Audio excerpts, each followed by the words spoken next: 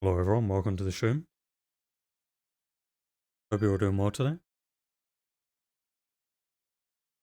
Let me make sure I'm actually streaming on the right channel.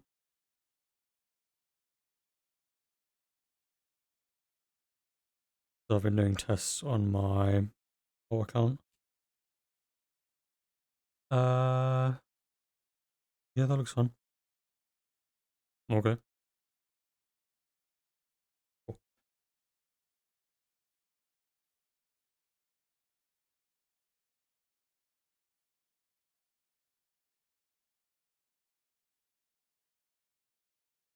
Why does my cam look a bit blurry? Hang on, let me readjust my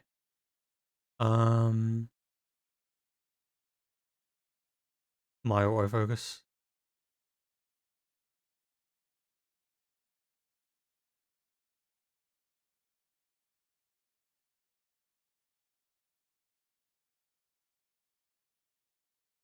That's a bit better.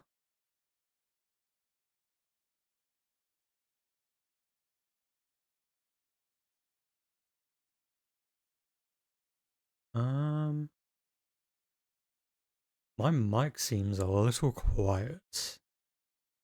Is it because I turned the gain down? Maybe. Where is the gain? Oh, I don't remember if I turned the gain up in the expander or the compressor. uh, I'm just gonna have to leave that for now. Hopefully it sounds fine. I don't remember which of the two settings I'm supposed to turn up if I need more gain.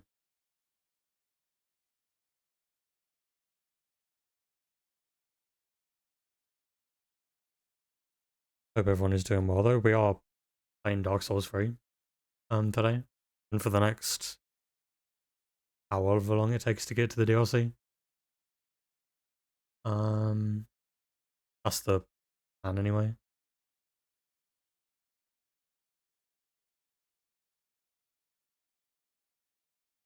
Oh wait, I need to start my replay buffer, don't I? I don't know what my hotkey is. Is it like this or something? What's my hotkey for the bloody replay buffer? I don't know. Yo, Demonic, how's it going? Welcome, welcome. Where the hell have you been? Long story, long story. Well, not really long, but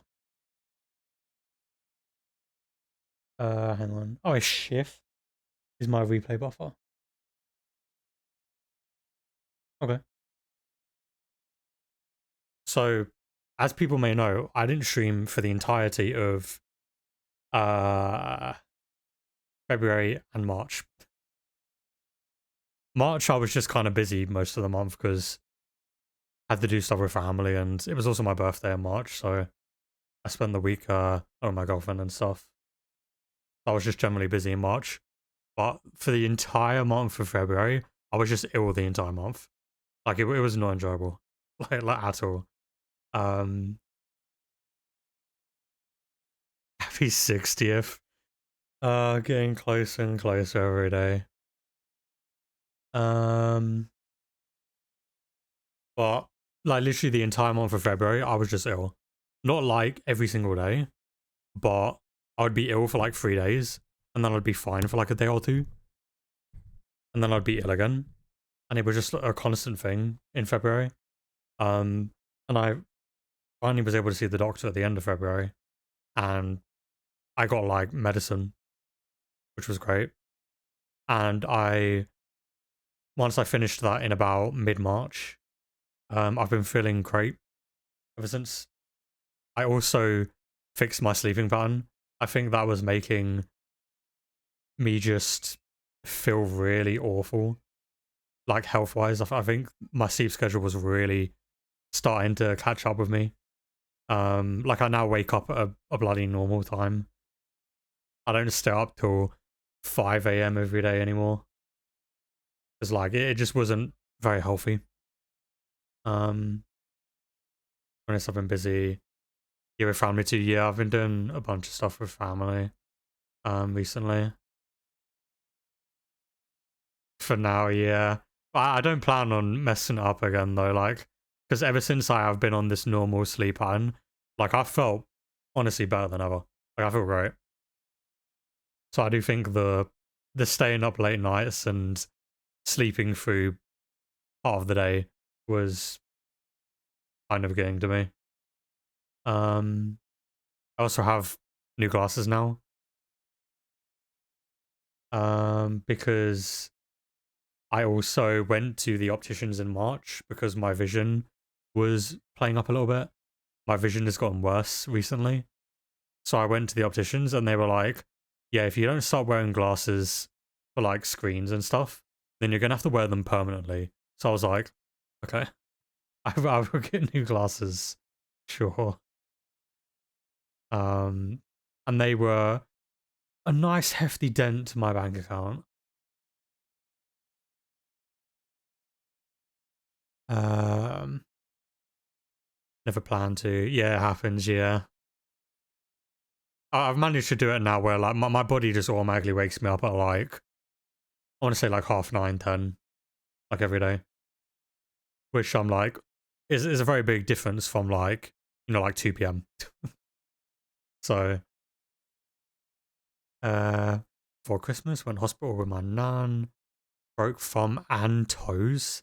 Oh, she fell over pissed up. Damn. That does not sound fun. I've never broken a bone before, so I do not know what that feels like. I genuinely have no clue. Um, what a broken bone feels like.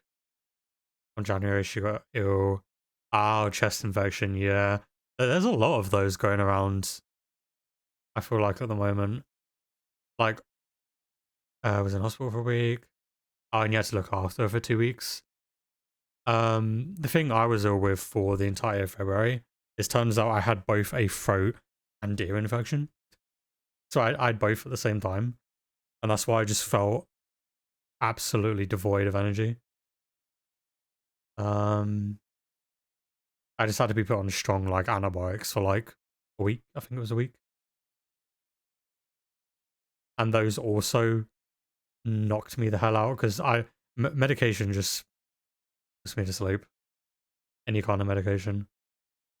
If she's got a cataract appointment, she's had a hell of a year already. Damn, that is definitely a start to the year.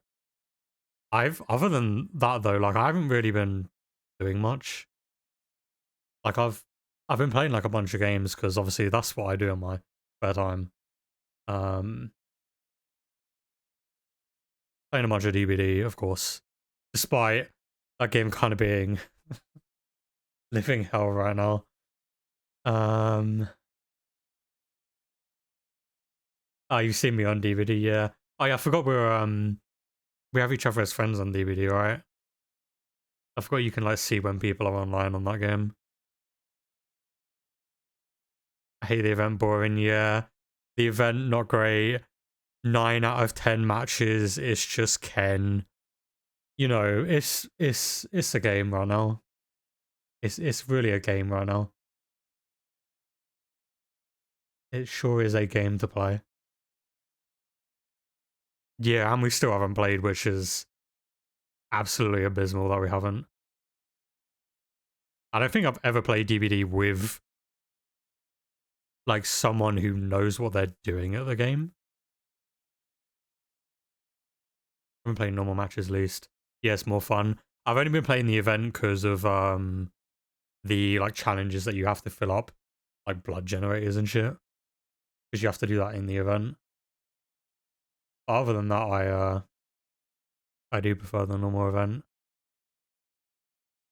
I just hope Ken gets some nice changes. I don't want him to be nerfed into the ground. Let's make that clear. I don't want him to be awful. I just don't think he should have a hit that goes through walls. That auto aims on you through walls. It's a bit much. if I ever see you on, just join. I will make sure to do that. I'll have to check my friends list whenever I go on. Oh no, I love him as a character. I think he's a great addition. I'm happy there's like anime representation in the game. Like he was probably one of the best picks you put in there. I just think he's a bit overtuned right now. Like I think he could do a little bit of tweaking. He shouldn't have like I saw I think it was Ots playing as him, and he literally looked in the air and he still hit the person in front of him because that's how like aggressive the auto aim is. And like that's it's a bit much for me, you know, especially when you play against him 9 out of 10 games. It's a little bit much. But I bought, yeah, I wish I played when the AOT skins were on. That was when I had my like big couple year long break from the game. They did that.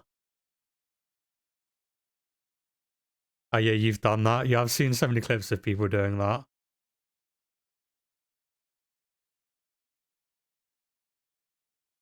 It's a bit much, but I think if they change that, he'd be fine. Just that's my main problem with him is just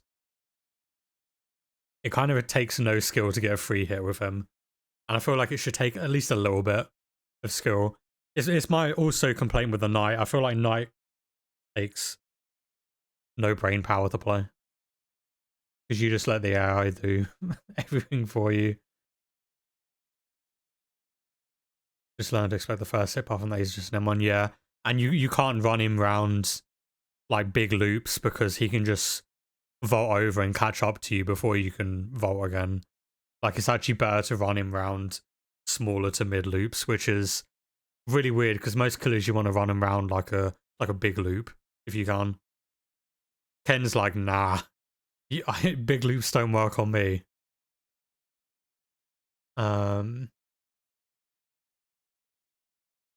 Yo, Dyro, welcome. How's it going? Welcome to my first stream back in almost 3 months. We love the consistency. Hope you're doing well though, man. I do love his. Yeah, he's really cool. I do wish people would play him a little bit better as well. Right now, I guess because he's new and everyone's playing as him, you do get a lot of games, at least I have, where he immediately goes back to hook. Like as soon as someone's unhooked, he's on them immediately. And I'm like, can they have a chance to play the game, please? Wait, you just came back to Twitch today as well? That is really weird timing. I mean, I was actually going to start streaming like a week ago, but I was like, wait, I haven't streamed in like 2 months. I should probably check all my equipment works. So I spent like the last week testing stuff out, make sure everything works.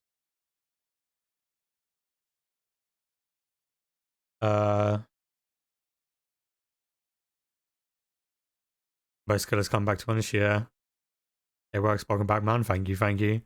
Oh yeah, Nemesis does that a lot. Wesker does it a lot. I find the biggest cases of that for me right now is either Ken or Wraith. Ken or Wraith will always try and tunnel, in my opinion.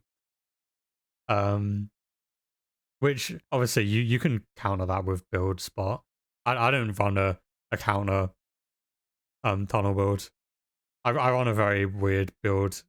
It's just a build that I personally like. It's a build that no one uses, but I like using it. For everyone that's joining now, I'm doing a playthrough of Dark Souls 3, by the way. I've already played Dark Souls 3. I streamed it like 3 years ago, but I never played the DLC. Still to this day, haven't played the DLC. So we're going to stream the whole game so I can stream the DLC. That's the plan. And because it's been like 3 years since I played the game, and I've only played through it once, I don't remember half the game. So, still love DBDs, some of the best people I've met. Oh yeah, DBD's in my like top 10 favorite games of all time. Like it's my favorite multiplayer game. And it's never been outclassed by any other multiplayer game. And I doubt it will until the sad day that DBD stops existing.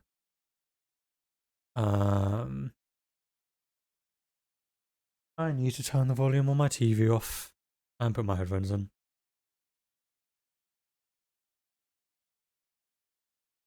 Can you tell I am so prepared?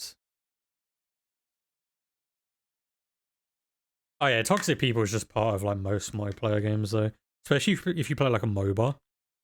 If you play like League of Legends or like Smite and shit, they are so mean to like new players.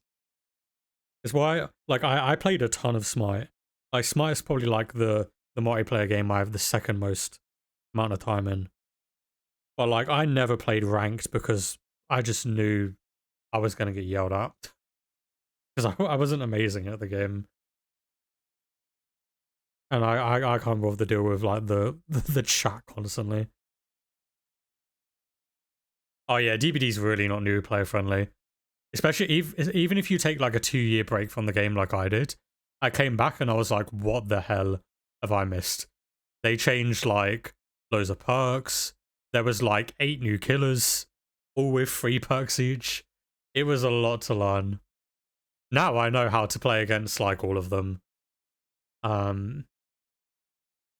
But when I first came back, I did not. I was like, how the hell do I go against Chucky?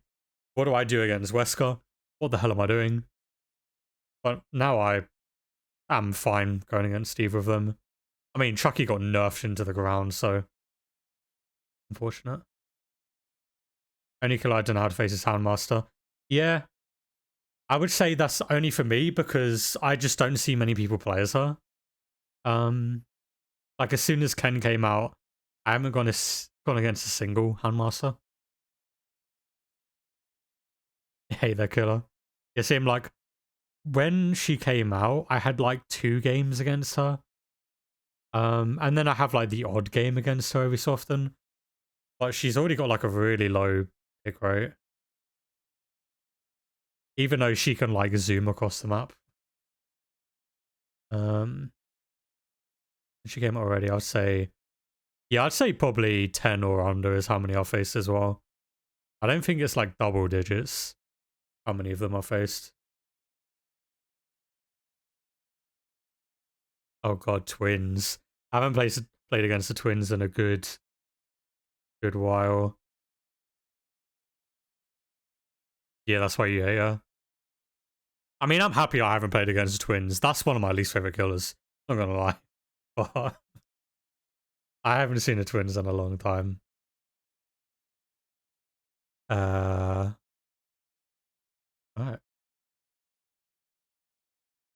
May actually switch over to the game while we chat. Jesus Christ, that's bright.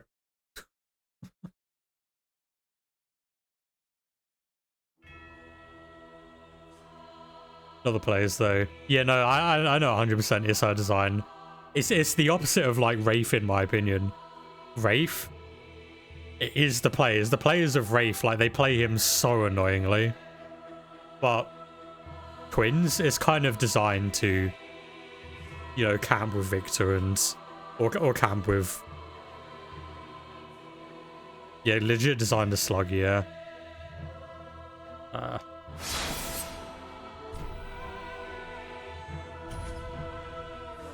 Man, who was here for the OG playthrough of this game? Man. It's been a long time. Yeah, just like old Freddy with the tunnel.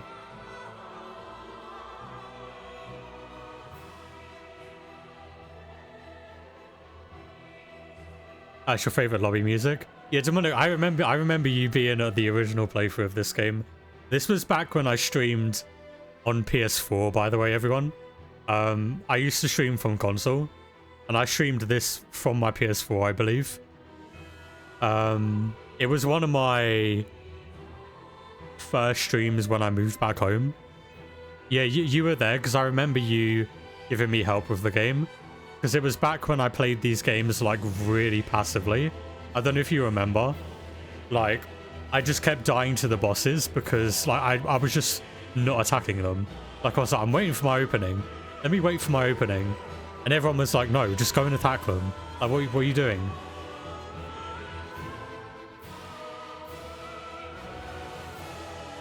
This was before I played Dark Souls 2, before I played Elden Ring, before I played Lies of P.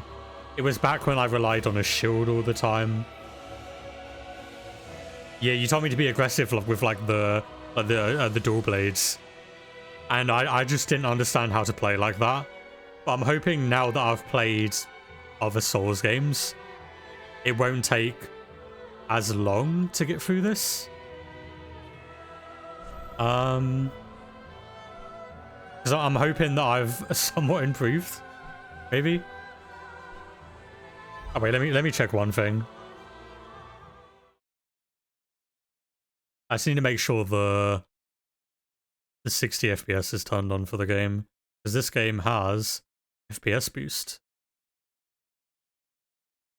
Another reason I wanted to stream this as well is because my first stream of this game was from console and it was in 30 FPS, so it didn't look great. Now we're doing this with the capture card in 60, so it's going to be cool to compare the two. Yes, skin is about to do too much damage. Alright. Again, I don't remember like the second half of this game like at all, if I'm completely honest. It is called Lothric, I remember the first half because I've played the first half like 2 or 3 times. lands of the Lords of Cinder. I've only played the second half once and it was on stream, like 3 years ago.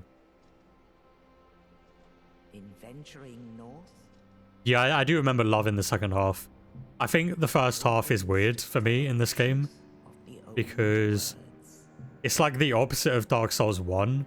Dark Souls 1, I feel like the fire, the first half of it is like amazing. and the Lord Apart from maybe Blighttown. thrones. The first half of this game has like so many weird swamp areas.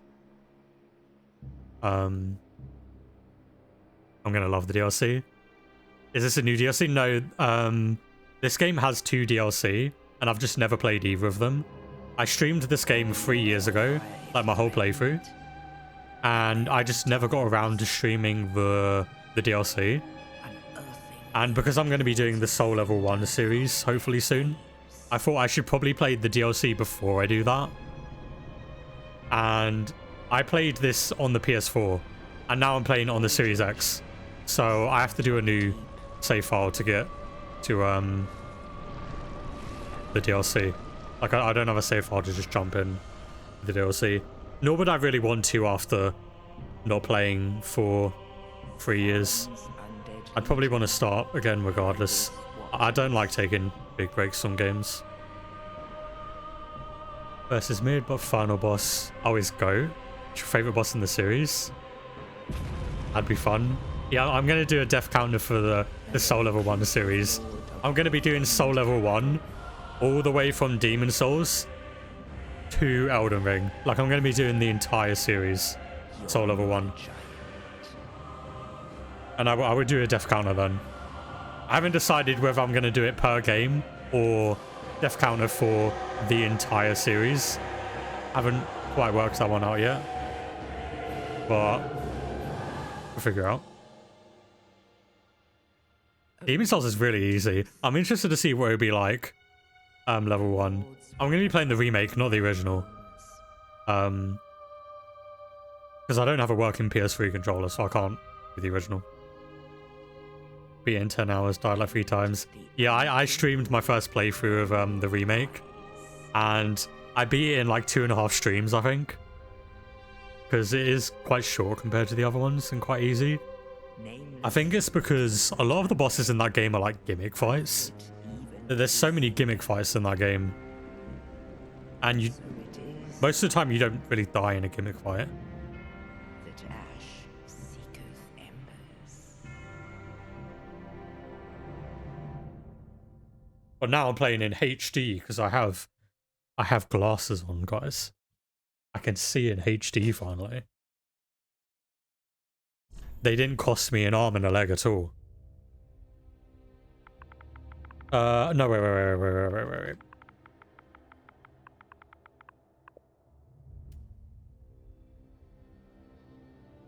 Only died on 2 bosses. Man-Eaters and Flame Lurker. Were the Man-Eaters the one where you have to fight like the 2 or 3 bosses on that really thin walkway?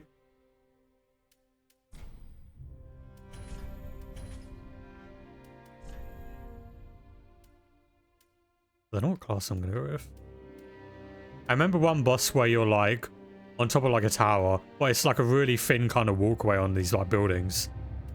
And it was just like really annoying to fight like 2 of them on there. Yeah, the 2 gargoyles were like the only boss that I had any like problem with in that game. But that was just because of the early FromSoft days when they hadn't worked out how to do like multi-boss fights yet.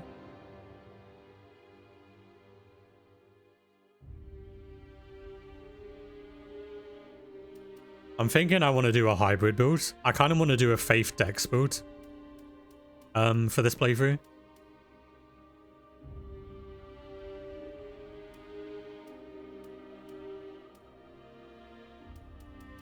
Like, I'm interested in doing a hybrid. So I might do Faith Dex. I don't know who I would start with, though. You start with, like, no dexterity. Or loads of faith.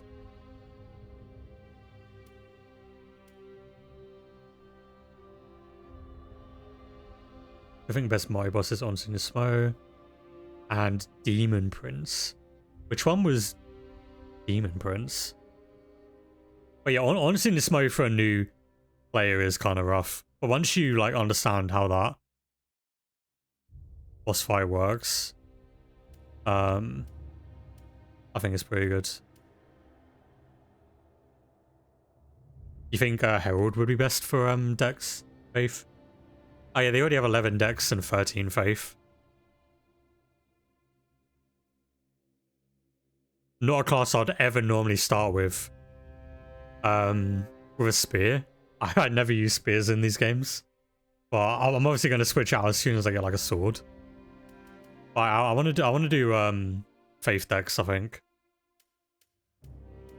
Because the last Souls game I played, I did Intelligence plus Dex.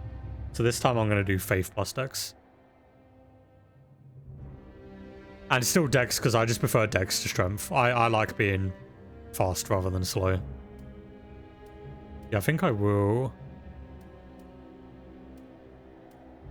pick Herald. That seems like the best choice. Oh, and they do come with a miracle as well. Okay. Oh, is that boss spoilers? Yeah, I think it was you, Demonic, who when I was playing this game, like streaming it originally, you were saying you were also playing it at the time, and you were doing a Faith Dex build. And I've wanted to do that build like ever since, and that's why I'm literally doing it now. Because I want to try that build. Because when I streamed this, I literally just did a Dex build. It was like really boring. I didn't do like any kind of hybrid or anything. Two Heralds.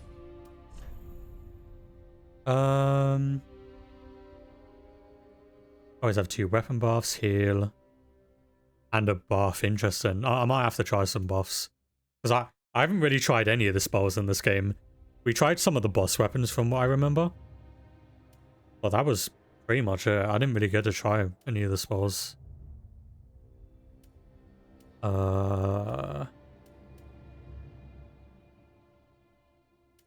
What's generally a good thing to take in this game? Because this game doesn't have like a master key. What's like the general consensus of what to take? Like the life ring?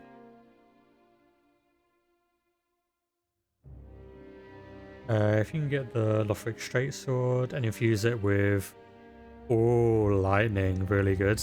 Does lightning scale with faith? Because I love the lightning element.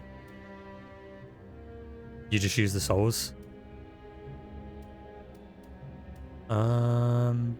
That's pointless. That's also pointless. I don't think I'm going to be using a fire weapon. I felt like I went life ring on my first playthrough. Because it's like the only one here that is like kind of like a permanent upgrade. Well, permanent until you get better rings. And yeah, it does scale with faith. I'm going to have to do that then, do like a lightning sword. You can't play Dark Souls 1 free anymore? You cry? How come? I think I'm gonna go with the life ring. Just get a little boost in health at the start. Yeah, I need to grind the weapon though. That'd be fine. We should get through this decently well. Hopefully. Why? Why are these defaults so strange?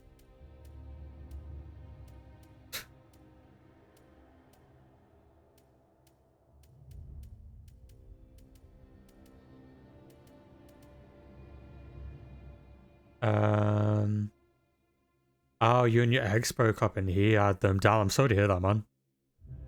Yeah, you're waiting for them to go on sale. That's understandable. I feel like FromSoft games are really weird when it comes to sales. I hardly ever see them go on sale like as much as other games. Especially bloody the Elden Ring DLC. I'm still waiting for that to go on sale. I want to play the DLC. Where's the sale?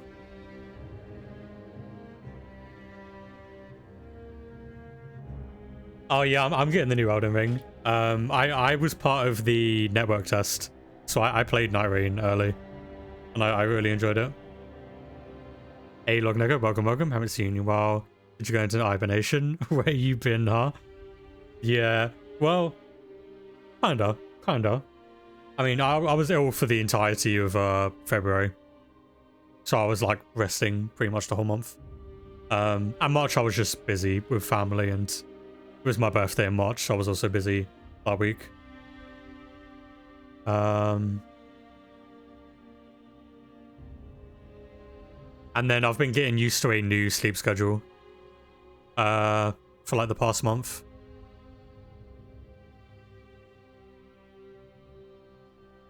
Which has been interesting. It was so fun. Unfortunately, it was bugged for multiplayer. Yeah, like you couldn't join like people, yeah. I liked the new Demon Souls lookalike, and then turns out it's only multiplayer. Oh, the one that everyone's saying is like a spiritual successor to like Bloodborne. He looks so strange in this armor. Sure. Yeah, Duskblood is what it's called. The Switch 2 exclusive game. Here's the thing though, right? I'm really excited for Night Rain. Not really excited for Duskblood. Because they are very different games. Despite them both being multiplayer games. First time I'm not getting the Switch 2. Yeah, the pricing. And it's just about to go up as well. I think it looks meh. I just don't like that it's a forced PvP game. I don't like the PvP in these games. I never have. Like, PvP doesn't interest me in the Souls games. And it's a forced PvP VE game. Whereas Night Rain is just a roguelike. Night Rain is just a glorified roguelike, and I love roguelikes. Wow, playing this game in 60 is so weird. My only playthrough of this game I've done is in 30. Yeah, Night Rain is fine. $760 where you are? Absolutely not. That's just more than a PS5. Why? Same mainly because I suck. Yeah, same. I'm not good at the multiplayer in these games. I also don't like that it's a forced multiplayer game, and it's coming out on a system with by the company who has notoriously the worst servers. Like, Nintendo isn't known for having good multiplayer connection. So live in Norway, unless EU, I think, or EUR. Are you Mars? $100 games? Absolutely not. Absolutely not. Screw that. I would not pay £100 for a game. Or I guess that would be like what? £80? Absolutely not. I pay $100 for a game. It better be 200 hours worth of amazing for like 30 hours a year.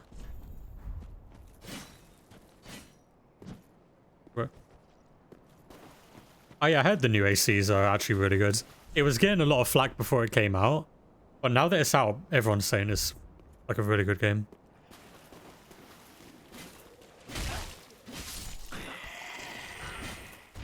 This feels so wrong.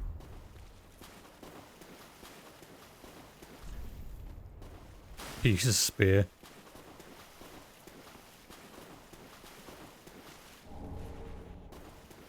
I love it. It's kind of fun. Yeah, I'm definitely interested in trying it one day. The only new game I'm going to be buying anytime soon is Night Rain. But that's purely because that game is launching at £35. That is a brand new game and it's going to be £35. Like, what madness is this? FromSoft are crazy. They're absolutely crazy. House doesn't matter, but they want like $20 just to upgrade to the Kingdom of the World to high FPS. Game should have run well to begin with. Why should I pay them for my game to work properly? Yeah, no, I agree. The forced pay upgrade is a bit much in a lot of games. Just be free. I'm getting it day one. Just wish it was cross-platform. Are you getting it on PlayStation by any chance?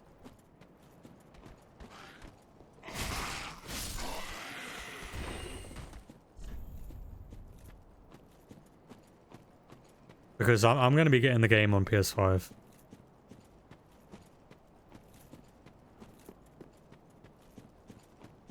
Like, I've already decided I'm getting that game on the PS5. Okay, if it was major upgrades, doing so little. Yeah, like if they added like a new DLC or something alongside it, I understand paying. But like, it's rough when it's just like an FPS boost. Xbox does FPS boost for free. Oh, cool, you are getting on PS5? Yeah, we could play it together. Because from what I played of it, it really does feel like it's going to be more fun multiplayer than solo. Like, it doesn't feel super well balanced with just one person. Which is understandable. They built the game around 3 people. It's not going to feel super balanced with one. So I'd honestly be down to play.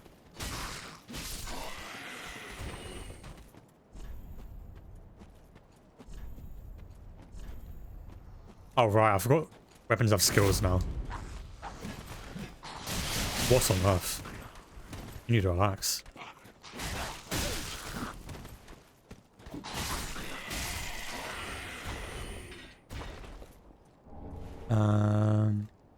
Any good thing is the digital games, physical purchases for digital people. People can lend games at least. Yeah, it's a hassle to even do, so it's even like worth it.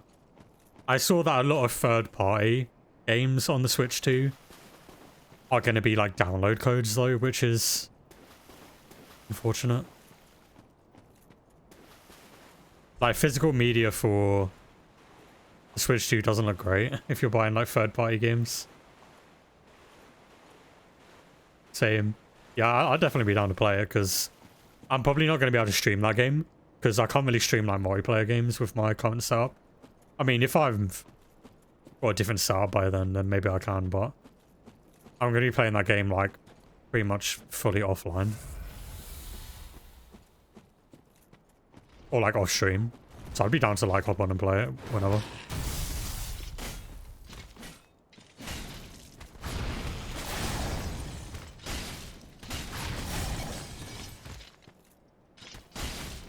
I do like low damage to this guy.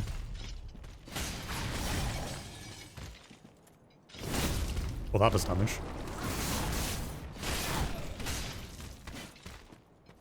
Yeah, Lies of P DLC. I'm so sad though because I don't own that Lies of P. And they just took it off Game Pass before the DLC comes out. So I'm like, damn. Now I have to get the full game and the DLC. Big sad.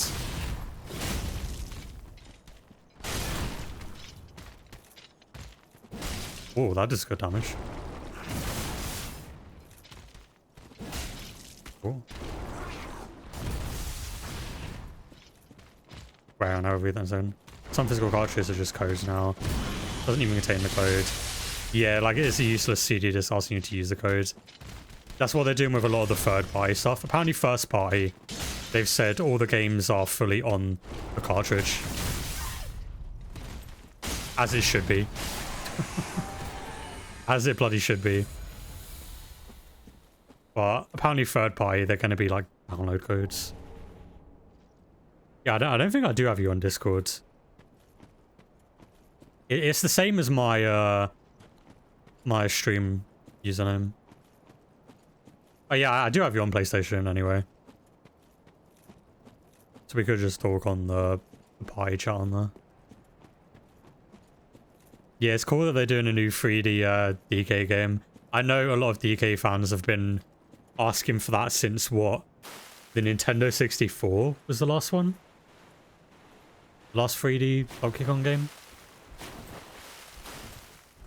Don't quote me on that. I don't know if I've actually ever played a Donkey Kong game. Did I miss anything helpful here? No.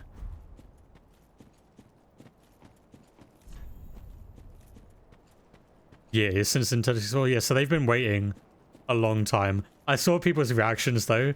When that trailer first started playing, everyone was like, oh, it's the new 3D Mario. The new 3D Mario looks so good.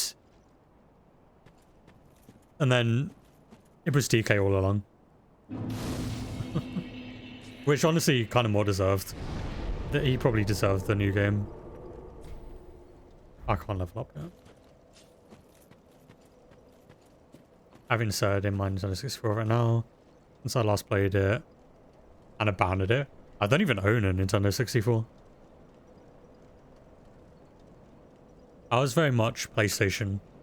And when I was younger, I had like the Nintendo like handhelds. Like I had Game Boys. I had a GameCube. And like the DS and stuff. I had a PS1, not a Nintendo 64. Like I didn't play Wind Waker and stuff until Ocarina of Time, I mean, and stuff until like they were on the GameCube.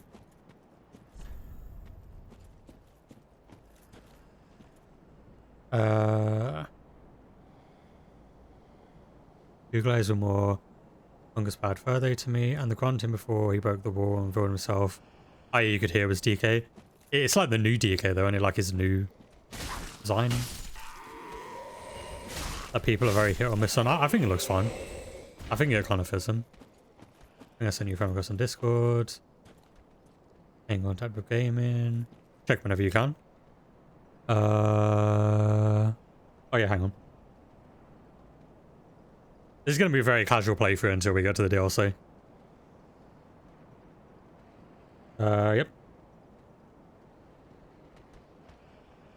I think I added you back. Oh. Jesus Christ.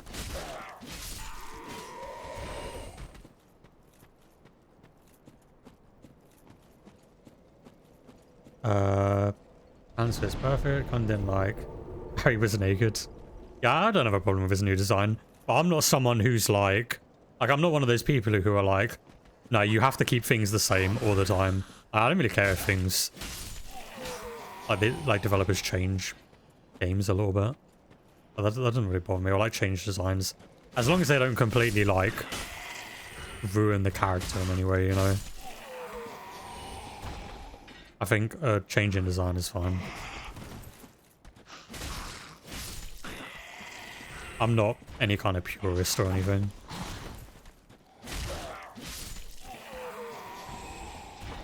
This feels so wrong. About to fight a boss fight with a spear.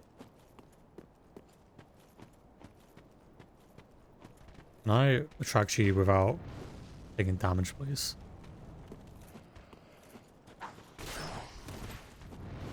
Come here. Come here. Hello?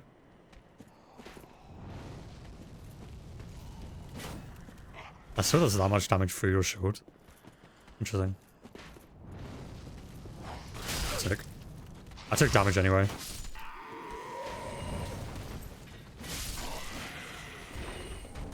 And it's been a while since I played a Souls game.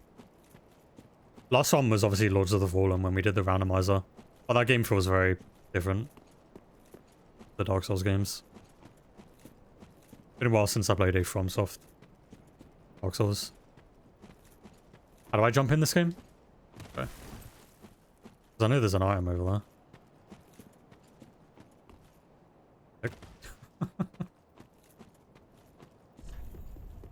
I pushed like a different direction on the analog stick as I pressed down to jump.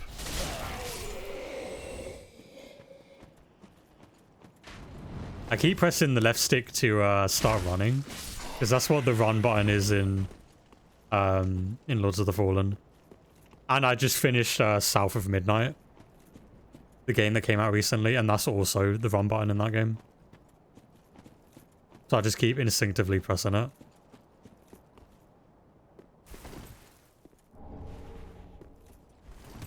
I'm also not going to remember where half the items in this game are, by the way. Like I said, I've only played through it fully once. So I don't know how well this playthrough is going to go. I was originally going to do something else for today's stream, but I realized until we get to the DLC, this is probably going to be a pretty casual playthrough. So it doesn't really matter if I, like, start this as the first playthrough back. I do an early attack on you.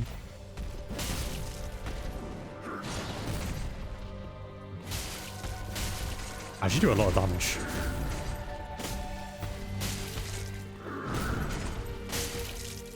Oh, I forgot how good the music is in this game.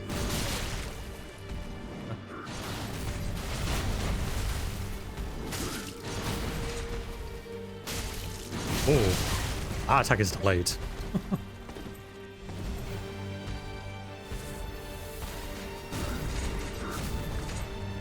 I am missing being able to do like quick attacks in between my dodges. I can't do with this spear. Hello.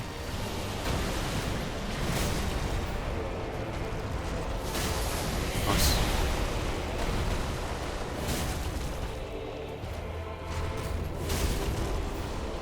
Oh, I didn't know the timing for that.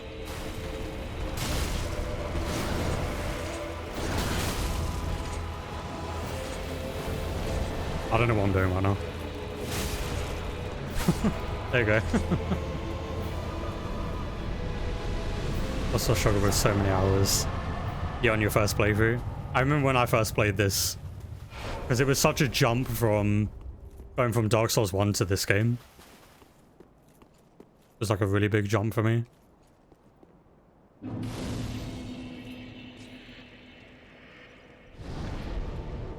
Oh, this was your first Dark Souls game. Wow. My first was actually the original Demon Souls. I played that back on the PS3 before FromSoft had like blown up in any way. I think Dark Souls 1 was coming out, like it was revealed. And that's what the hype started building for Demon Souls. So I brought it and played it back on the PS3. And I didn't get very far because I was really bad at the game. And then I played Dark Souls 1 when it came out. Didn't get very far. And then I didn't play a Souls game for like God knows how many years until Remastered came out. Dark Souls 1 Remastered was my first like full playthrough of a Souls game. And you struggle with him until say, oh yeah, Pontiff. I remember struggling with Pontiff. Am I right in remembering Pontiff is where... That's where the game suddenly, like, ramps up in, like, speed. All the bosses suddenly, like, speed up, basically. You go from, like, Dark Souls 1 speed bosses to suddenly they're, like, almost Bloodborne speed. I remember some of the bosses being really quick at attacking you. Like, after Pontiff. Okay. Never mind. And that's why I was doing really bad at the game. Because they were just hitting me through my shield. In my first playthrough. That was back when I relied on the shield. Because obviously my only experience was Dark Souls 1. And Dark Souls 1, I feel like, if that's your first proper Souls game, they really kind of like the take I took away from that game was that your shield is like your best friend.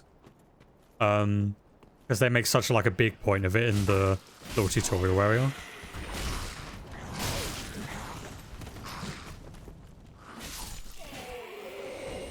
It's so aggressive.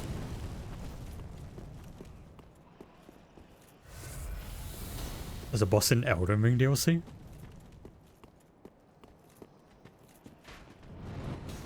I keep pressing the wrong button to run. Kind of screwing me up.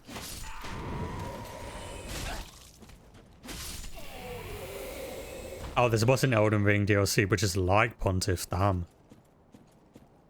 I'm gonna stream the Elden Ring DLC when I can get it. Yeah, I remember you saying, like, okay, your first Souls game was Elden Ring. You learn to use shields due to how like heavy they were, yeah. But this game also, I feel like, punishes you if you use the shield too much. That's what I'm saying, like, because my first game was Dark Souls 1, I relied on the shield so much because the shield is just so OP in Dark Souls 1. And it's never that OP ever again. Like, the shields become, like, worse and worse, I feel like.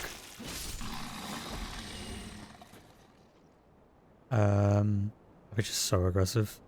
I don't think it's so easy compared to any Dark Souls game. I'd say it depends. There's some bosses in Elden Ring that I struggled with way more than like any Dark Souls boss. I would say the large majority of Elden Ring, yeah, was probably easier for me than like Bloodborne. But there were some bosses I struggled with in Elden Ring. Hey, welcome. Araminta? Welcome. I don't know if I said your name right. You can go in every level. Yeah, I mean, if you play it like that, yeah, you can. I never tend to do that in Souls games. Because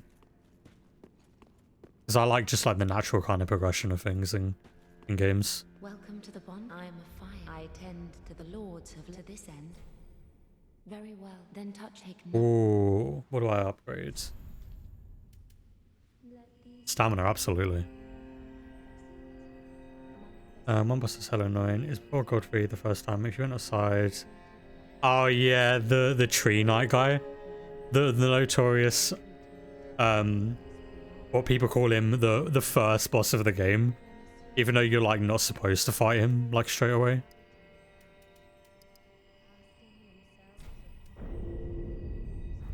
Farewell, Ashen One. Like, I think he's just kind of meant to be there to be like, hey, yeah, like, you're gonna come across things in this world that you probably shouldn't be fighting straight away. You should probably go explore other places before you come back here. I kind of want to buy like a... It's like a short sword. I don't like the spear. Or should I do a curved sword?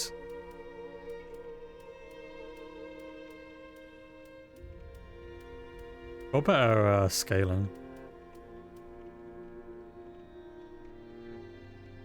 I think if you play Elden Ring though, like without farming, that game is harder than like Dark Souls 1, Demon Souls, definitely Dark Souls 2 as well.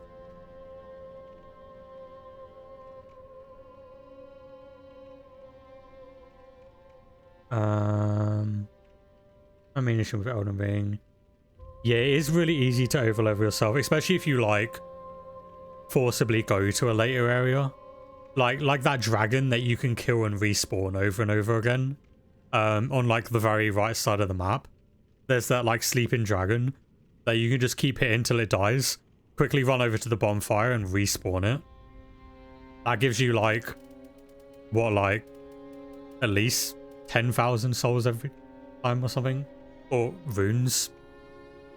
Whatever you want to call them. I just call them souls in every bloody game.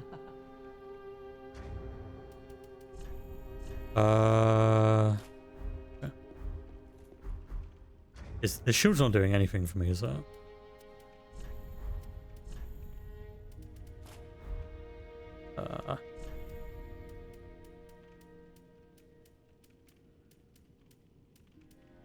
Or better scaling. The bosses are fucking easy. We're getting through areas are harder, yeah.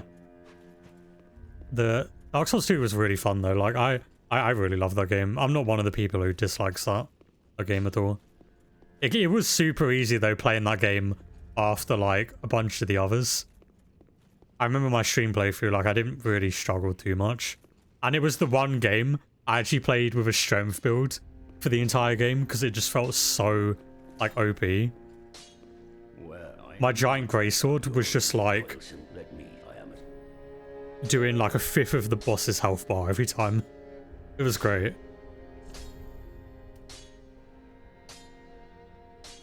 I can already reinforce a weapon. Oh no, I don't have to. Never mind. Wait, what do you sell?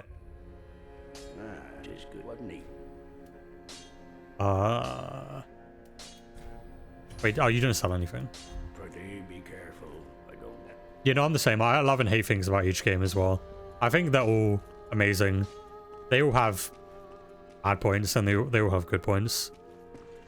I wouldn't say any of them is like bad, personally. My least favorite is Demon Souls. But that's just because obviously it's the first one. Like it's not fully like thought out compared to the rest of them.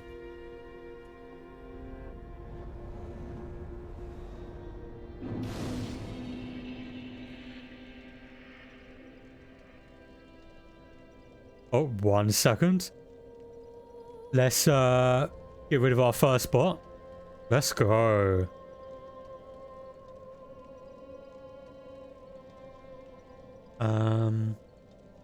Oh nice, you started Warframe 2 days ago. Now I'm on the grind. I played Warframe for a bit.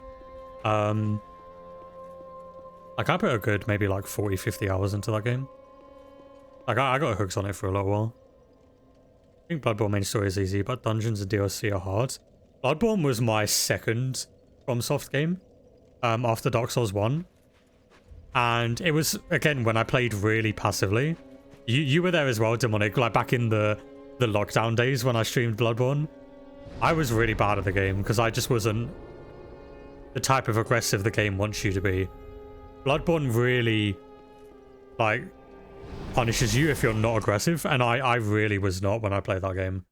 Like, I was so passive playing Bloodborne. Like, it was really bad. Orphan is really hard, though. Orphan might be the boss that's taken me the longest in this whole series.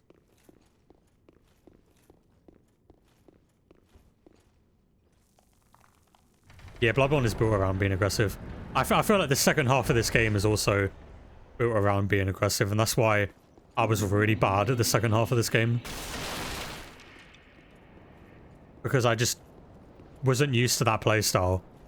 But then I played Lies of P, and Lies of P, like, blew my mind. I did not understand how to be aggressive in these games, and then I played Lies of P.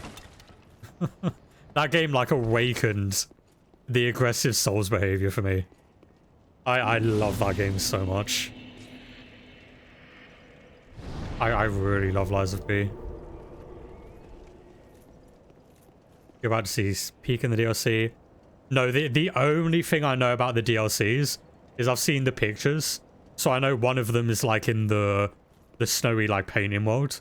That's like the thumbnail for the DLC is the only thing I've seen. I don't know a single I don't know a single enemy, a single weapon, a single boss. Ain't got a clue. Genuinely, I don't know.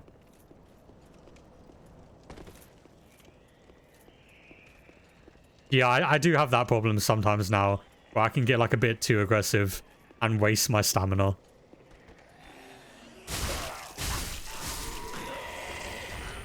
So I have like no stamina to dodge now.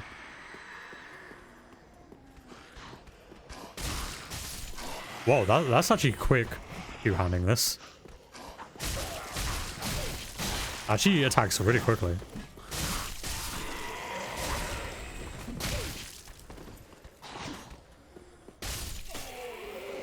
One thing I will say, because you could miss it. Oh, there's a secret boss. Yeah, once I get to the DLC, I'm more than happy for people to be like, oh, by the way, you're about to miss like a boss or something. I don't want to miss any of the bosses. I want to fight every boss in the DLC.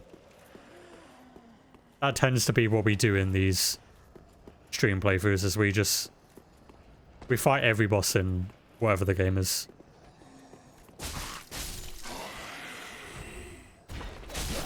Oh, cool.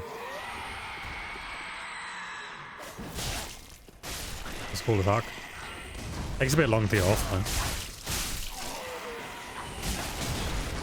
Hello? There's a knob throwing firebombs at me.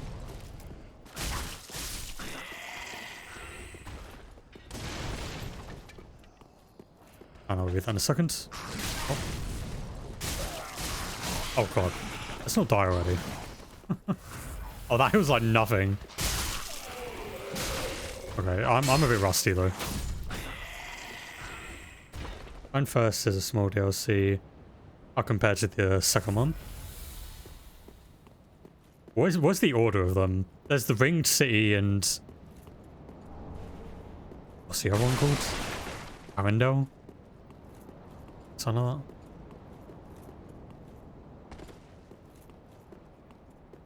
I have no idea how you even get to the DLC in this game. I ain't got a clue. Ashes then Ringed, okay.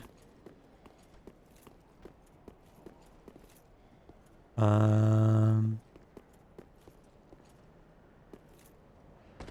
am I doing right now? Okay.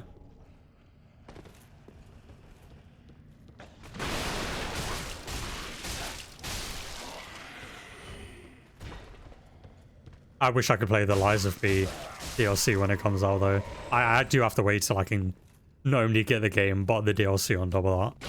Because it's not on Game Boss anymore. You can get into Ashes once you get to the Deacons. Okay. Isn't that in like the first half of the game? That's pretty early. That seems really like early to be able to get into the DLC.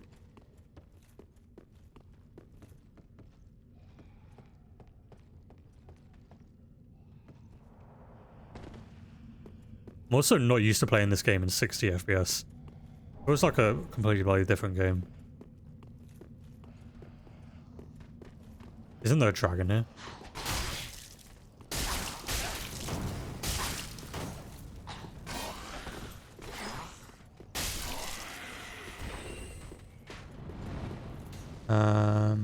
You need to kill Vought and Crystal Sage, technically.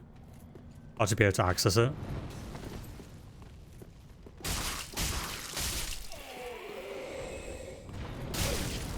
That is really early to be able to do it though. Like, when is it recommended to go there though? Like, should I just keep doing the main like game and then go in there later on?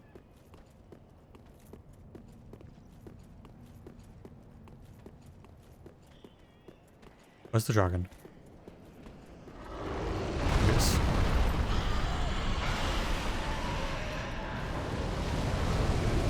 Jesus. That looks a bit mental in 60. I knew you fire down here as well. Well, that's gonna kill me. It's gonna kill me if I pick up everything.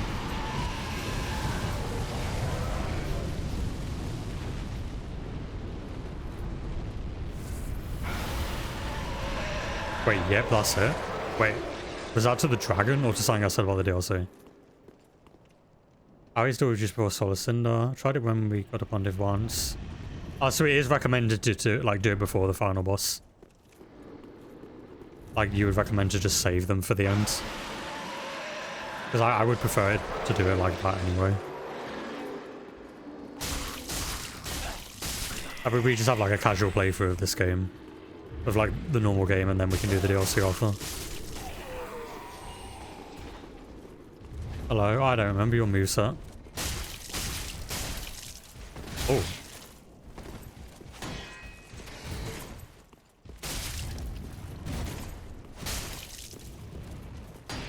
Oh, wow, I do nothing over here, your shields.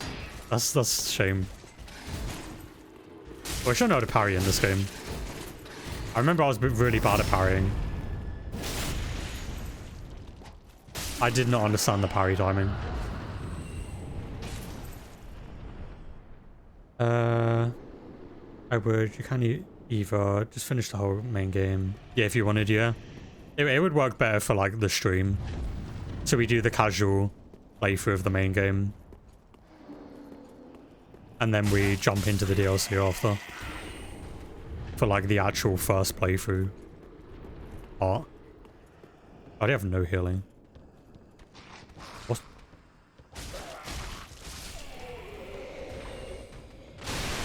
This weapon uses a lot of my stamina. Is it because I'm two-handing it? Kind of. I would grab the DLC bonfire though. Oh, like I can go in there, grab the bonfire, and then just teleport out.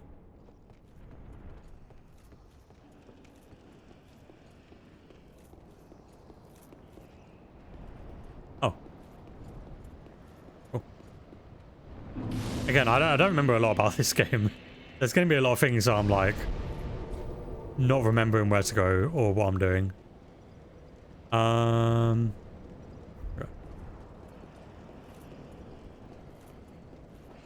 I'll choose saves backtracking later. Yeah, okay, I will do that then. I want to wait till I have a weapon I definitely like before I upgrade.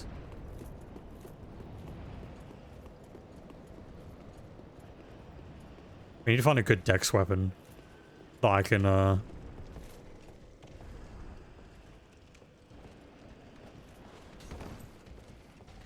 upgrade. Oh god. I didn't want to attract you in here. Can you not?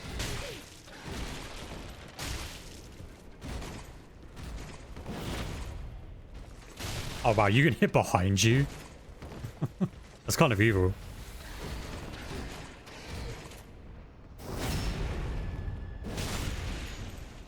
There isn't one for ages. Oh, like a dex weapon. That's a shame.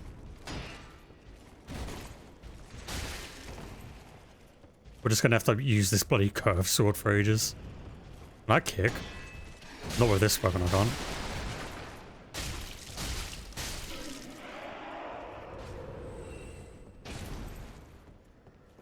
Will I be wanting all the Faith stuff? I mean, I guess any like Faith stuff that helps with the build. Like, I'd be down for anything that, like any of the buffs or like good healing spells or anything. Might as well try out as much of the Faith stuff as I can when I'm doing the build. Can I not attract him this time? That'd be great. Just leave, please. I want to keep my Estus for the rest of the level. You long knob. Two-Face stuff. Oh, wait, she's tied to like the Covenant and stuff. Okay, I guess everything apart from that then. Because I imagine that stuff is long to grind out. Especially if it's like online related. I am currently offline in this game.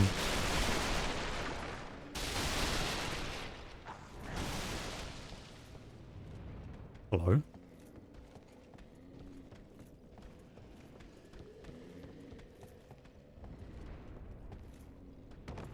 Oh, hello.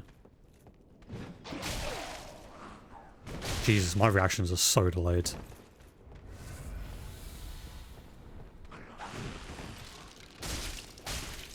Oh, what the hell? You have a lot of health.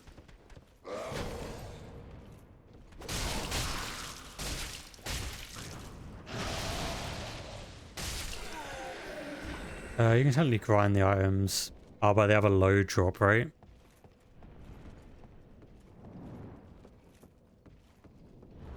The two that's like locked behind, they're like really good. Or will it not matter that much? I'm just not gonna probably get them.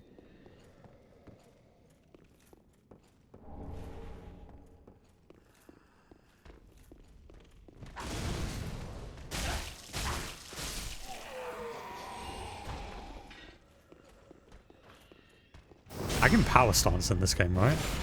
And I power stance like 2 short swords. I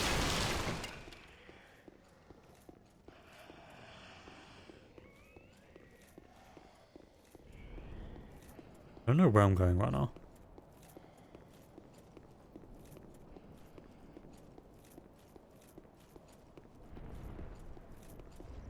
When is the damage buff? And damage reduction. And a no. Oh, there's the little merchant guy. Right. Oh, I need a key for that. Wait, no to the power stancing, or no, they're not important?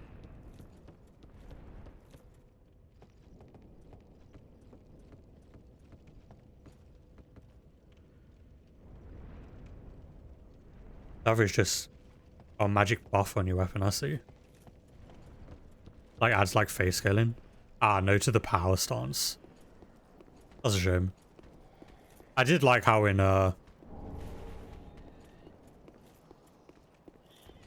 Dark Souls 2 you could power stance like so many combinations of weapons.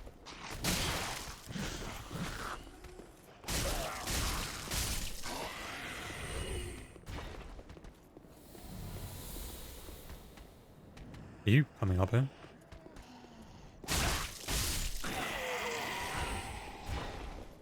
You do love the buff though. What's this guy doing? Oh, I remember this bit. One of these guys transforms.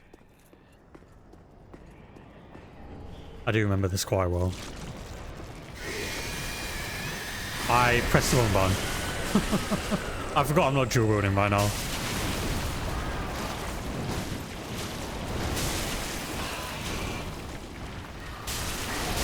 Jesus Christ. Oh. Okay. Sure. I was gonna fight him, but he just walked off the edge. Fair enough. Oh, hello. You're also probably gonna fall off the edge. If I am not careful.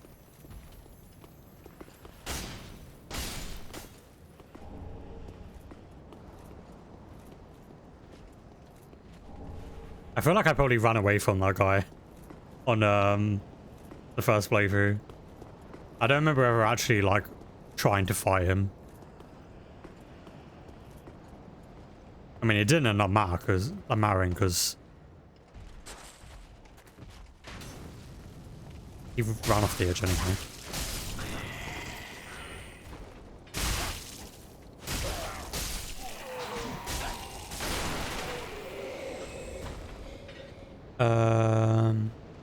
There's one good one if I want to grind the items.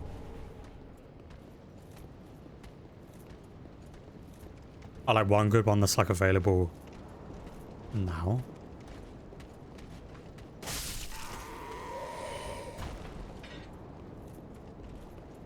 How much grinding do you have to do? Well, what does the grinding consist of?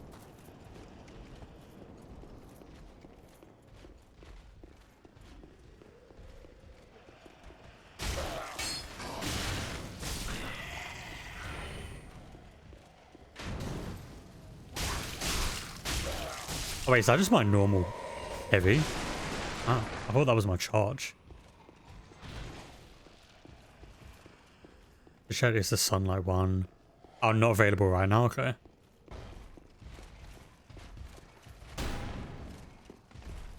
I remember having trouble with this guy as well. I was really bad at fighting these knights, from what I remember. And looks like I'm still not great. Oh. Yeah.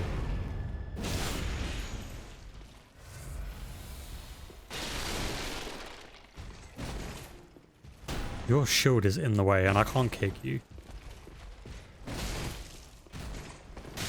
Oh. Ah, I should have ran.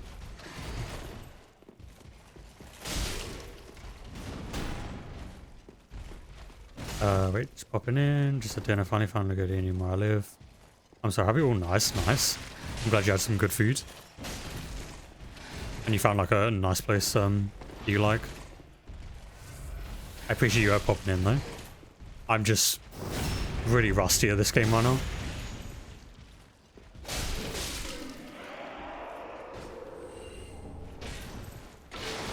We love the Donald Y. At least those are still working. I had to reset up the CloudBot thing because that turned off after not streaming for a couple months. All you gotta do is get Sun Metals. If you can help people with bosses or kill Lothric Knights in Lothric Castle after... Oh, the dancer, wow. That just reminded me of that boss. I remember really liking that boss. Wait, what is this way?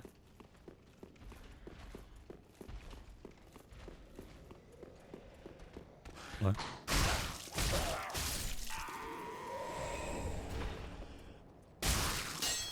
I remember design-wise the dancer being one of my favorites.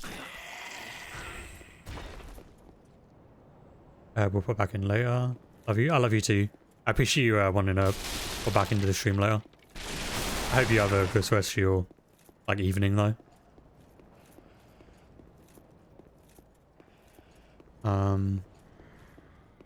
Yeah, I remember the dancer having really good like sound design. I already have no Estus. Oh wait, I have healing. That is the slowest healing I've ever seen in my life. What on earth am I looking at?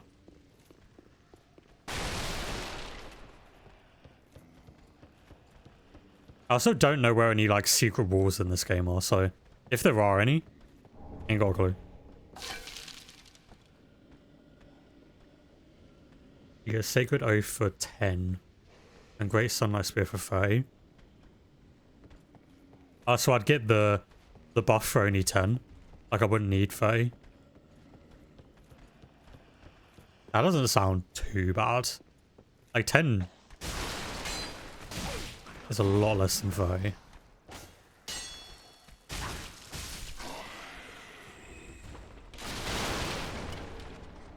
Broadswords.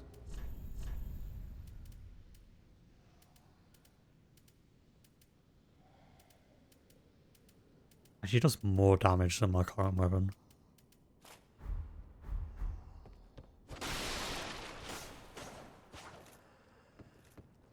Yeah, if I just wanted the buff one.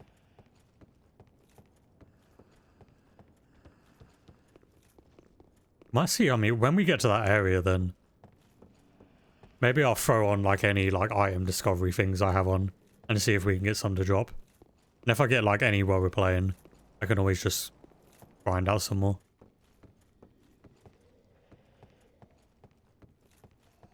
That wouldn't be too bad.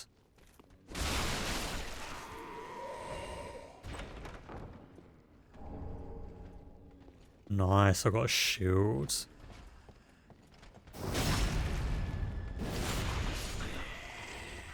Is there a grass crest shield in this game? Like, can I get one to make my stamina regen better? That would be amazing. I'll be back after I've been to the shop, no problem, man. I appreciate you wanting to come back after. Oh, God.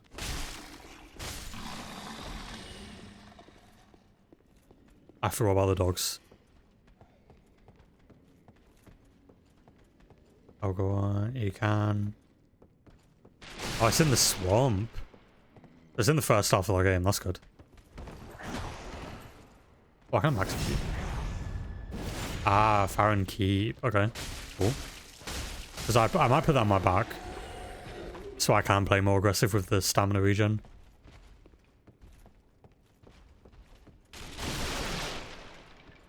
I'm not going to use it as an actual shield. Like, I just don't use shields anymore after that Elden Ring playthrough. But swamp. Yeah, just before you go to Crystal Sage. Yeah, that's pretty early from what I remember.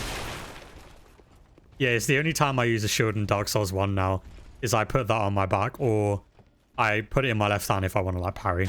Because parrying is absurdly easy in Dark Souls 1.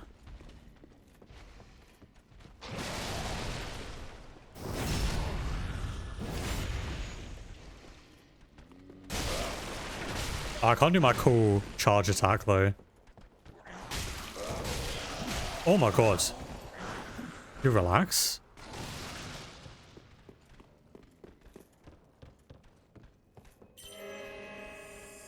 I can't do my cool charge attack with this weapon.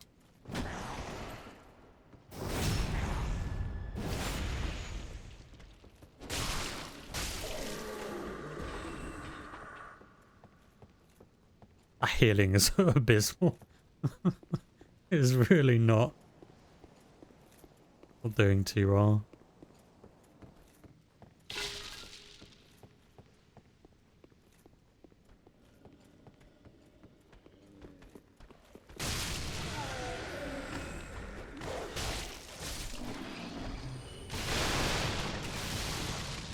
Anyway, I'll be back, no problem, man. I hope you get some good stuff at the shop.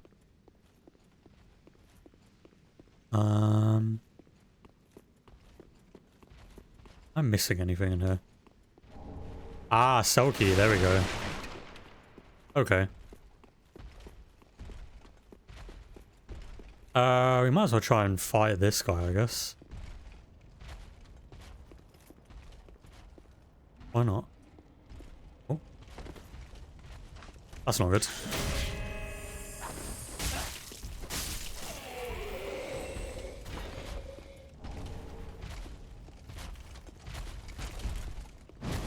Oh god.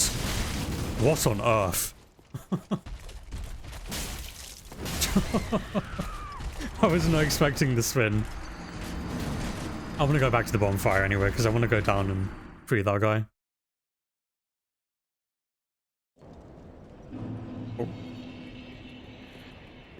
I have less health now though, don't I?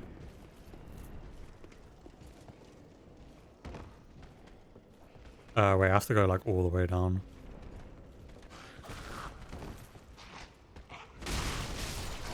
Oh, this weapon can two-shot these guys though. It might not have the cool charge attack, but I do like two-shot them.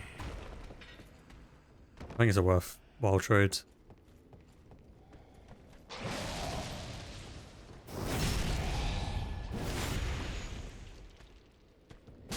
The charge attack just isn't as good because it doesn't hit twice. It was down here, right?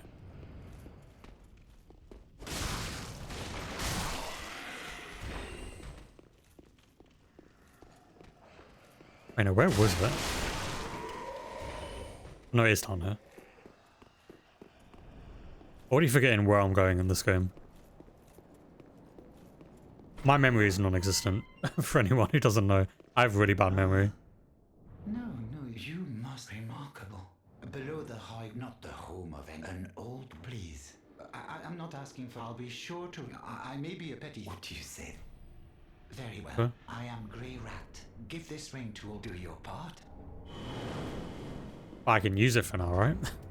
I can just use this. Damage restored when my HP is low. Ooh.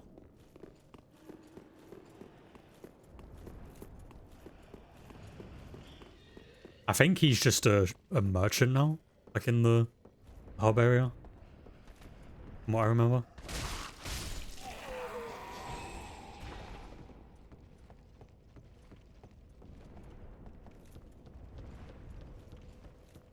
Don't take anything I say about this game as a direct quote though.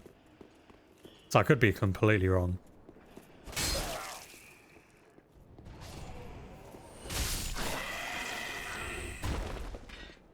Hey, you are coming up here. Sick.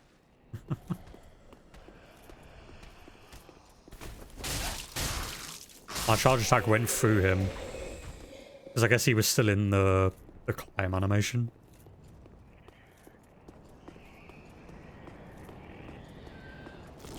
Wait, you're still here?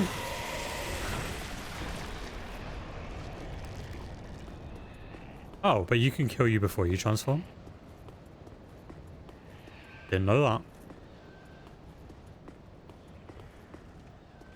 That is brand new information that I am just learning.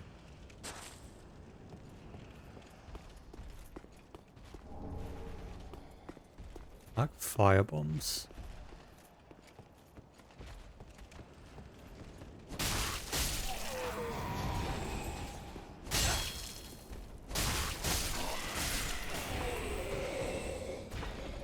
Now, can I kill this guy?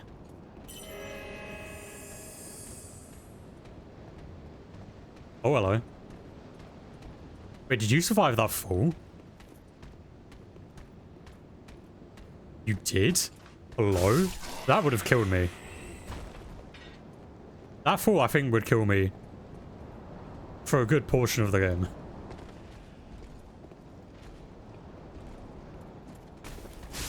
I can kick now, though. I couldn't kick with the other weapon.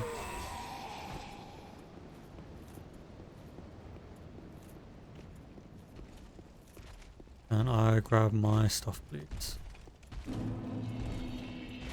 Alright, let's put some health regen on. And start this. Oh, that's really delayed, that last one. Okay, so when they do that spin attack, run away. Oh. Wait, actually, you can dodge through it. Interesting. I didn't think you'd be able to dodge through that.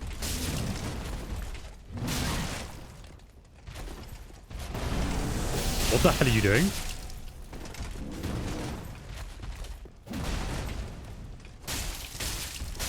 Okay.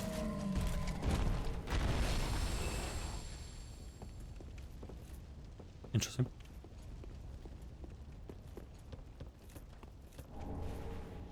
Embers are the humanity of this game, if I remember correctly. I'm just going to keep using, like, Dark Souls 1 buzzwords, because that's the Souls game I know the most. And the one I've played the most.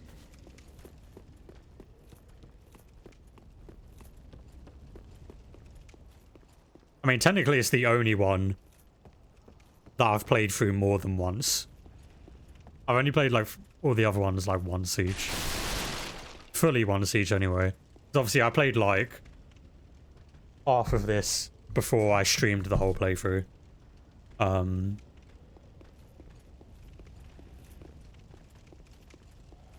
remember there being a shortcut up here.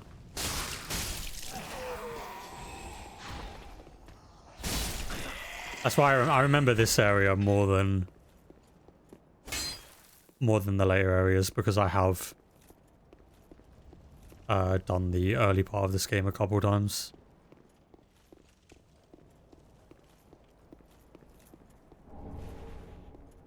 So, oh, I have to jump for that. Can I get it from here? Huh?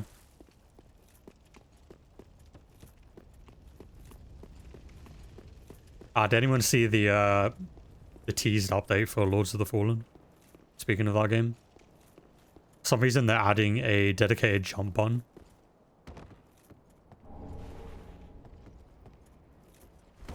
Following the Elden Ring. I guess hype for a jump button. The coolest thing that they're adding, though, in the final 2.0 update for Lords of the Fallen is they're adding, what's it called? They're adding seamless co-op to the game, like without mods. Like if you want seamless co-op in the Dark Souls games, you have to use like a mod that someone's made. But they're adding seamless co-op to Lords of the Fallen, so you can play through the entire game like with your friends now, which is really cool. Like, and it won't kick them out after the bosses, and it shares your progress between each other as well. Like, if you both kill the boss in one person's world, it counts as you killing it in like both of your worlds. Something from stuff for you to do, yeah. I'm hoping like Night Rain and Duskblood do well, because I do want them to do like more multiplayer stuff in the single player games. Like it'd be cool if we had the option to play them multiplayer, you know. Obviously I don't want them to be forced multiplayer, but I would like the option to be able to be like, okay, I've played through this game solo now I'd like to play through the entire game with like my friends. That would be cool to do without one needing to own the game on PC, and then two hoping someone has made a mod to do that. Because I personally just like playing games on console. Like that is my favorite way to play games is just on console. So if I can play seamless co-op with someone else, also on console, great. Sick. If I can't, then it's just gonna be a while before I try it. Although I did see that Dark Souls 1 and 3 have seamless co-op now as mods, which is cool. I can't run Dark Souls 3 on my PC. I can one, but I don't know how well that mod would run on my PC. Probably wouldn't run very well.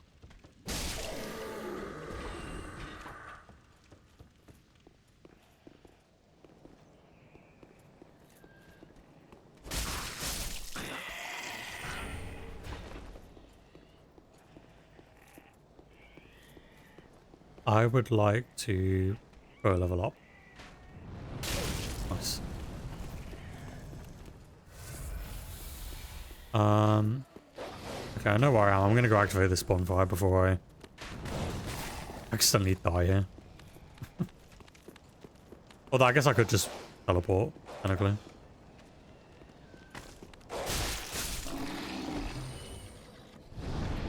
I wanna go level though.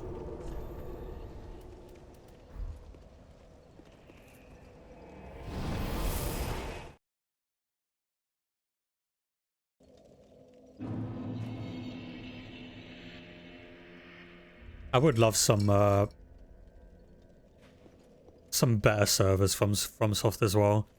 That's another thing that worries me about the two new games, is that FromSoft aren't really known for having like the greatest servers. In fact, I feel like they're quite known for not having like the best servers. And now we've got two games that are going to rely on those servers. And I feel so bad for people that want to play those games on PC. The amount of hackers they're probably going to have to go against. Absolutely not. That's why I'm never getting Night Rain on PC. I refuse to play with hackers. I want...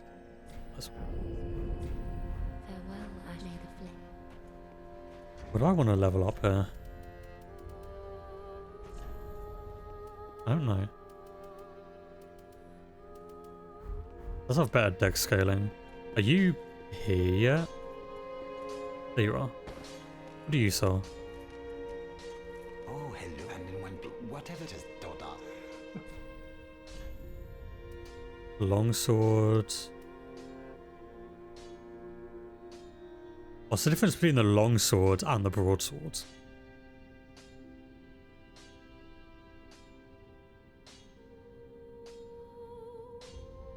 Is the longsword I can thrust and the broadsword I can't? Yeah, that's exactly it. Okay. Oh, and in one. Maybe I would like that more then. Goodbye. Oh, this...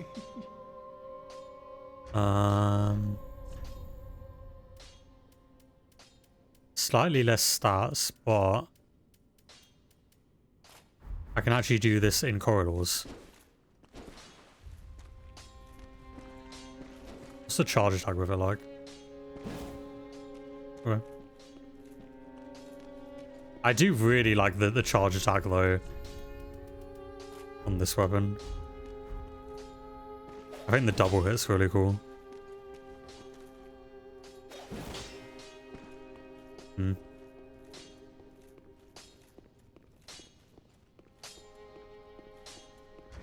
Am I getting better scaling from this weapon yet? Plus 15, no. What if I upgraded it? Ah, it is good, wasn't he? Can I do infusion chat? Oh, only refined raw and fire. That'd be a bit crazy if you could do like a lightning weapon right at the beginning of the game. We'll go to 99 plus 17.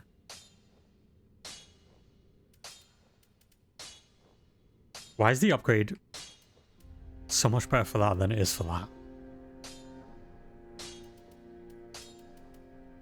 Oh, what's the... wait.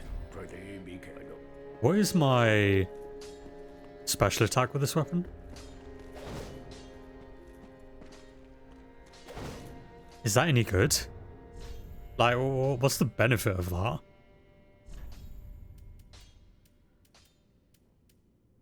I don't know what stance does. Oh.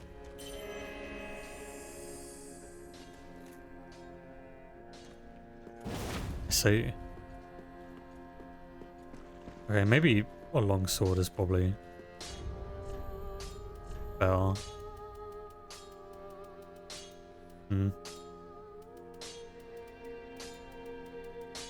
But it's just too basic. I'm gonna use this. It is good, wasn't he? Pretty big, I know. I feel like I probably used the longsword in my first playthrough. Let's use something else. What is Undead Bone Shard? I don't know. Wait, don't I have like a... Estus Shard? How do I use this? Is it this guy? I'd like another Estus Flask. Ah, it is good, wasn't he? Oh.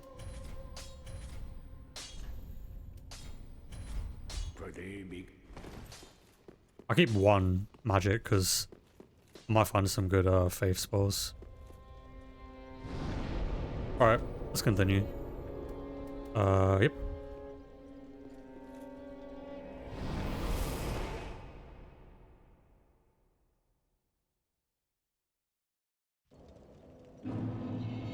I think there's one more surprise along with like the seamless co-op that they haven't revealed yet. For Lords of the Fallen. I think they're revealing it this week. Sick. Ah, I can't two-shot you.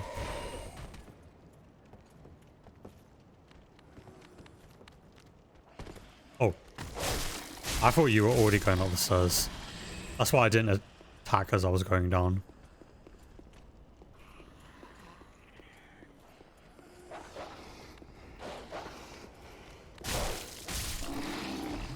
None of those updates really affect me though, because I'm kind of done with the game now. Like, I did my one playthrough off stream, and I did my randomizer playthrough, and I kind of have no desire to play the game anytime soon.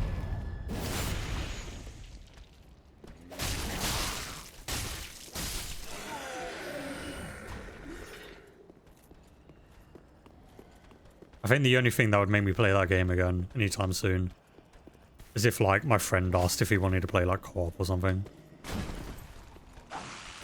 Although I don't know if there's cross-platform. So... Hello? You had no hitbox? Did I just do it too early?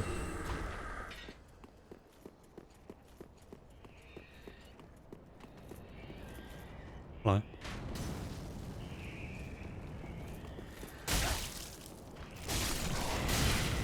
I knew you were going to transform. I remembered there being another one. That's a longbow. Hey, what's up, man? Welcome, welcome. How you doing? It's been a while. Well, you were my test stream, but I remember you were basically like half asleep because you needed to get more sleep.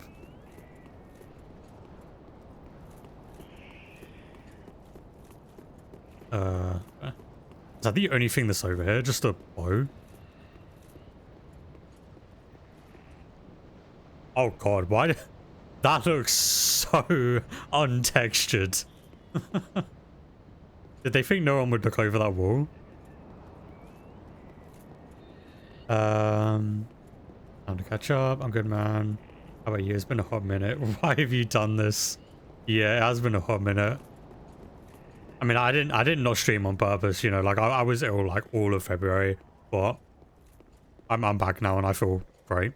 So we move in. So much time has passed. You actually started playing JRPGs? Wait, you need to fill me in on this. Which JRPGs have you been playing?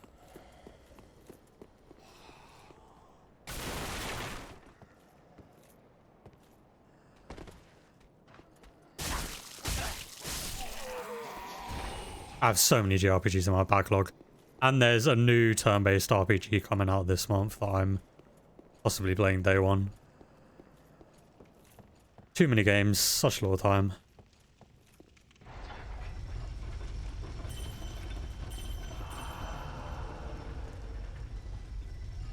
Oh, I've been pressing the wrong button, I see.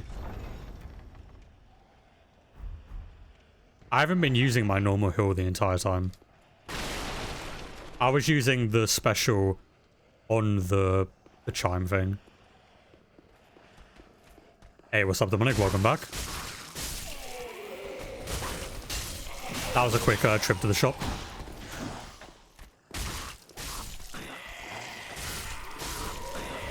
So apart from me starting Persona 3.5 on my new PC, I've been playing Octopath on Game Pass. Oh, nice, you got FF16 as well. Man, I need to get the DLC for FF16.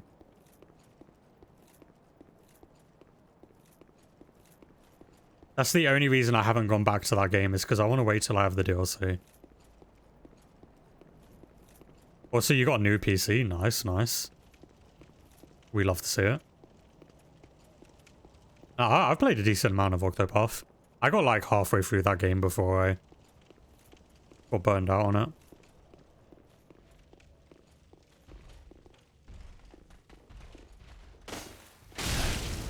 Man, I still need to play Royal. I still haven't played Royal. Even though I have access to it now on PlayStation. There's just too many games, man. Got Monster Munch. Not had them in years. It's been a hot minute since I've had Monster Munch. That's the wrong one. Very interested in mana games. Octopath has broken that barrier into the kind of old school turn-based style games. Oh, which are fun. I mean, none of the mana games are turn-based, so they're all action RPGs.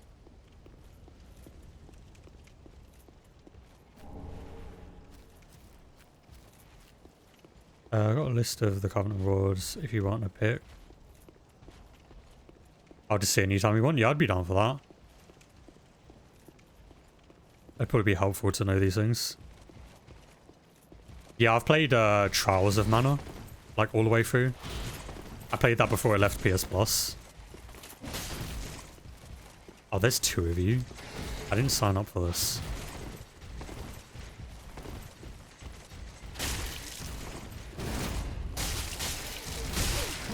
Oh my god.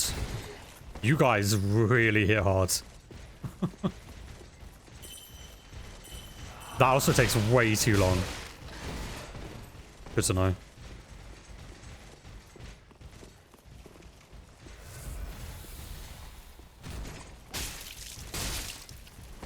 I'm out of the aggro range of the other one.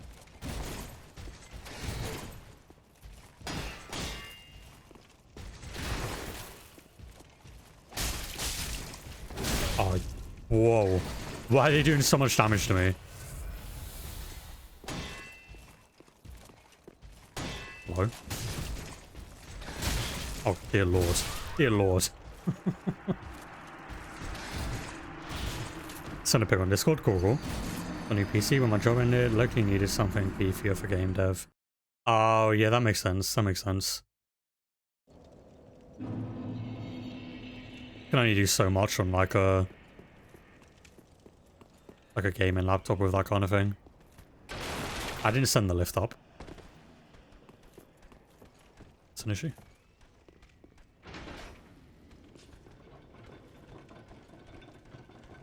F16 is blowing my mind. I'm still early on. Just found out who Aoife is. Yeah. Oh, I really want to get back to that game. I haven't seen the DLC go on like a good enough sale for me to buy it though.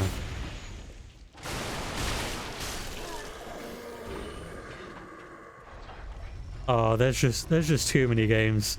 I really do wish there was more time in the day. Oh, you thought the DLC was mid? I heard a lot of people enjoyed the DLC. And I'm just someone who, like, if an RPG has DLC, I kind of feel, like, inclined to wait to, like, also have the DLC to play it. Like, it's just, like, a weird, like, OCD thing. I just prefer to have, like, all the content when I play a game. Can you not? Enjoy such a crazy year for gaming, yeah. Who else is excited for Claire Obscura later this month? I'm so excited for that game. That game looks so good.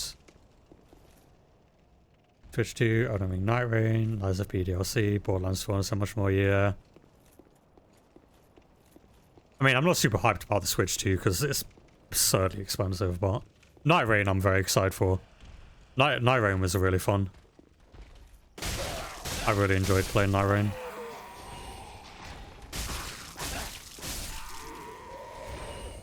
Borderlands 4 as well, I'm so hyped for.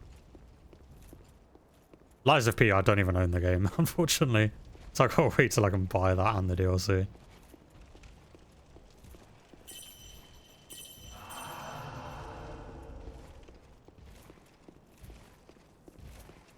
I love that. Did you kill the final boss? Yeah, in a couple of my runs I killed the final boss. That final boss though was one of the ones where I was like, yeah, this doesn't feel like it would scale well if you played solo.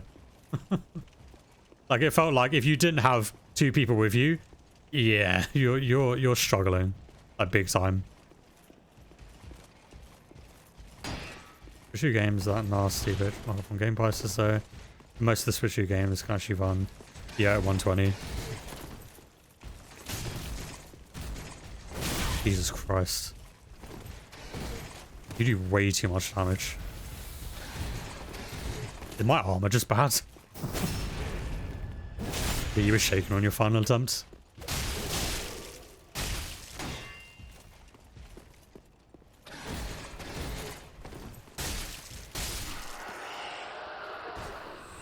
The actual console itself is also crazy expensive. Some of the classes are kind of meh though. I pretty much exclusively played like the mage class for Night Rain.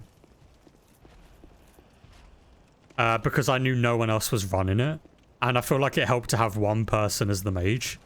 While like the other two people were close range attackers. I'm excited to see all the classes like in the full game though. So obviously we only had 4 in the network test. You stop hitting me with a shield. We should see how Elden Ring Borderlands 3. Yeah, play on the Switch too. I'm sure they're run better. About time the Switch got a native version of Kingdom Hearts now as well. Bird looking mana feel is good if your team isn't as... Oh yeah, the bird guy, like you could be really aggressive with him. Like I saw loads of people play as him. I also got to GM2 in my rivals while you're on break, so that was cool. Jeez. I've been grinding the game out. Only multiplayer game I've been playing is DBD. When do I not play that game? Honestly.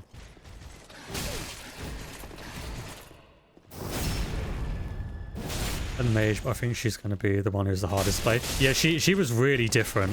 Like, if you're used to normal Souls gameplay, she felt really different to play to me.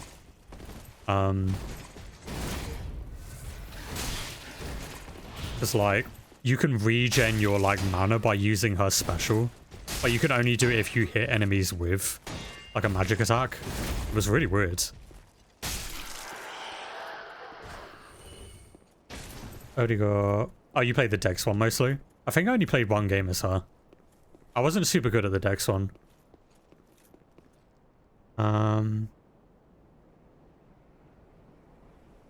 I already got 300 hours in the game. Overwatch is dead to me after the current season. Yeah, I saw they're going to release a new hero every month because seasons are going every 2 months rather than every 3 months. You need to know all the mixes, also allies. Like, I didn't even learn all the mixes. I just kind of spammed whatever. And it, for the most part, worked. But obviously, the bosses were the same every time in the network test, so you didn't really have to, like, plan out for there being different bosses.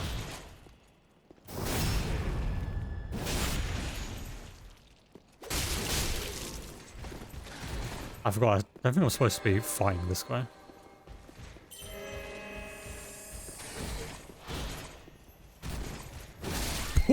Okay, yeah.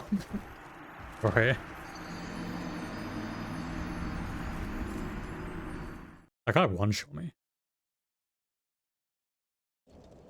I believe that Nitty, same company that made... I think Diablo Immortal was making Rivals, yeah.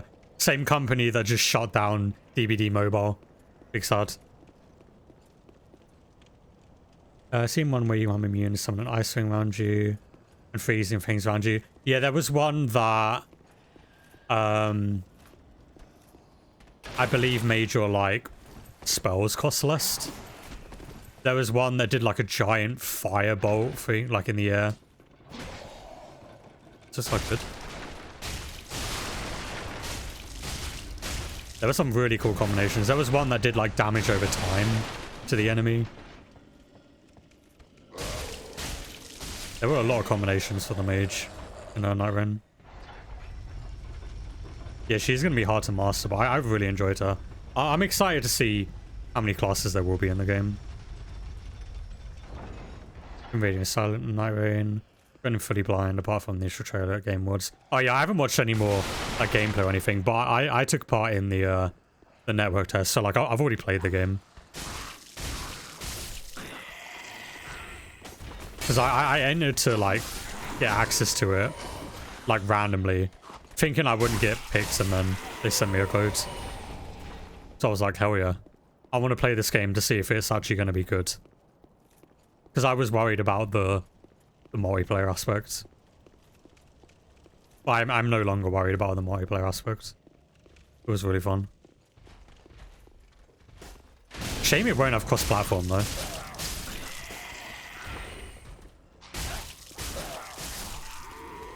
Shame that they're making a fully multiplayer game and it's not going to be cross-platform.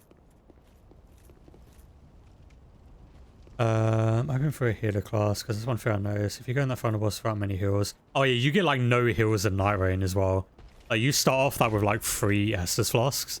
That's why like if you're playing solo, you're screwed in Nightreign. Like that game is not built for solo at all, in my opinion. It was not balanced for solo playing. Hello, I just want the iron. I don't want to keep fighting you guys. Yeah, unless you go and find the churches. But again, that's something you can't do solo. Because you only have a certain amount of time. Whereas 3 people, you can all split up and just go find all the churches. I wonder for the boss. Fight Dancer now? Absolutely not. I would die miserably. They would probably one-shot me. You know, I'm just trying to look for items. There are no items here, apparently. Looking for a bow build. Getting hit the most. I assume those will be in the main game. I don't see why they wouldn't be.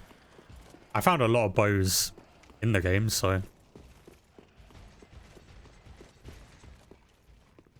But yeah, some kind of support class would be great. Like someone who maybe like buffs the party or something would be pretty cool.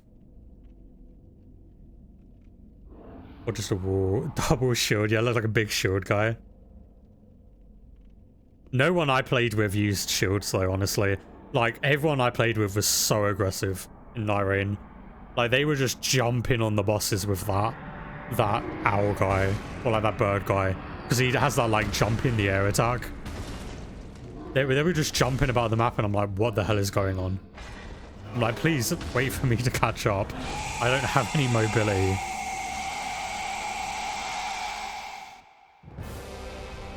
Teammates were really good at me, but yeah, I had the same thing. Either people who had loads of time in Elden Ring, or people who had never played a Souls game before. Those were the people playing the network test.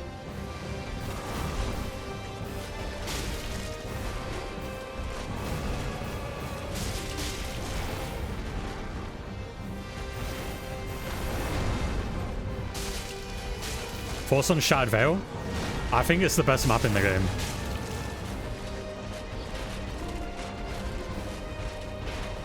I absolutely think it's the best map in the game. Although my map tier list is probably really weird for BO6.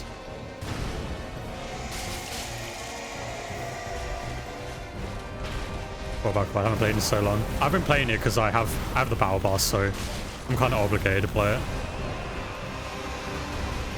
Oh my god, the music is incredible. I don't know what that means. Oh, dear lord. I don't know what frostbitten means.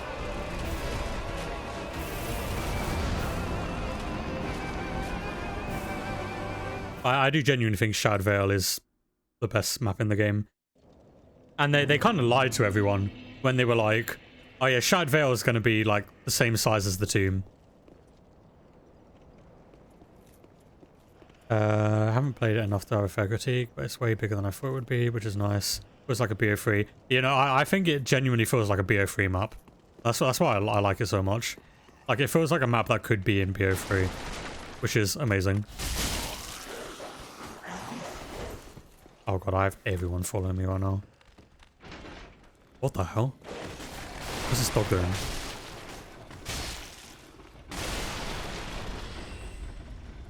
I just think everything about the map is great.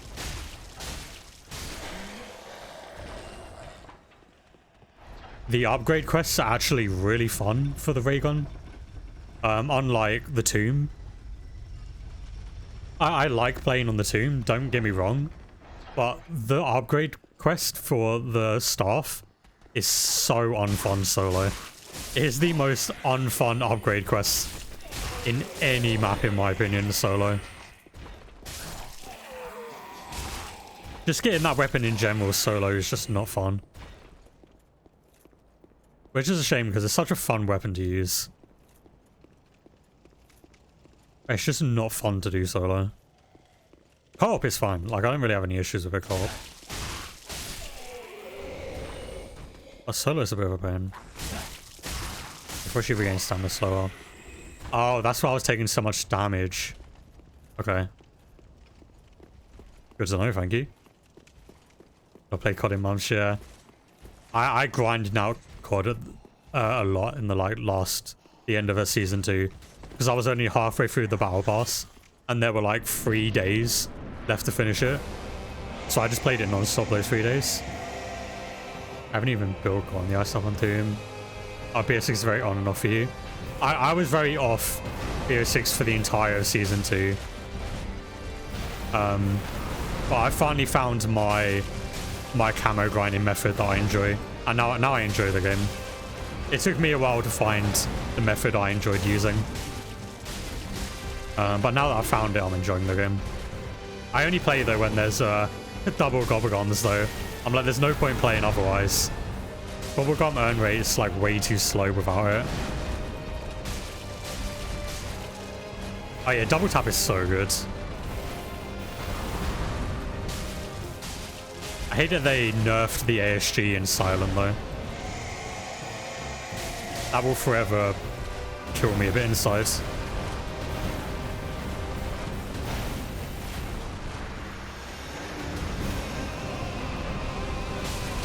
that they silently nerfed the ASG because of double tap. I don't know if you noticed. Ooh. Oh, he can two-shot me anyway. It's good to know. Thank God, Rainbow. Now take me back to... Man, I wish we could go back to the BO3 days. I was like really active during the BO3 days. It was so fun. I'm enjoying BO6 now. Like, it's better than World War. It's better than like any of the other modern gods. But like, I can get bored of it like very quickly. I play like one match like every like week.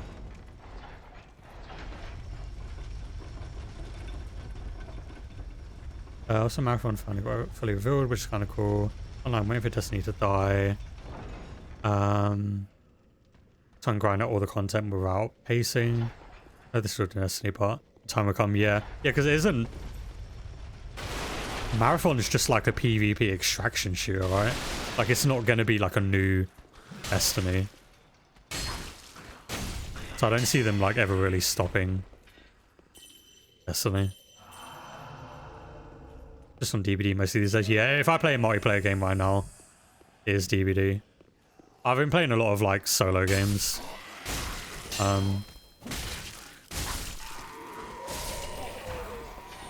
Which has been fun. Like, I literally just finished a game that came out on the 8th of April. I started and got all the achievements in it already. Oh, it's like an Escape from Tarkov compare. I see.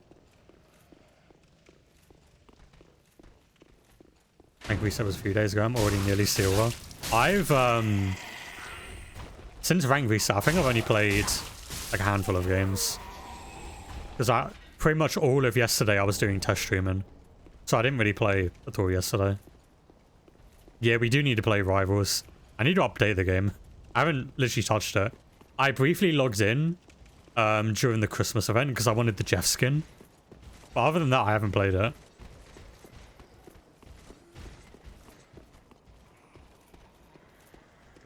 We have loads of games we need to probably play, honestly.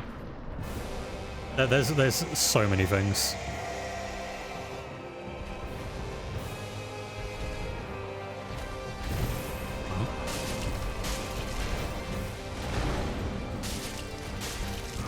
Man, I need like stamina regen like ASAP. My stamina takes way too long to regen.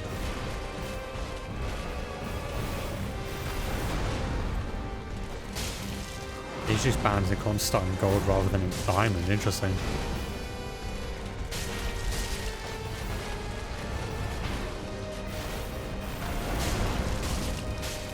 Someone invent like 12 more hours in the day, please. I have so many games I want to play. Oh.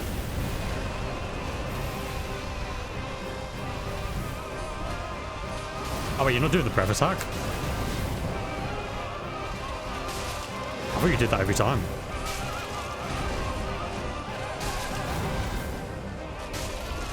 My stamina's taking too long to regen. It's really bothering me. Jesus Christ. Why do you do so much damage to me?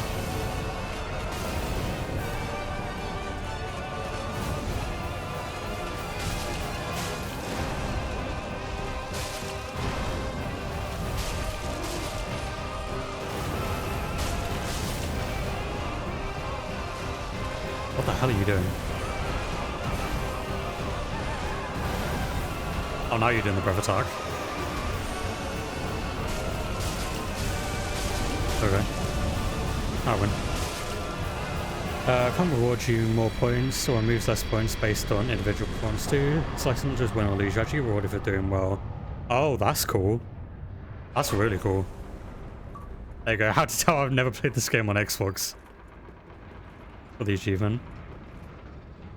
Obviously all the new heroes are cool. Ultra will be a new support all next month. Nice, nice. Love to see it.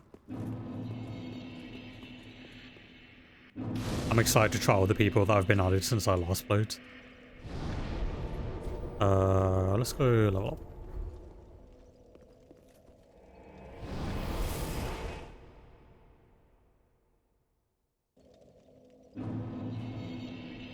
Yeah, we still need to play BO3 as well. I never spoke to you. Do I need to? Well, you're not me. A bit weird. Yes. Or collapse. What a ask you talk. Me when I realised just how many games there are in my backlog.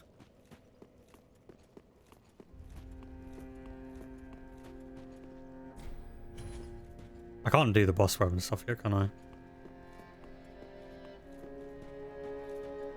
Yeah, there's seamless co-op in this game. There's seamless co-op in Dark Souls 1 now as well. The Lords of the Fallen devs are adding seamless co-op into the game for free. There's a lot of things. Oh, hand in one. Oh, I didn't give the ring to that person. Bye. Wait, have I even found the person yet? Probably That not. is good, wasn't he? Sure. Can I do anything yet? No. Okay, I'll just level up. Welcome, speak. Very well. Then taken. Plus some health. Farewell, Ashen One. May the I'm already taking so much damage from bloody everything.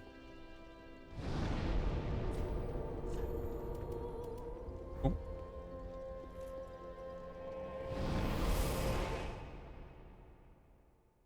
I really need to hop back on my PS5 somewhere as well. My PS5 has been so neglected, like the last month or two. I genuinely just like haven't used it for anything because all the games I've been playing have been on Xbox. Even now I'm using the Xbox, which is so shameful. I need to use my PS5 more. It's actually so sad that I haven't been using it. It's because most of the games I know I have to play on my PS5 are all really long. All my current backlog games for my PS5 are just long, and I'm like, do I have the time? Give me 1 second, I'm just going to reply to a message.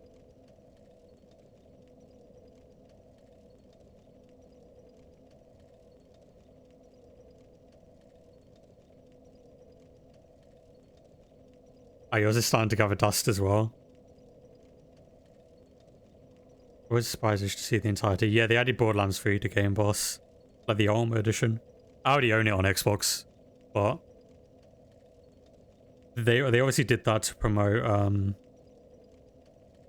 4 coming out.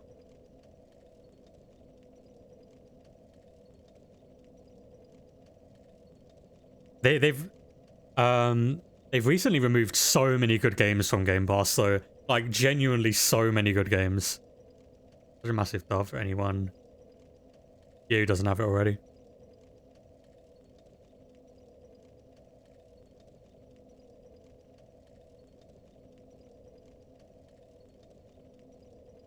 Game Pass has been a bit rough the past couple months for games they've removed.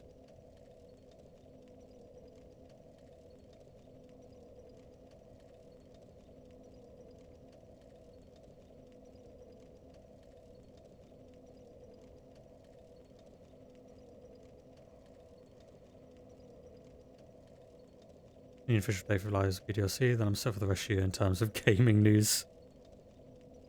So tired of No Cage, I'm just migrating to becoming a Final Fantasy fan. GF really wants me to play. Oh, I love 15. 15 is my second favourite Final Fantasy. Love that game.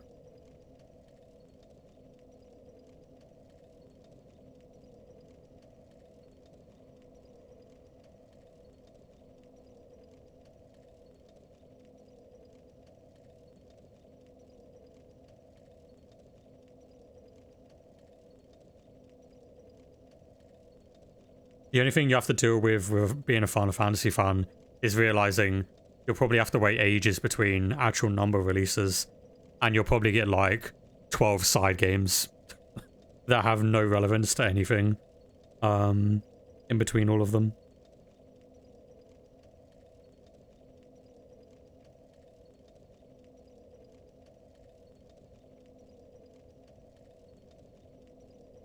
I like that they're unrelated in a way, I guess.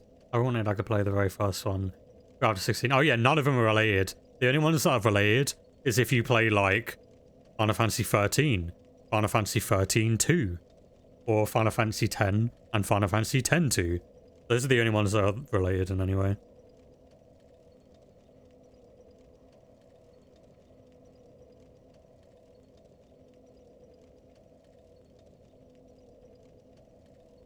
Speaking of, I still need to play 10-2. You would think I had played it by now, considering 10 is like my favorite game, but I haven't.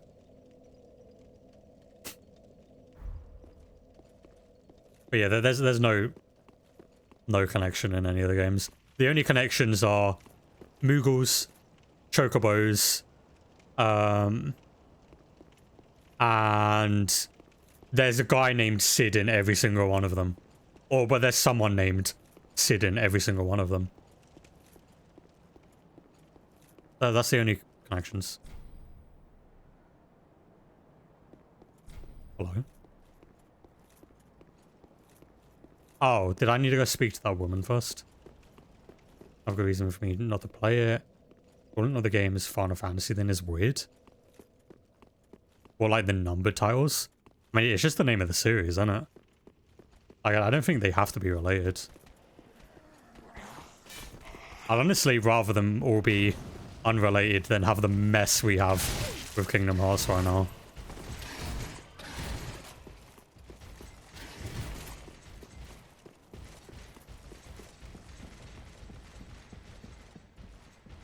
Yeah, most games are, but that's what makes like Final Fantasy unique, I feel like.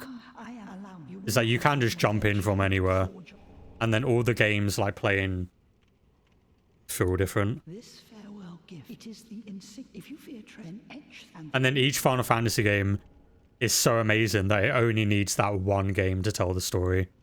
What is wrong? Are you not this? Okay.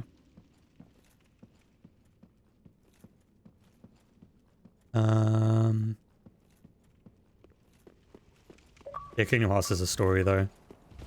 An unfinished story that we may never get a proper ending for. Unfortunately. Just being honest. We may never get a fulfilling ending for that series. Considering the series is coming to a close relatively soon. I'm most interested in Lightning's games after I do 16-15. I'd find some samurai dude at girlfriend's house, thought it was so fun. In which one of the Final Fantasy 13 games? Because there's 3 of them.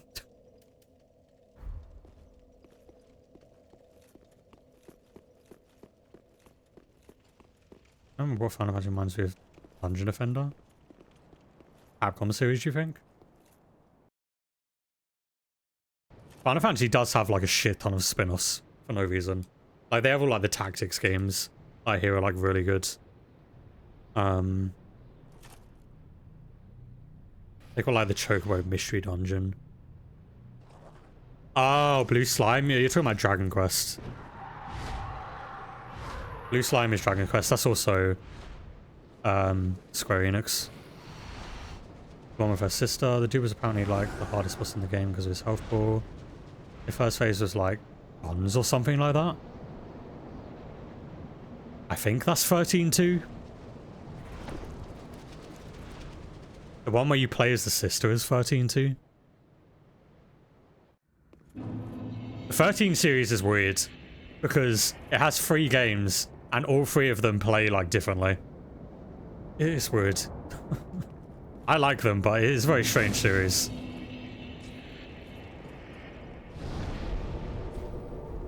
A ton of these games you just defend. Yeah, Dragon Quest had like a couple mobile games at one point that were like Dungeon Defenders. There's another dude. Yeah, no, yeah, it is 13-2. You played 13-2.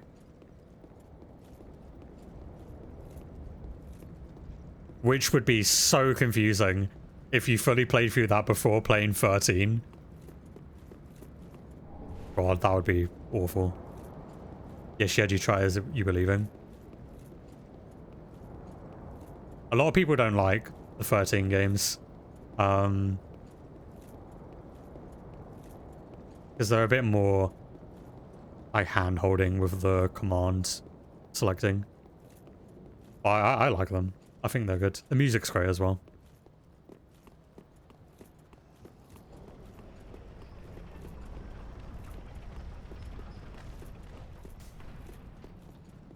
These are like Souls games was like, okay, fight this boss now. I was like, what did the buttons do? You'd like it if you got to 13-3 then. If you got to the third game in the 13 series, like the third Lightning game, that one's not fully turn-based. That one has like action elements.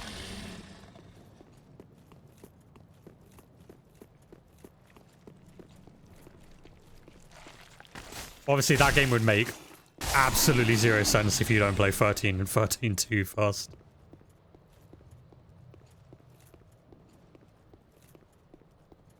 My favorite character in the 13 series is Hope. I like Hope.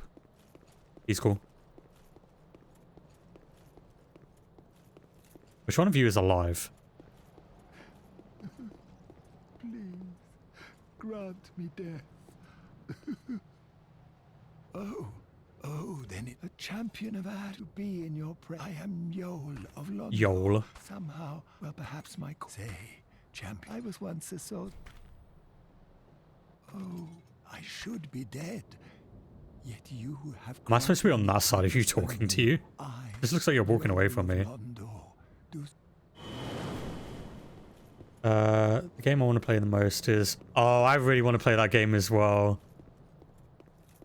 Like the open world Granblue game, because normally Granblue games are like fighting games. But that's like the open world action one, right? I really want to play that game. I don't own it, so I can't, but I do really want to play it.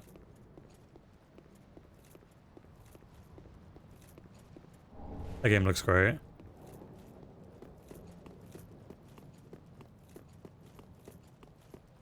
Man, there's too many games. There really is.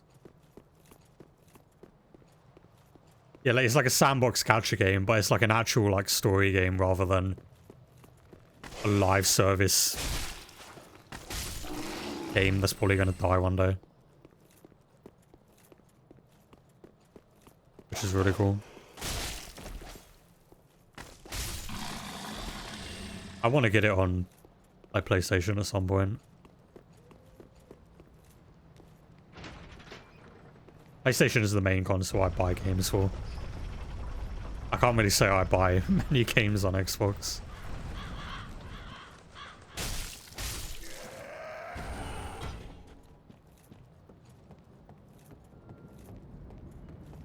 Nice.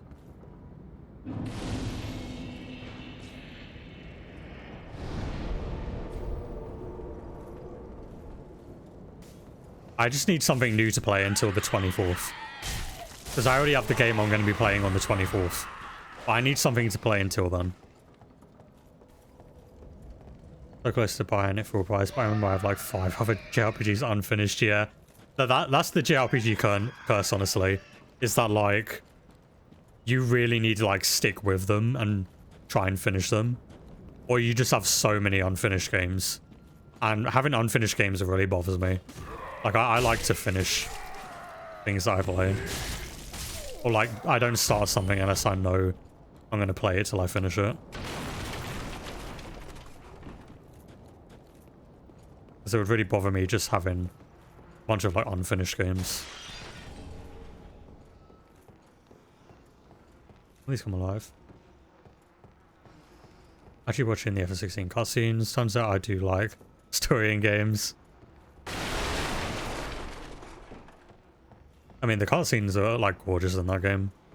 Plus, I feel like half of that game is story, so that doesn't make sense.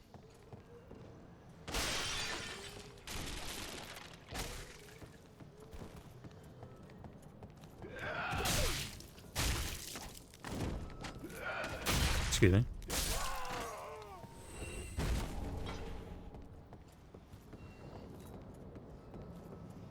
I was only watching the scenes. Oh, you're Benedicta, but after that first Phoenix different moment, I was like, I was watching for like an hour straight last night. Yeah, I remember streaming that game and just constantly being like, what the hell is happening? I really need to get back to it.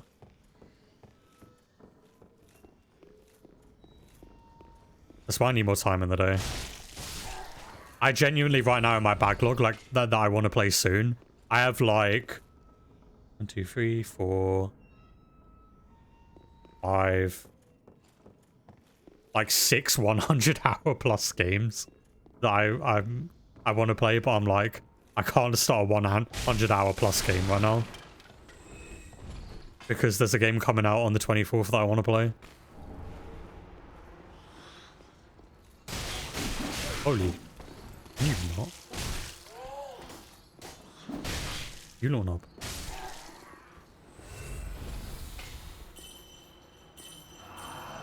Yeah, that's like part of the point of F16, and it like they got some like actual proper writers to make it feel like a film. Like they went heavy with the story in that game. Also because they were really judged because of the FF15 story by a lot of people, which I don't personally agree with, but it was a complaint people had with that game.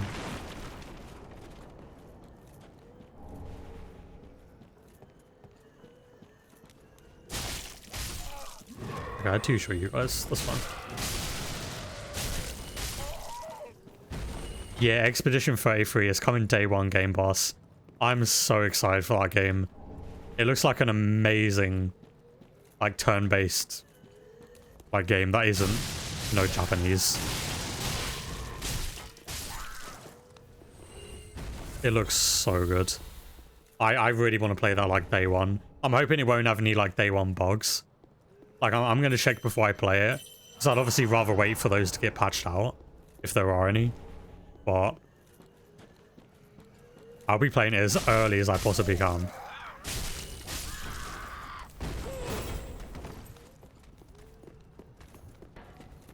Because it looks incredible. I played Metaphor before that one, but I was saying in terms of Game Pass releases, itching for that new Doom game. Yeah, that's very soon as well. Yeah, Metaphor's on my backlog as well. I do own that game. Just haven't played it yet. Oh, Metaphor's long though. There's not enough time to play Metaphor before Terra Obscura comes out. You have way too much health. Well, I just do no damage. I'd backstab you. Can't. Finish Eternal in 2016 if there goes somebody. I still need to play Eternal. I haven't played Eternal yet. I played all of 2016. I haven't played Eternal. I literally have I literally have Metaphor right here. Haven't played it yet. Please someone help me. Someone give me more time in the day, please. I want to play it so badly. Yeah, this woman I knew the most. Yeah, constantly using the dark spells. I think if you stay near her, she doesn't use that, like, ranged one. I think the ranged one is kind of annoying.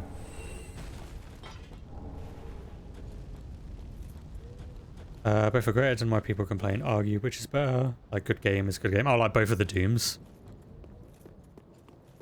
I just haven't had the time to play Eternal yet. Like, it hasn't been very high on my backlog. It will be soon, because I want to play it before Dark Ages comes out. But it's been pretty low on my backlog compared to other games.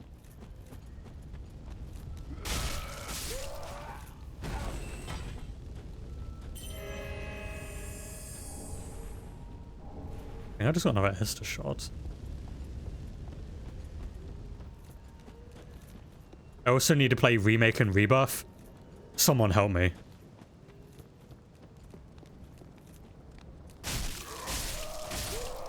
Yeah, here I am streaming Dark Souls 3.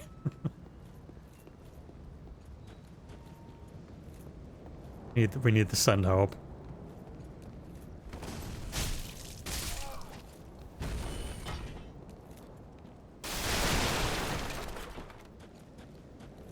Where am I going right now? I don't remember which way is progress in this area. You guys not?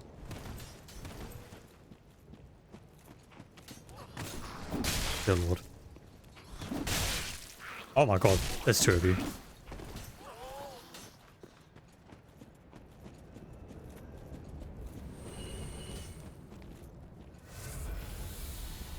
Should you play Rivals with me? We're gonna need at least 50 hours game time for comp. Oh, I want to play Wild so bad. I want to play Monster Hunter so bad. I really wanted to play Rise and go back and, like, finish it. But they removed it from Game Pass. Big sad. I now don't have access to any Monster Hunter games. I'm done and doing Warframe. Yeah, until the next update. I really want to play Wilds. I want to just play Monster Hunter, but I can't play Rise anymore. Rise is good, but Monster Hunter Rise did improve on combat. The boon system is great.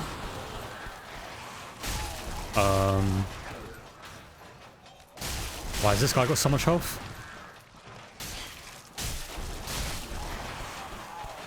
Doesn't wire bugs is good.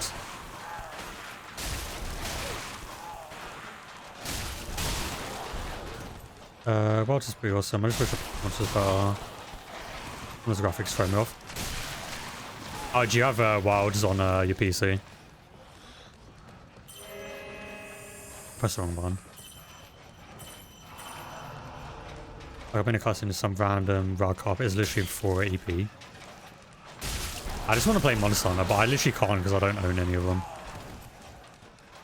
I was playing Rise through Game Pass. And it's not on there anymore. They removed it last month.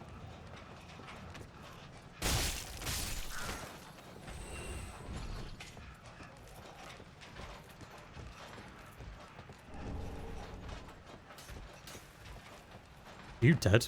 Looks like you're hanging on. Oh yeah, I forgot how big this area is. Oh, this is where the tree boss is, isn't it? I remember the tree boss. I saw it drop. Why is this kind of my fave? I'm not far enough in World yet to get real opinion. Just waiting for Wild, so hopefully get more stability updates. Yeah, I heard Wild is like really unstable on PC. I heard it's better to play it on console.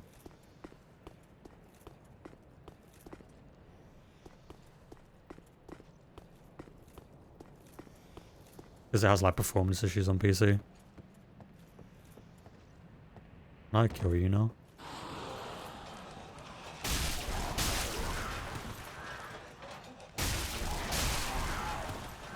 I want to get it on my PS5 at some point, but that game is not going to go down anytime soon, so unfortunate.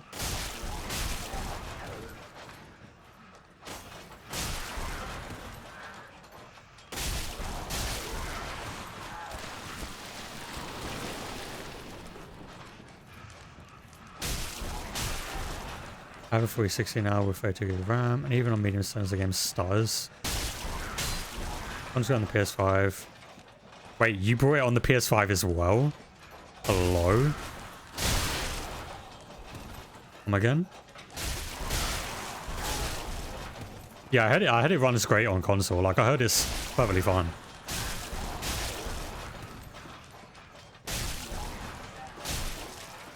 You're telling me I have access to Monster Hunter Wilds? Excuse me?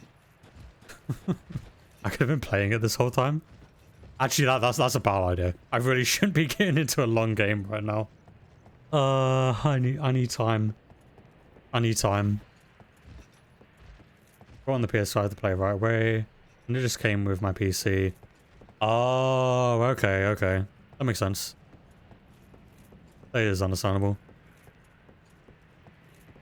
I'll be doing this one now.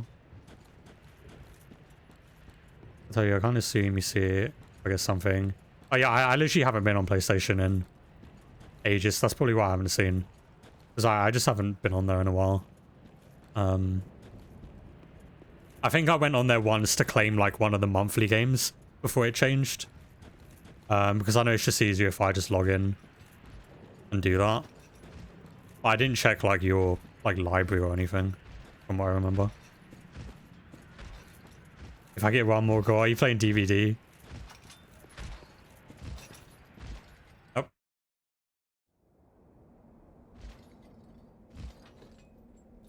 This guy's friendly.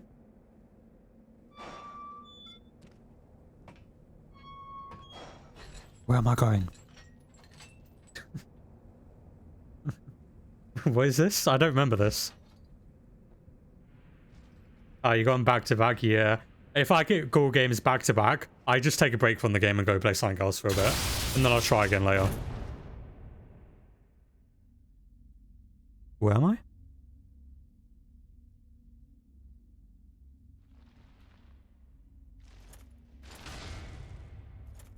Excuse me? Oh, that's surprising. The second one gave you Hatch.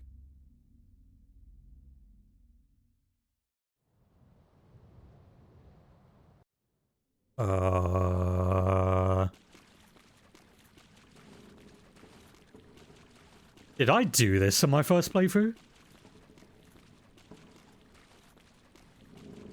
Am I not under the tree boss fight? What's happening right now? Well, this pit is for hollows, or perhaps you are a hollow, posing as otherwise. That's how you get a covenant. Oh, you've never seen the Siva? Yes, yes, it's important to know, but we'll all be mad soon enough. Okay. Beware. The shackle. You might need this. Right. Pile up your. You'll see when you go mad. They'll be your family. Mount makers. Oh, so can you just completely miss this covenant then? Like if you do the tree boss fight first, you just miss this? One, take my advice. This pit is for hollow. You've. Oh, I have to homeward bone? This pit is for you've. Pain. Oh, he dies. Let's see. Wow. We actually discovered something new. I don't think I did that in my first stream playthrough of this. I really wish we got more mods. Let's go level. I made covenants more impactful. Yeah, non-PvP. Bit more exclusive armor. Weapon, for example, yeah. I do agree, because if I can avoid doing PvP in these games, I will absolutely avoid it. On this specific quest. Yeah, the lead to cool boss fights.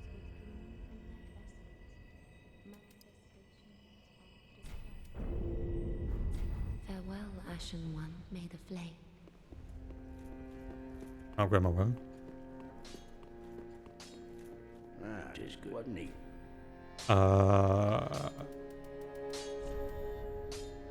I need 6. Wow. Okay. They be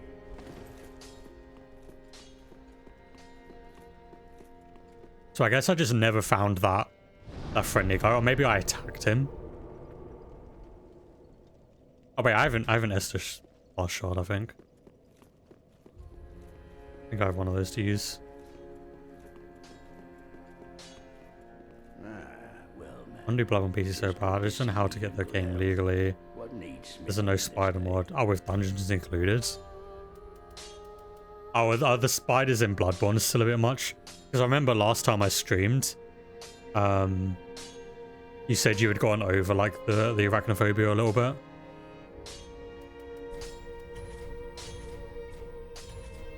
Prithee, be careful. I don't want. Must figure out Bloodborne was officially going to be my favourite from soft game. Yeah, it'd probably be my favourite one without the spiders. Oh, you also got the merchant by mistake. I think I did that in my first playthrough of Dark Souls Remastered. And when I first played through the game, I think I hit quite a few of the NPCs. Because I just assumed everything was out to get me. I have to go all the way back here. With them bunch, I just heard him. Realised your mistake. Understandable, honestly. A lot of the NPCs look like enemies in these games.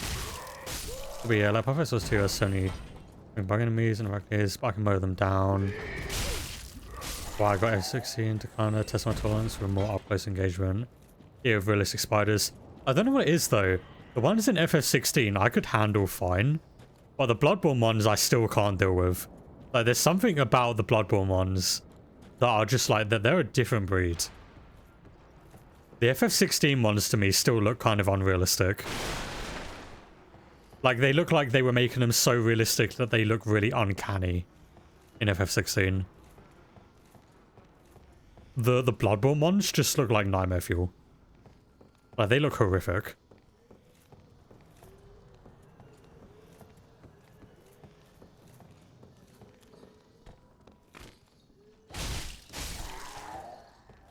Might hate the PoE2 ones then. I've been playing a bit of PoE1 actually in the time I've been gone. And I didn't mind the spiders in that. I didn't find them too bad.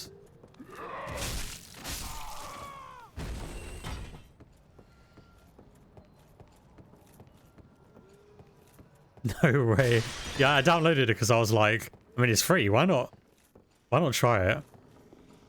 And I've enjoyed what I've played of it so far. I haven't played like a crazy amount of it.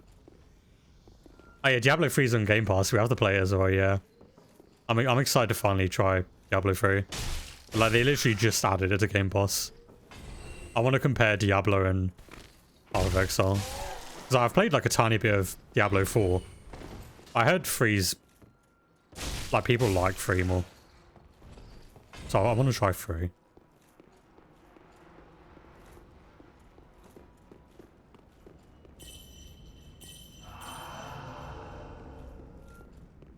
And it's on Game Pass, so I can actually play Diablo 3 with controller. Yes, please. Because Path of Exile works great on controller. I had no issues playing that game.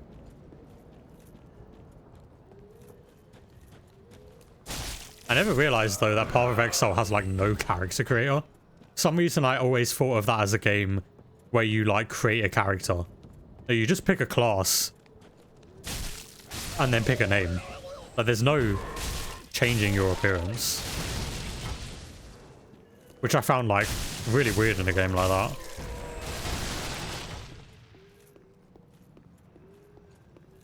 I'm really not used to that kind of system in like, an RPG.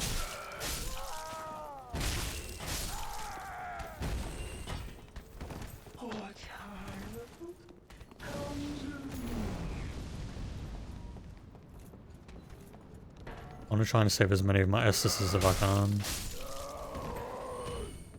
I can actually call them Estus in this game. I remember my entire playthrough of Elden Ring, I called them Estus Flasks. Even though they were not Estus Flasks.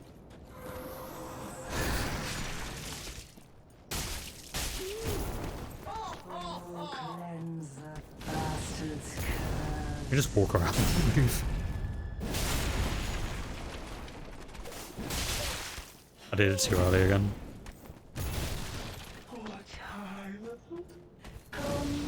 You actually can't just walk around that. Good to know.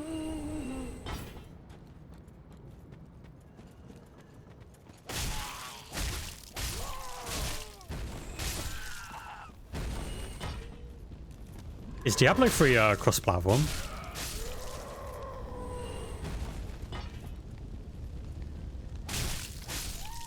Like, could we play that with me on the Xbox version?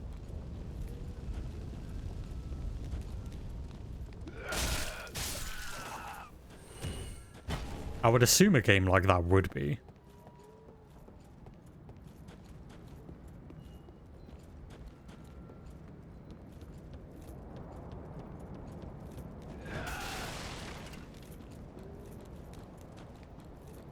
hell was that? Wait, I never went in here. I'm not going right now. I hate solo queue. You know you love the DVD when you also just hate the game at the same time. Well, like, you can't love that game without also hating it a little bit. The picture of PoE is like the most intense RPG after the tutorials because you have too much freedom what you can find. A craft, like not knowing what you can do in that game can hinder your progress. That makes sense. Diablo 3, very casual, very good at giving you the power fantasy relatively easily, equally because of how the gear endgame is structured. Diablo 4 I didn't even touch because it's simply the better counterparts of Last Epoch and P2. I remember I played like 4 hours or something of Diablo 4 and like it felt like the game was just telling me nothing. Like I felt like the tutorial for Diablo 4 just wasn't very good as like a first ARPG. That's why like I didn't get into it. Whereas the tutorial for PoE was a little bit better. So I got into it more. Steve legit threw every pallet on the map. Oh, he was trolling. Oh, you didn't have a, you know, the seagull Steve. I see them all the time now. Bloody seagull Steves. I'm gonna die. The Steves are just screaming.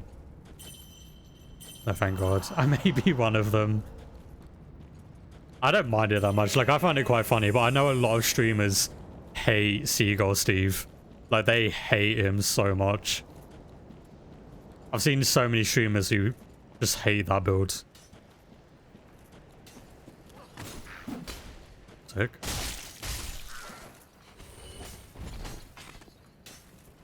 Problem with Diablo 4 from what I watched read. That is unnecessarily complex. Makes what it's all meshes together. Diablo 4 at one point had like 5 different substats that easily could have been made into one. Yeah, that's what I mean by Diablo 4. Even at the beginning, it felt like complex. And that's why I was worried about starting Path of Exile. Because I knew it was like the most complex one. But like the beginning of Path of Exile is so much less confusing than the beginning of Diablo 4. Like at least to me anyway. I think it's funny. Oh yeah, I never run meta. Like I do not run like meta builds. I just run what perks I like using. The perk I've used for the absolute longest time is Kindred. Kindred's like one of my favorite perks.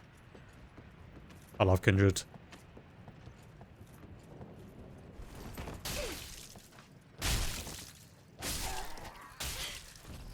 You guys are not.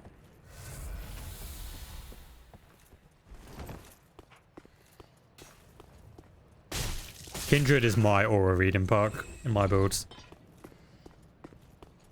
And then Live is my escape perk.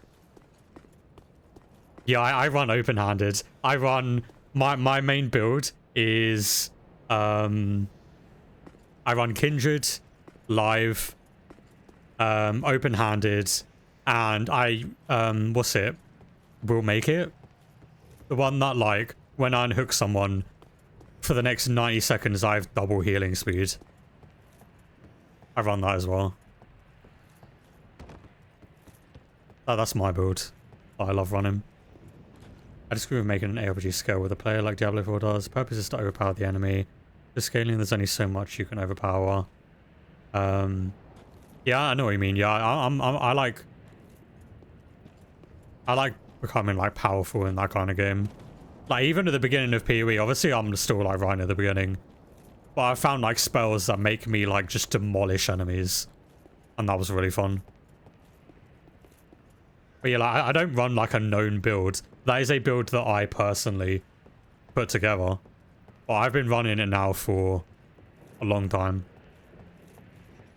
And if you get, like, a map like the game or something, then I have aura reading on the whole map. I can see the killer... wherever they are on the map with Kindred and open-handed. I can see the whole map. It's great.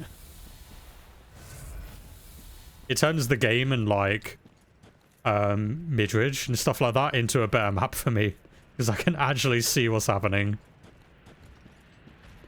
If you like Imperial 1 though, you'll probably love PoE 2. Makes the whole gem system more convenient. Optimization in gear crafting is not as intense. At some point you'll need like 5 to 6 gems, slot gear. Hope it's all the necessary colors for each gem. You just have a gem tab where you can freely experiment. Cool. Oh, I can do that anytime. I guess I shouldn't kill you then.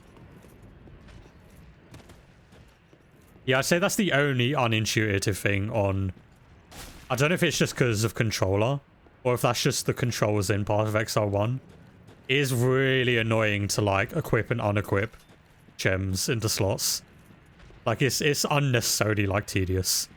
But I don't know if that's just a controller problem, or if that is just a problem with Path of Exile 1. I have found that to be a bit of an issue. Where like whenever I get a new one, I have to like switch around everything and it takes so long. Like I wish it was quicker. I used to use Windows, Deja Vu, Object, and Bond. I used to dread facing a pinhead. I used Object for a while. I mean, I used Windows for a while, sorry. Windows is what I used instead of open-handed. But I started wanting to like kind of... Like I was really relying on Windows a bit too much. So I stopped using Windows and switched to open-handed. Because open-handed is helping me. But it's also helping my team if they have aura reading as well. MPOE2, all the keywords are highlighted with descriptions. It tells you exactly what this set does scales with. The shot turns into. P1 is def good, just unnecessarily complex, yeah. When I looked at the skill tree in Path of Exile 1, I was like, I'm not sitting here reading all this. I just genuinely like started unlocking the skills that just sounded good. Not trying to get anywhere. Like I'm like, oh, that gives me more spell damage, I'll buy that. Oh, that gives me faster casting time, I'll grab that.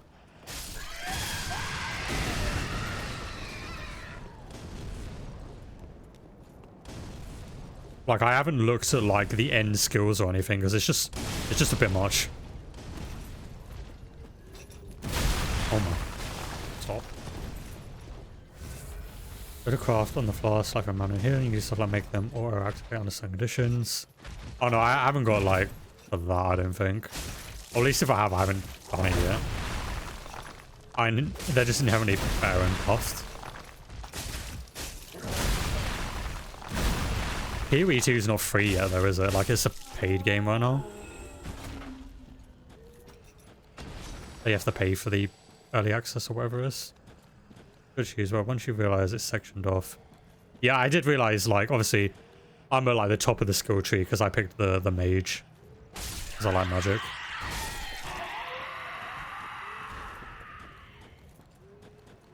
I got to find one last night. It took so long to spend. I haven't reached the new cap yet. Because I've just been spending as I've been like waiting in queue. I hope they keep the cap, honestly, because 2 mil just a bit... It's a bit low. Tendency skill tree is significantly smaller. Oh, whenever you get that.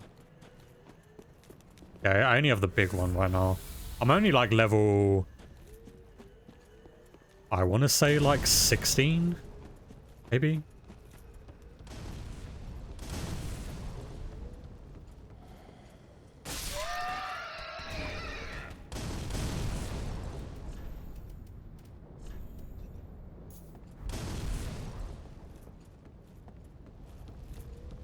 That should be the cap, because it does take ages to reach it, yeah. It takes ages to reach 5. And I feel like you reach 2 million way too quickly. Like, I'm constantly, like, basically at the Bloodborne cap. Let's go to the case for game mode. If you know, the endgame for Path of Exile 1 and 2 are called maps, and they have a skill tree that modifies the run. What? Yeah, I know nothing about the endgame in those games, because I just haven't gone anywhere past. Like I'm still, I think, in tutorial right now, since the tutorial is so long. Oh no, I'm in like Act 2 now. I think I just got to Act 2. where it's like a new map with like new locations.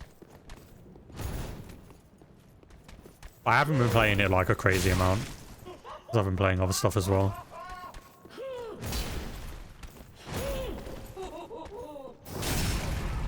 But it's good at mobbing, you focus more on horde clearing than killing bosses. I don't know, I'll repeat that in a second.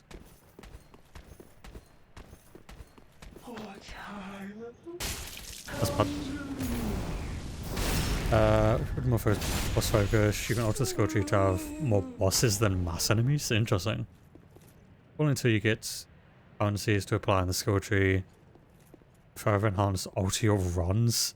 That sounds so complicated. And I imagine it takes ages to even get there anyway. The game is so big.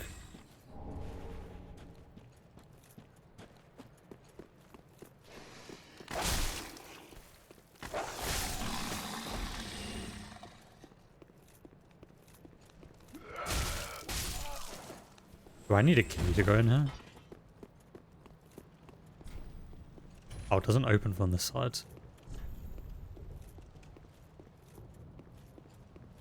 Oh, you actually got a Handmaster. You built it into the universe by saying, never get any of them. Imperial 1 has like 10 acts minimum. Imperial 2 only has 6 at the moment, but they're long. The Act 1 was decently long.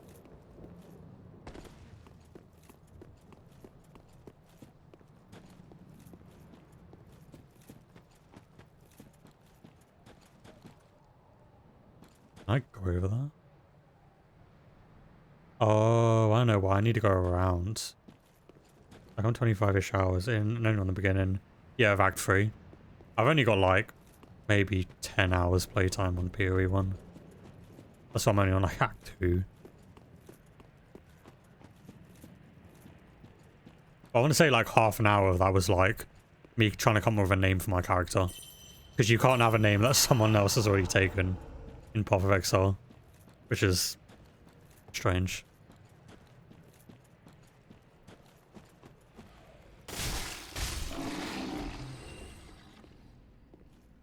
Yeah, we definitely need to play Diablo 3. Need to check how much storage that takes up. I might already have enough because I just deleted South of Midnight. I finished it, so I might have the space for it now.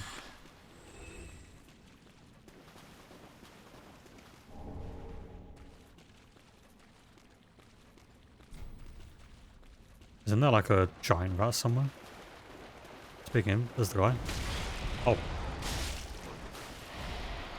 You do a lot of damage.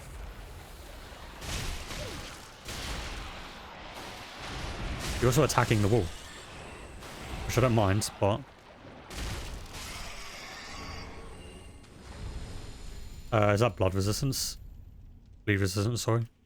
Cool. Oh, increases fire attack. Oh, wait, I don't want that on. If you really get into RPGs, you lost Epoch on Steam. Is, in my opinion, all the best ARPG, really. Yeah, I briefly remember you mentioning that game, like when it released. I remember you saying you were like really excited for it.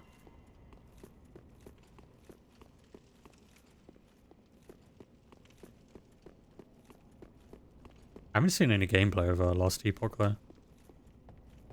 Although I don't generally look at gameplay for any game I haven't played.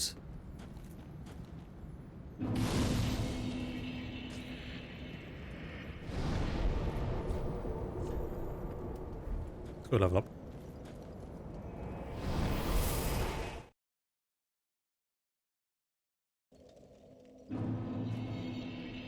There's a lot of the complexity of PoE. Makes it more casual. But still grindy while maintaining the freedom we have in build crafting. Oh, I do remember you saying that actually. The individual skills have their own skill trees. I do remember that. Welcome, speak. That is really cool. That's just a cool system to have. Farewell, Ashen One. And that includes your character's base class skills, plus the masteries. Did I get, I feel like I got another Estus shard. I'm probably tripping. I'm tripping. It was probably an Ember.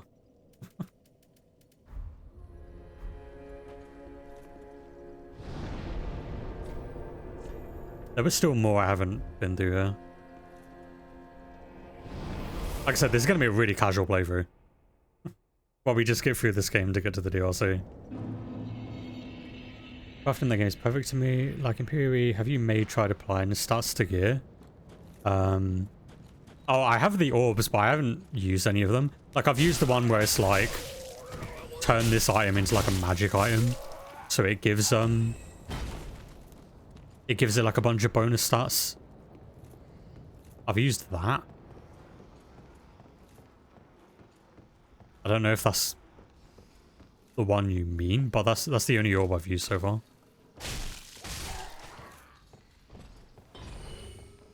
I think I found like a ring and then I turned it into like a magic item. And then it started giving me like a bunch of buffs.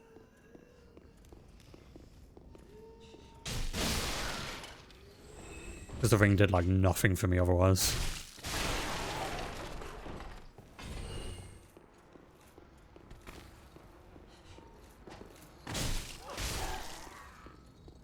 I don't know if it's also just a Path of Exile thing.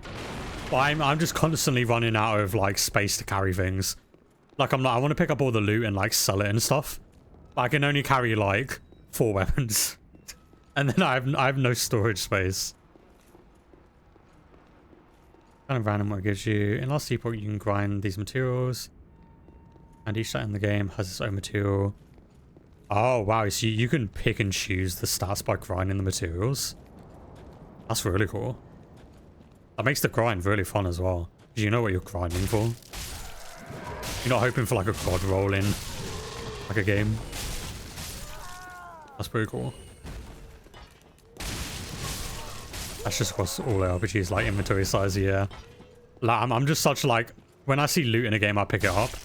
I guess I haven't played a game like I haven't played an ARPG, so I don't know how much loot you get in these games until I played Path of Exile 2, where like every enemy is dropping a weapon. Or Path of Exile, sorry. Like every enemy is just dropping a weapon. And I'm like, I want to pick it up, but I can't.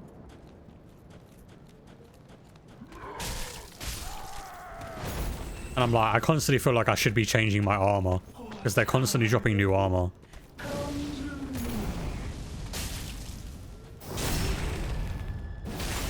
About Grim Dawn, probably the next best ARPG. That's modding impunity. Are you seen in any ARPG? I feel like I've heard of Grim Dawn. Maybe? I don't know, the name rings a bell. I'm gonna go this way now.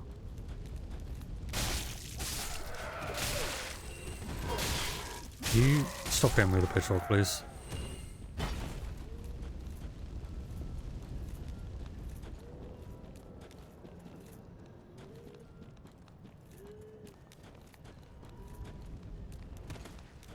I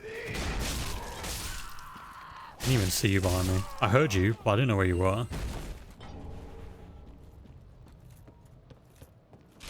Biggest overall mod for Grim Dawn imports all of the classes from Diablo 1, 2, and 3. And other Grim Dawn mods have about 20 plus classes to pick from. What the hell? That's mental. Not to mention the game has... Oh, it has a dual class system like Wonderlands. Wow. That's cool. Hey, KD Gamer Kids, welcome. How's Light Body 3? Is that like the reverse of Dark Souls 3? It is good. I've played it before, but I'm playing through it right now, so I can do my first playthrough of the DLC. Because I haven't played the DLC in this game before. So I'm doing a casual playthrough. So I can then stream the DLC once we get to it.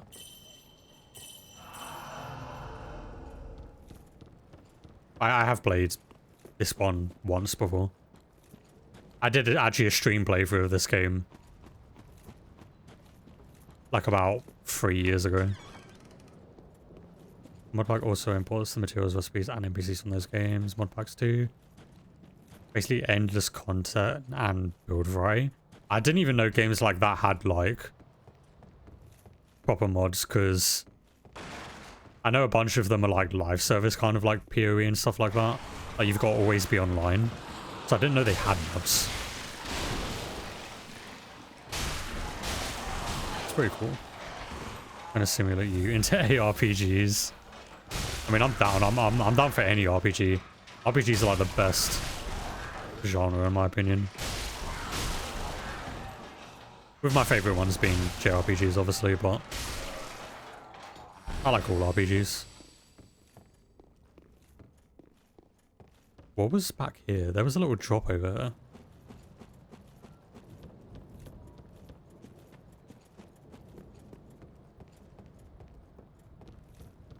Curious where this goes.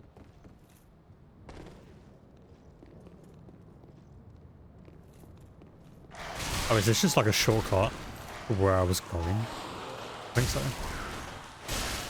I remember there's like an Estus spot in here. I do remember that.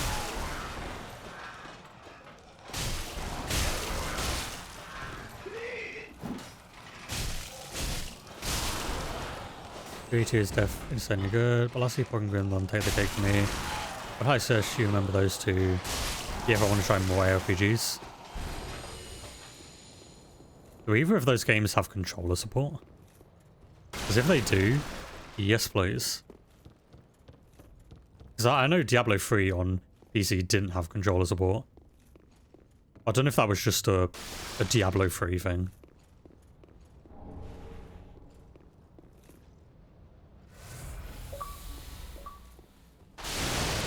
Oh. Did I discover the Covenant, or did I just pick up an item? Didn't feel like I discovered the Covenant. Not gonna lie.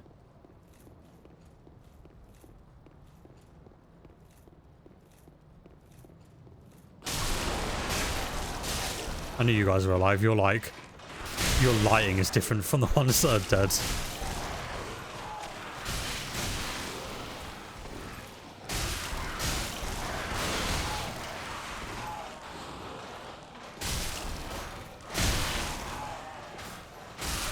My weapon's not long enough to damage you without getting hit.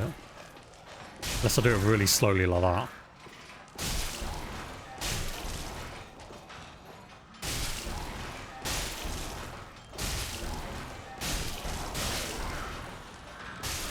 Oh, I forgot about those weird, like, giant things with the like, A-legs. There's only, like, 3 of in the entire game. I'll make to find one of those. Also another RPG that I'm considering trying. I've got the exact name, but it's like a retro style looter and the skill system.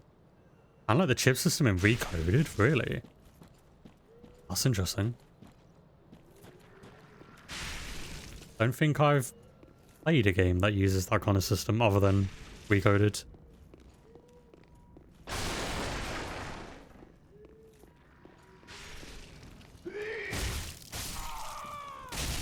I love that the 2DS games are getting like revivals now because of Melon Mix. Like people are actually playing those games now.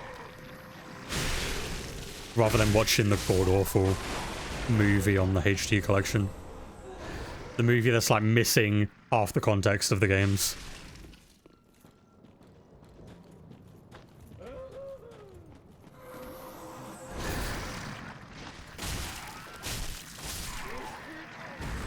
What the hell? That followed me really far.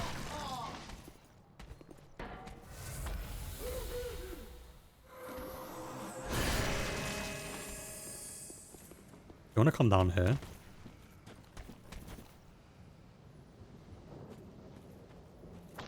Now I'm gonna have to go up there.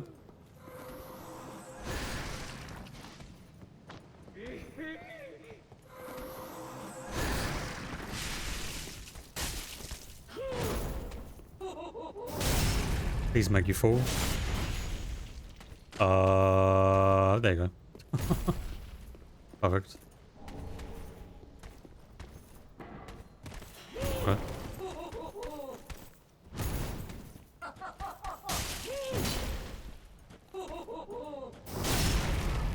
I really like that with you though. I still enjoy it. I cut off my character playtime after a certain point because Sick Alien is too much for non-meta builds. I haven't decided to stop at like Mayhem 4 and Borderlands 3. Oh, and Diablo 3's endgame. I see what you mean. Like the equivalent of that. There just isn't any reason to micromanage the stats for like business damage. Yeah, after the Mayhem 4 equivalent. But the grind to that point is hella fun, yeah. Well, I'd be fine only going up to that point as well, because like, I don't necessarily need to be doing every single bit of content in these games. Like, there's too many games out there that I need to play. And also now too many ARPGs that I need to play for me to put like 400 hours into just one of them. Like, I would never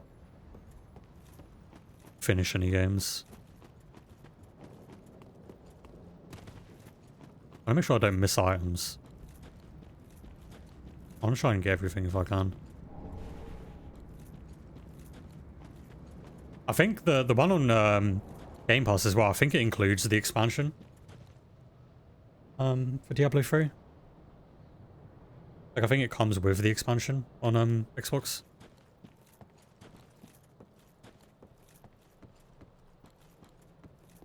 I'd rather use my own build and not follow guides. Even if it means I can't do the hardest, latest content, I just want to see the build be as powerful as I envisioned. Yeah, like, I don't need my build to clear the hardest content boss. You're happy with it? Yeah. That's my reasoning for why I don't agree with a lot of people's opinions on Borderlands 3. Like, I know a lot of people don't like the game is generally easier. And that there's so many legendary weapons. But I like that I can just use whatever I want in that game. I like that I could physically beat any of the content with like any gun if I really wanted to. I like the freedom.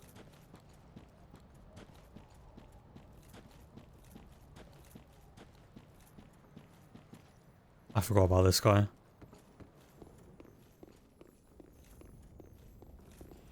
I think this guy absolutely wrecked me in my first playthrough. From what I vividly remember of it. I think he has like health regen or something. The reason I said from Dota 4 is I think the community sucks. I've seen too many defenders be like, okay, this is endgame, and we talk. I gotta play through like 100 hours worth of game time for the game to get good, yeah. And then Nancy throwing a tantrum, help. Oh no.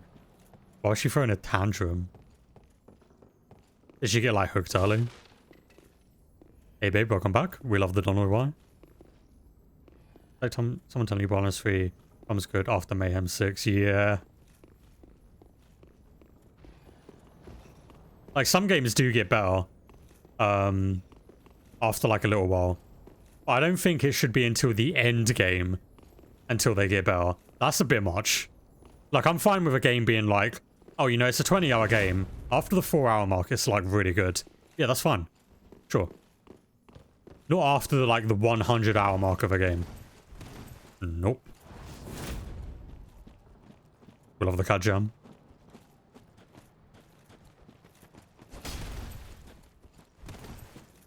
Oh, nice.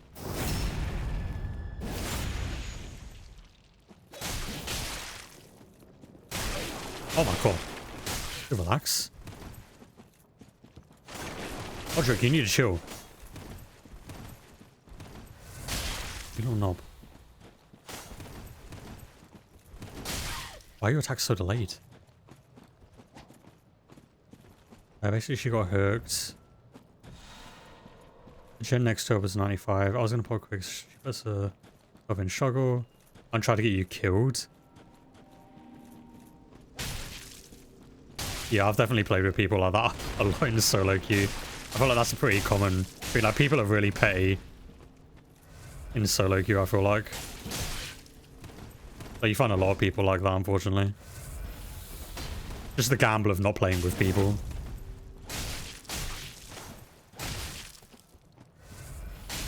How many Estus do you have? Me, SKH1, I don't love the first couple hours of the game, but once I get into the Colosseum 1 LAN, you're having a blast. It's like some people don't like... Some people have that with Cage 2 as well. Like, if they're not playing the rando, and with like the skips and stuff, a lot of people don't like the Roxas segment. I personally really like it, but that's just me personally.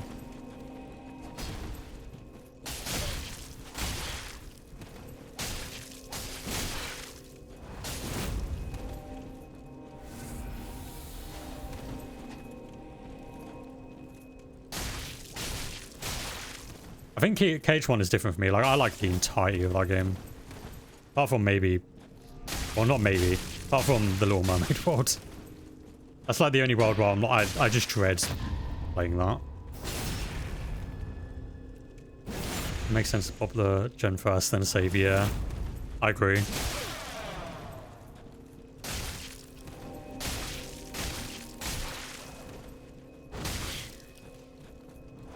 Okay. I didn't die. I almost did. What's your stream schedule going to look like now that I'm unemployed? Maybe we can grind it out again. Well, my usual stream time is going to be 6 PM my time. Obviously, I don't want to finish my stream at like 1 AM since I go to bed at like 1:30. I will be doing some like morning streams some days. Because it would just be easier for me to do morning some of the days. And that those would be at 11 AM my time. It would be 11 AM to 4 PM. Or 6 PM to like 11/midnight.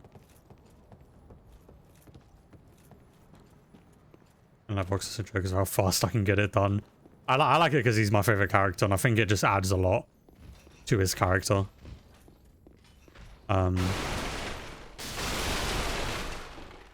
Okay, but I tried to get killed back.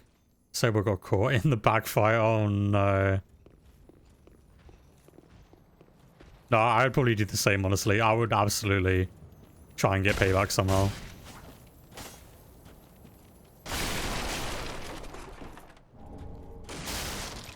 Let's work it out if you want to do something. Well, you're 100% like, especially the days that I'm streaming early.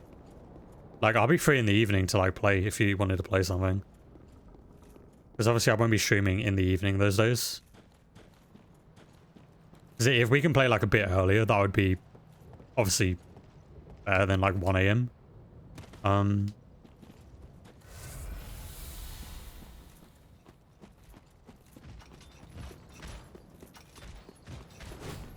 Because I'll have the whole evening free on those days.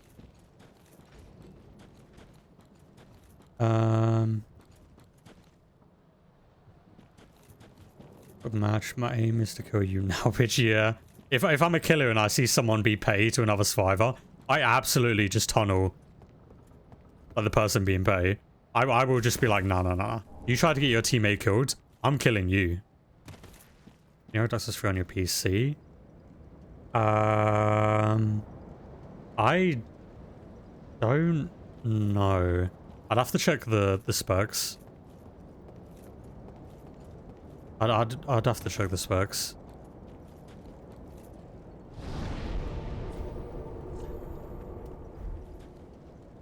I haven't played even for an ages, so it'd be hard to just play the games.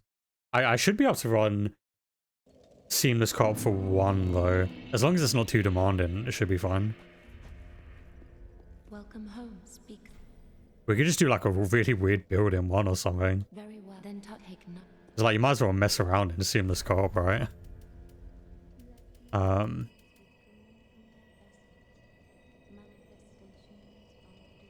Yeah, you do the same as well. Just do 1 nice clean start from the first game, and hopefully it's seamless for 2 and we can do a whole series on it. I want more stamina. Farewell, may the flame. Have I received any weapons that I just haven't been paying attention to? That'd be a no. How about any spells? That would also be a no. Must be one on Gooby in all games. We get to see the evolution of magic and shields. Oh god, using a shield as a weapon in the first game, I feel like is going to be the worst one out of all of them. Because that was back when the shields didn't have like special attacks. Okay. Magic's just going to be good in all the games because it's magic.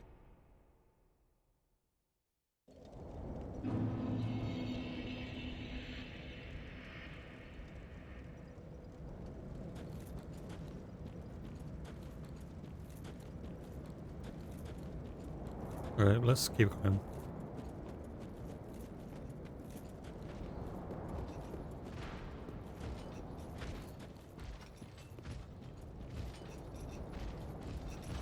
Yeah, the new PC case has not been in my budget though. Especially after buying my glasses. My glasses were very expensive. Don't have the budget for a PC case on top of my glasses. And unfortunately the glasses were kind of a thing I needed for my health. So, kind of outweighed the PC case in importance. Oh, we can random generate our builds like on a wheel, Remtime magic type. Or stats we're allowed to invest in. Interesting. That'd be pretty cool.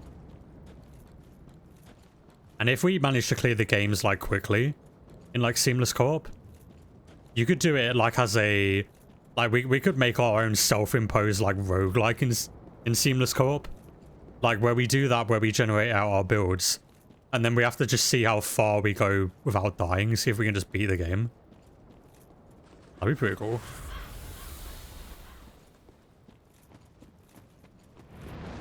Just turn it into a homemade roguelike.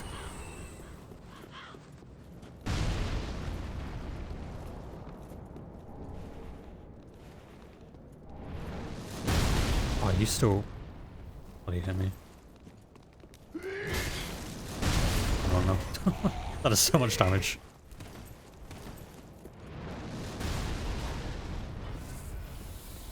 I don't know when you're firing.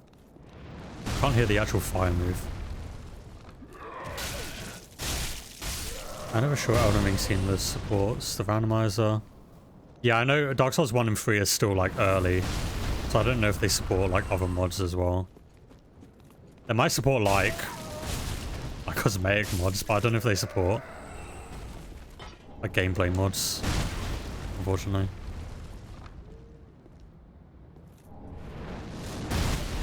I pick this stuff up without dying. Maybe not. Stop. Please. Give me one break.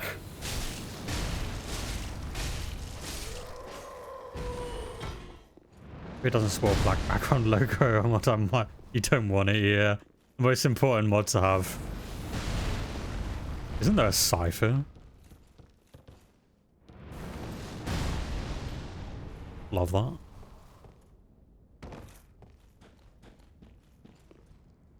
I'm gonna come back for those items. I'm just gonna wait till I make this guy friendly. Just gonna be easier.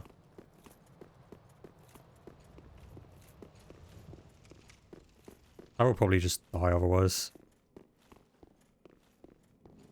Need the Obama text one when you die, yeah. So many strange mods for those games. I'm glad someone finally did a seamless co-op for both though. And they came out pretty, like, similar time, which is pretty cool. I feel like 2 is going to take longer just because people don't care about 2 as much. If I just go into this boss fight now, I'm gonna die. This boss, I'm gonna struggle on this shit. Oh yeah, when you first streamed it. The second phase is easy. It's just the first phase is kind of annoying when it keeps summoning enemies.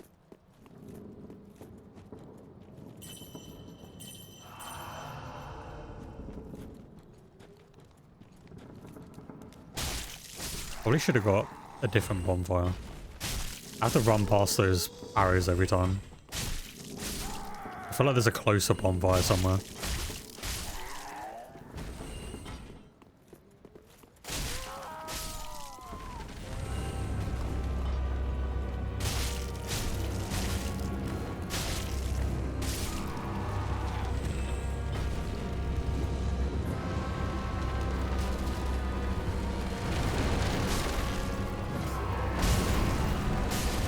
Oh god.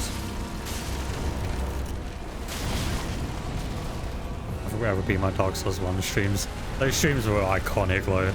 They were so good.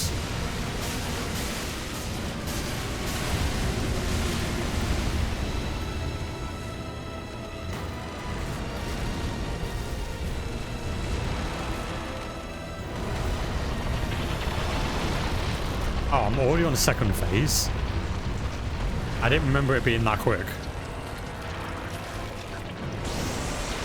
Not gonna lie.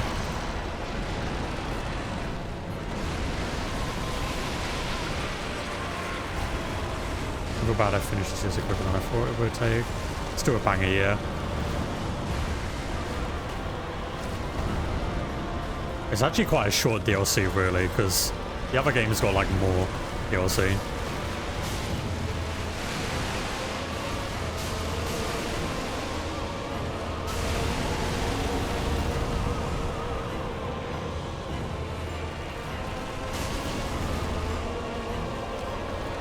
Oh, I forgot you can do that.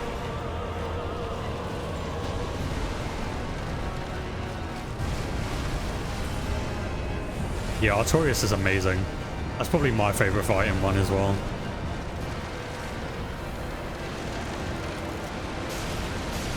How can you not like Artorias? If anyone plays Dark Souls 1 and they don't like Artorias, that's crazy.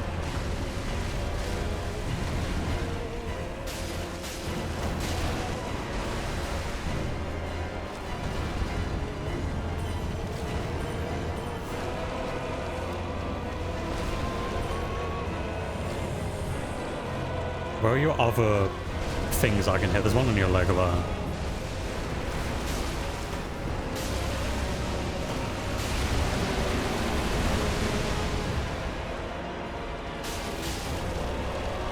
Oh.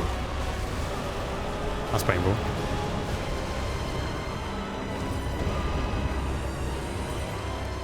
Yeah, a little bit of healing.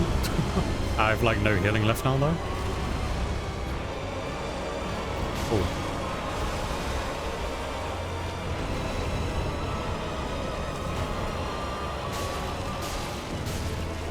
Oh, dear lord. Okay.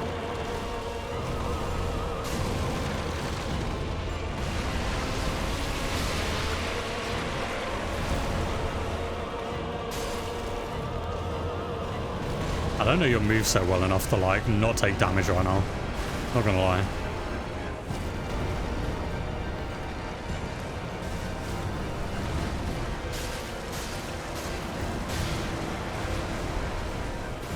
Oh, this is one boss you dislike a lot. We can also just first try the boss, you know. With one Estus Flask. Sure. Why is this serious? Oh, also mechanically his movesets are no joke. Like if you get caught, you can't just spam all away. Yeah, like if you get caught by the over and like jump swing, you can just do that 3 times in a row. Must I dislike a lot? A boss with tons of legs. Randomly having pimples. I'd like Dark Souls 3 more if the first few hours weren't just this village and the swamp. I know with the high wall, but it's for sure once you know the way. Yeah, I think it seems like the general consensus with this game is like the first half is not as good as the second half. It's like the opposite of Dark Souls 1.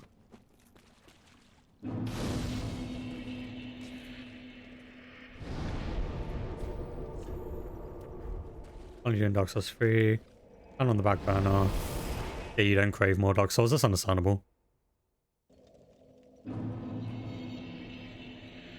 Basically inverse of Dark Souls 1.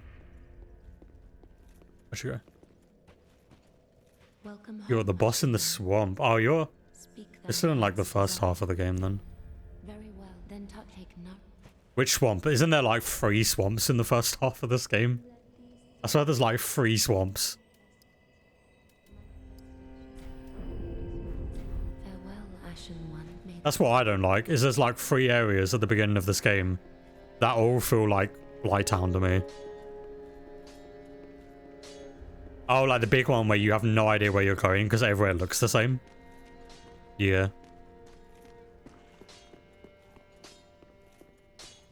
That is good, wasn't he?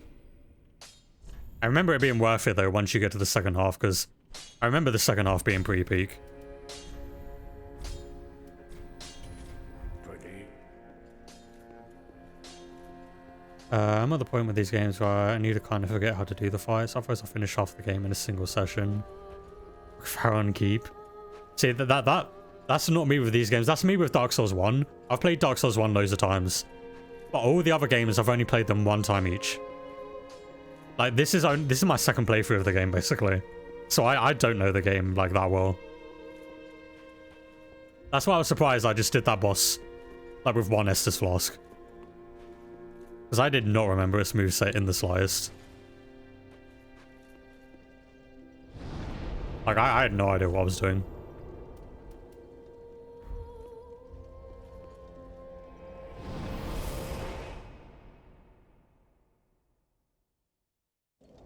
Dark Souls 1 is where I'm like, yeah, I can just parry every enemy in the game.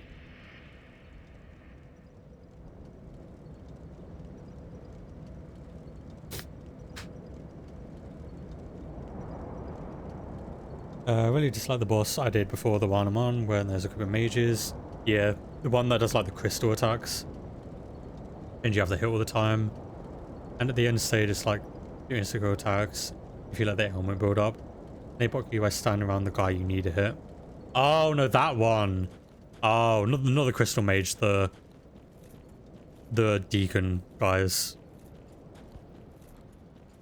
That fight can actually be made, like, really easy if you use one of the boss weapons. I remember using it in my stream playthrough.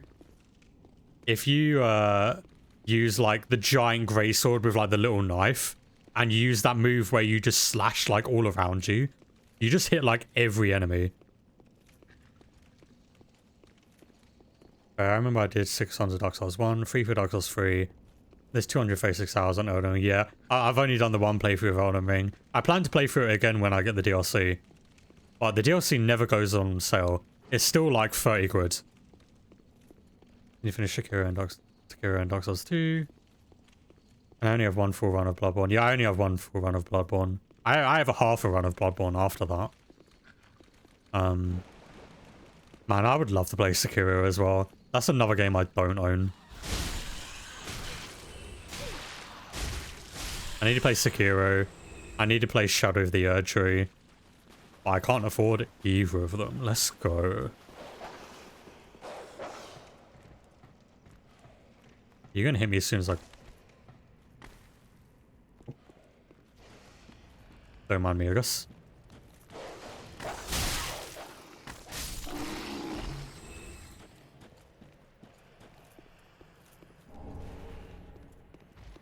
Oh, I remember you throw that.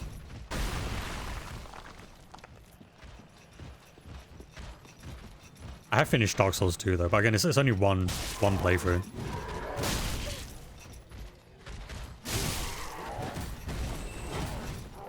I don't generally replay games like a whole lot because of just how many I have in my backlog. I don't have time to replay a bunch of games. Unless it's been 3 years like this one, then I have the time. Or like if there's like a mod I want to play or something. Or like a new DLC or something. I don't want to fight both of you at the same time. It's kind of pain. We played Demon's Souls 1, but I didn't even get the full end in. I'm going to go through the centipede area at the time.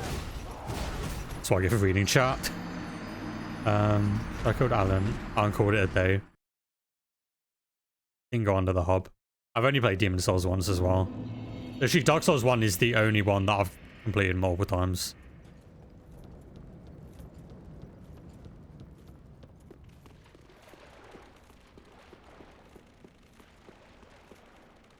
I've played a few of them, like halfway a few times.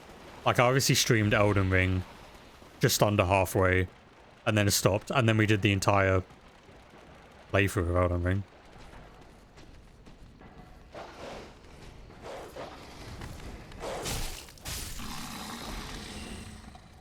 Yeah, I never finished Code Vein either. That's not super high on my priority list though.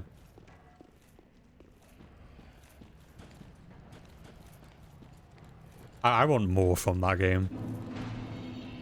I wish that game got a sequel so they could kind of develop some of the mechanics more. I'll play all this song, not gonna lie, but the camera work generally makes me dizzy and gives you headaches. Did you try turning motion blur off? 'Cause I think that game has like really heavy motion blur. You're both coming over here.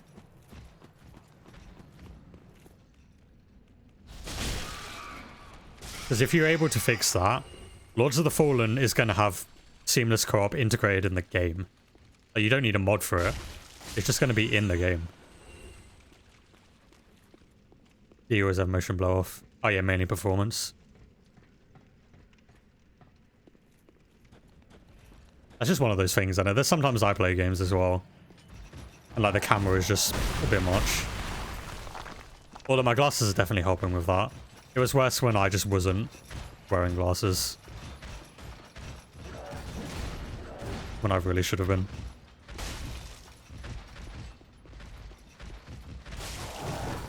You best believe I'm fighting these guys like this one now. That might also be a PC thing as well. It might also just like the camera just work differently on PC. Because like the different graphic settings. Give more time for Lies of P DLC and Berserk eventually. I really want to play that Berserker game. Again, just another game I can't buy though. Like, I want to play all these games, but think I'm buying any of them right now? Absolutely not. The only one I want to remotely buy is Night Rain, but that's because Night Rain is going to be so cheap. Like, Night Rain is not a full price game. Night Rain is like the same price as the Elden Ring DLC. For a full game.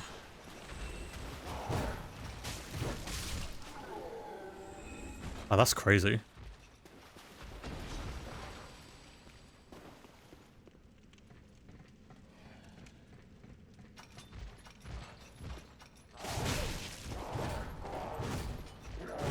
Camera work. I tried the Ninja Gaiden 2 remake on Game Pass, and it's got to be the worst thing camera work.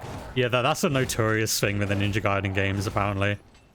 Apparently Ninja Gaiden is known for having, like, the camera will kill you so many times because it's just so bad. I guess they thought that was part of the charm of the game, so they kept it in the remake. But no, that's the only reason I can see for them keeping it in the remake. Is maybe they thought it added to the charm of the game. In some weird way.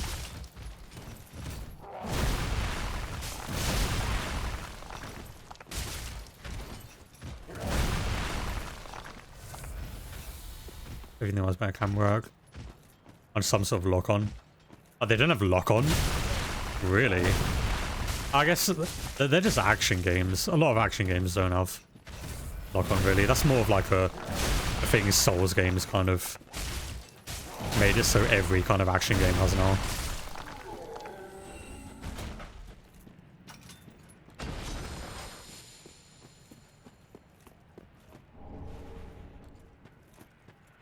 I still plan to play through the Ninja Gaiden games because I hear they're like good once you get the hang of them.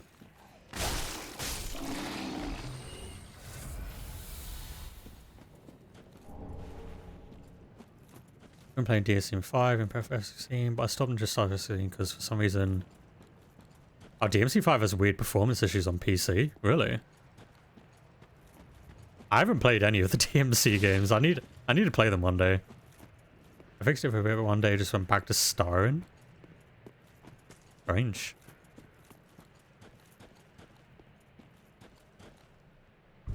Seems a lot of games just have performance issues on PC.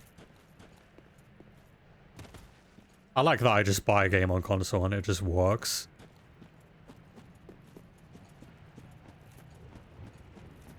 But that's why even one day, like I've already said this to myself, like especially in the time that I've been gone, like I've already decided, even if I, you know, get like a really powerful PC one day, I'm still gonna mainly stick to consoles. They're just, like, I just prefer the way they work. I like how consoles work, and I like that I can just buy a console and I'm sorted for games for the next, like, 6 years. All you, if you value, if like the goal you face enough, if like the others you're fool enough to play the I had a hard time navigating the menus. I 75% done with the game though. Yes, you saw enough of the combat. If like the I went into FF16 never playing DMC before. I've just never had the chance to play any of them because I don't own any of them. Where do I fall down here that's safe?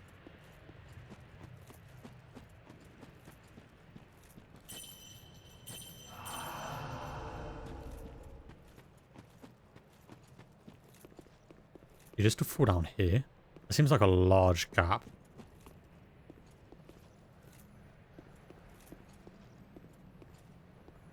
Oh. Didn't actually mean to fall there. I was trying to look over the edge. Being Doom by as a hack and slash. You're just bad as 5's killing demons. I've seen a bit of gameplay from 5. Because one of my friends is like really into the DMC games. So I saw him playing it one time, like when I went to his, like back when it came out. But I wouldn't want to just jump into 5. Like I'm such a OCD person when it comes to games like that. Like I'd want to start with the first one and play them all.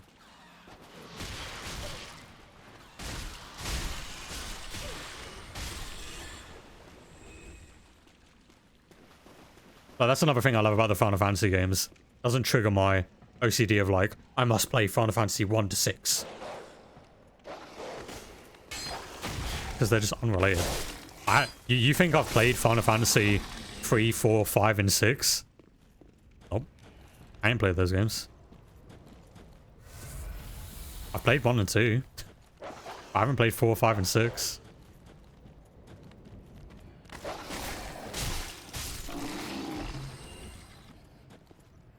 How do I get down there without dying?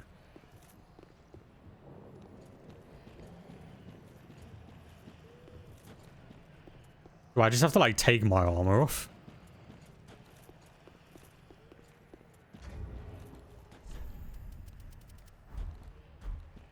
And just fall?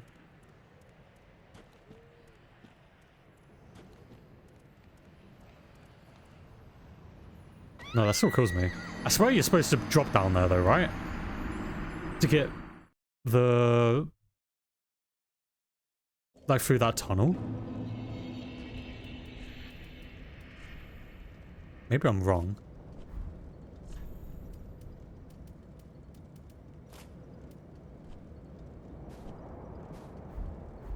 You play FF16. DMC5 is so similar. There's a similar icon ability system. They're their own version of the Limit Break Age. Oh yeah, it makes sense that they're similar because they have the same like combat director. They got the DMC5 guy to do the combat in FF16. It makes sense that they're similar. Wait, do I have the key for this? Where do I get the key for that? So I assume that goes to where I need to go. Or where I want to go. I don't need to go there. Short game, 2 just running through the campaign. For hard difficulty. Yeah, to get like the triple S ranks. Was it the super smoking sexy style?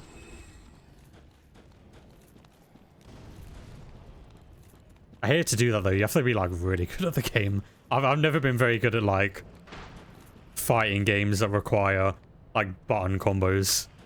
And then like DMC is like that put in an action game. Like I've never been very good at that type of game. Jesus Christ. Stop.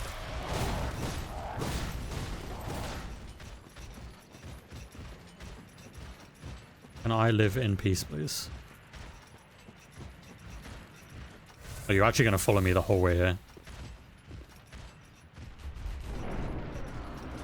Oh, the mission rank is right. I was thinking of the... Yeah, like the combos. Yeah, that's what I was thinking of. And then people use that meme for, like... just other games. I've seen that meme be used in so many different formats. Help. Oh. Onion Knight, help. Please. Every completionist. Not hard to max rank.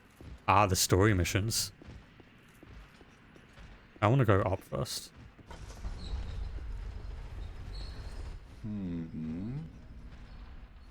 Oh, pardon. I am Z, to be honest. It's the boy. Well, whoever it is, I'm sure. But I have to find this lift. Well, this lift, oh, with a little warming, I've got to...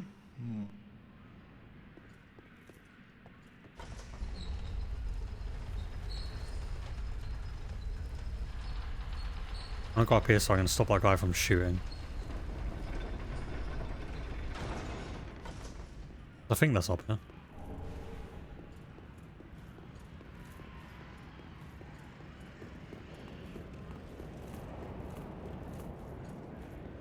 Hello, I am your friend. I help. Thank you. I help. Everything in the game was asked when I started. I was doing no damage to the first boss, like I was over 2 minutes. And I killed it and it ended the game? What?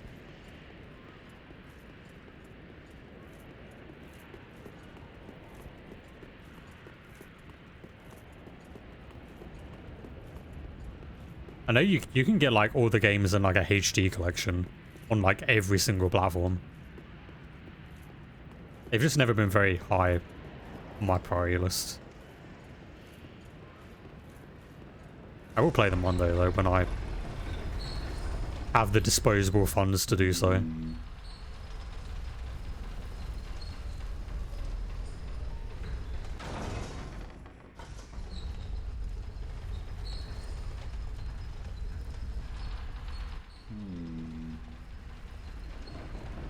It's the first boss in the Souls game where you're meant to die. Or if you beat, you get an achievement, so it's designed. Oh, that's cool.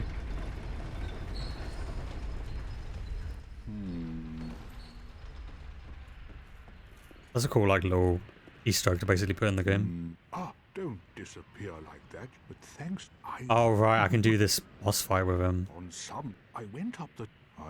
anyhow, I'm no coward and how now?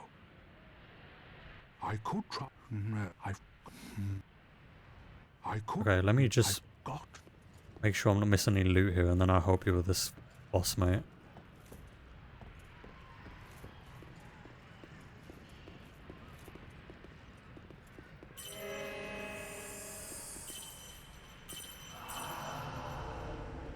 Alright, let's do this.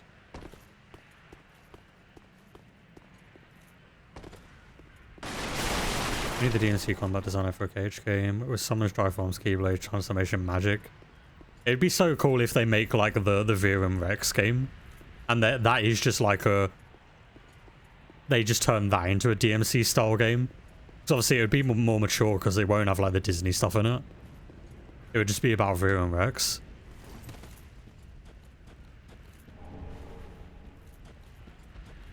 We just play as Yozora and we're just comboing on everyone.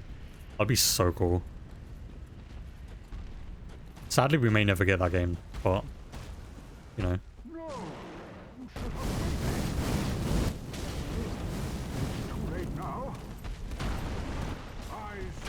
Not gonna lie. Engage 4 was almost called it. Oh no, that's actually a misconception. It's not that it was almost called it. It's that Nomura was debating whether to do Virum Rex or Kingdom Hearts 4 first. But he chose 4 because he knew people wouldn't want to wait for the number title. Like, they're both different games. Virum Rex and Kingdom Hearts 4 are 2 completely different games. But he didn't know which one he wanted to do first. So he chose Cage 4. But now that we've seen the interview, if anyone saw the interview he did like at the end of last year, where he's talking about the series coming to a close soon, I don't think we're getting that game. We're getting like 2 more Kingdom Hearts games, and then it's done.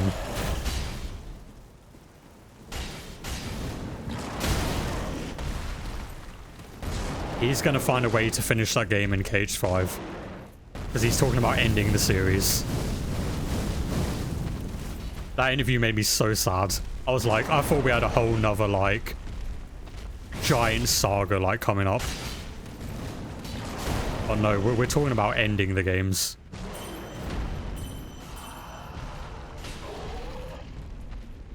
Yeah, imagine if Cage 4 is the last game. The first game in the new saga, and it's the last game. I would be so sad.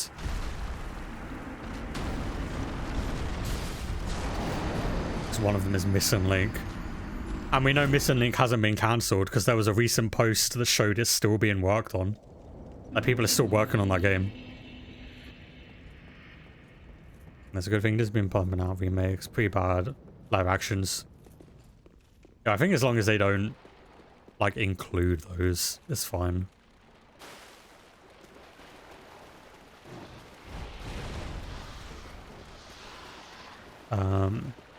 Remember they put out Cage 3 coming out, made it seem like we were just getting started.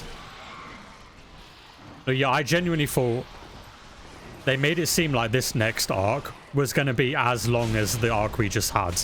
Like, that's what it came off to me, at the very least. Like, the way I saw that was like, oh, we just had the Xehanort saga. Now we're getting a whole new saga, which means this is going to be, you know, like another 6 games. We're getting like 2 maybe non-mobile games.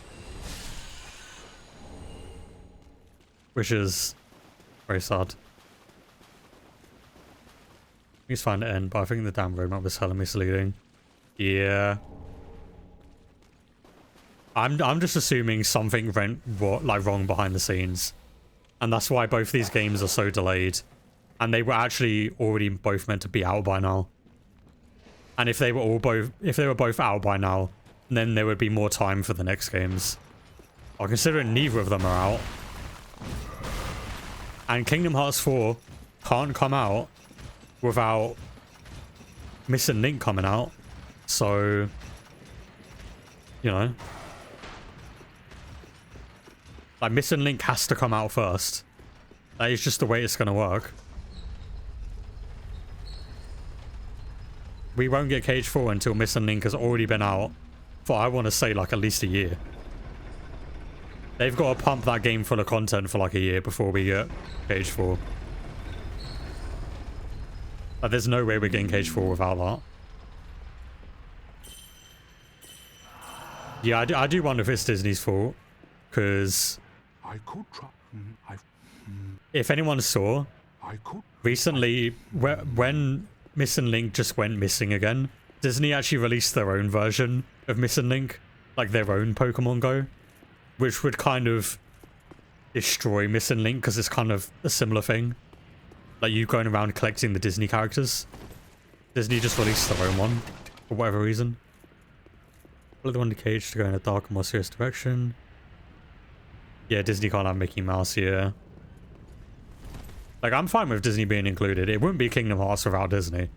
Like, Kingdom Hearts is Disney. Like, it's a Disney IP. But I just don't want them, like, ruining the release of the games in any way. Which it feels like they have been. Unless there's some other shit going on behind the scenes that we just obviously don't know about. Up against a Freddy Kingdom Hearts, yeah. The only thing that makes me feel like that shouldn't be the case is because the Final Fantasy and Kingdom Hearts teams are like separate teams of Square Enix. Like, they have their own teams.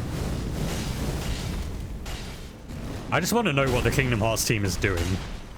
Because obviously the Final Fantasy team is making Part 3. And we know Nomura is helping with Part 3. But what's the rest of the Kingdom Hearts team doing? That's what I want to know. What's the rest of the Kingdom Hearts team doing? That was quite, but you mustn't. But Thank you, mate. to your valor. Fighting with Disney. Because obviously they stopped with FS16 because the Kingdom Hearts team helped develop that game. Like Square Enix brought a bunch of their teams together to help make FF16. Like I know the Kingdom Hearts team was part of that game. Well, that game came out 2 years ago. So, you know.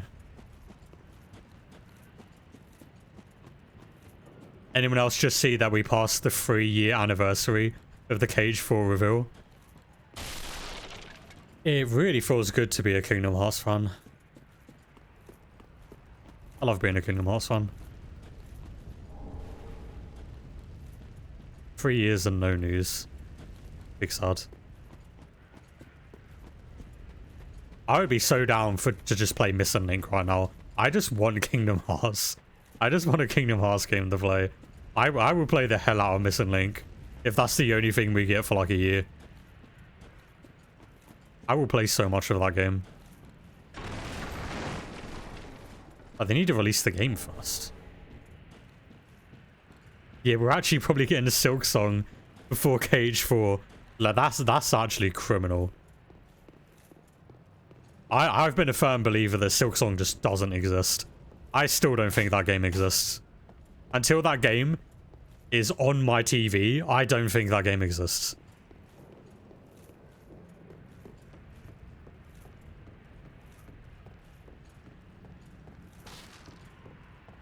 That was hyper shit though, yeah. They've worked on Silk Song for longer than Cage 4 though. It's more that Silk Song has kind of just been absent and that game got delayed like 4 years for like no reason. Or with like no word from the devs. Kingdom Hearts, we normally get like a bit more communication. And we're getting more communication from Silk Song than we are from Square right now for Kingdom Hearts. Now that's the thing that's like surprising. Not that it's coming out first. The Silk Song should have been out 3 years ago. Let's be real here. Silk Song should have come out in like 2023, 2022. It shouldn't be coming out this year. Let's be completely honest about that. But I just want to know like what's happening with Kingdom Hearts. Like, did they have to restart the game? Like a Kingdom Hearts 3 situation? Have they had to rebuild the whole game?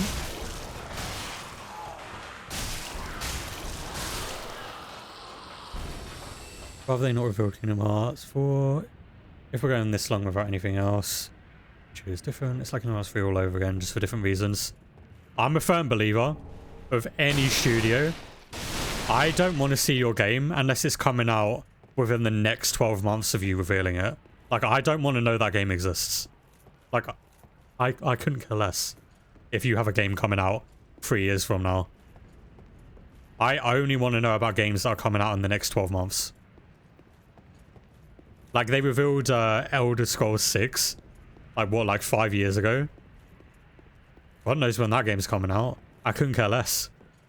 I couldn't care less about that game. Because there's no release date.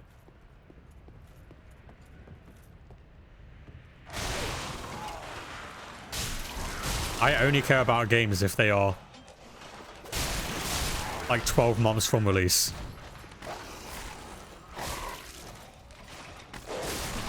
That's why I stopped posting on YouTube for now, after the Cage project died.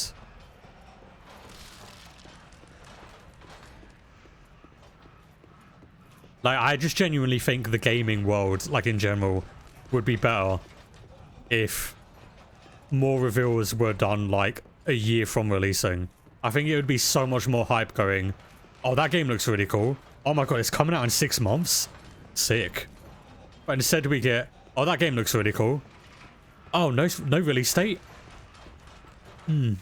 Okay. My enjoyment for that game has gone out the window. undo available to play now reveals, yeah. Like shadow drops like the God of War DLC. We absolutely need more of that. Wow. But it genuinely kills my excitement so much for a game. If I see a game trailer and I'm like, that game looks really cool, and then it doesn't even end with like a release year, I'm like, nah. Nah, you're taking the piss. Absolutely not. Not interested.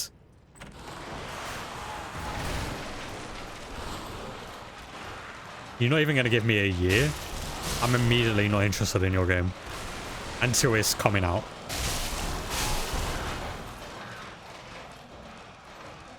Valid. Borderlands 4 was good. It was acknowledged a while ago, but we got the first look at Game Awards, then we stayed save play. Oh, you know, Borderlands 4 was perfect. Like, I think Borderlands 4 was good because it was technically revealed this year. Or, well, it was revealed within a year of it coming out. That's fine. That's perfectly fine with me. It got revealed with no release date. But then we got a release date that was within a year, so it made up for it.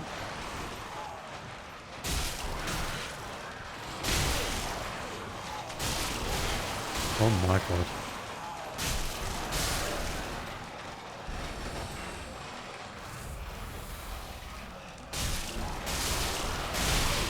No, I believe they teased it at the Game Awards. The Game Awards was the first time we saw it, I'm pretty sure.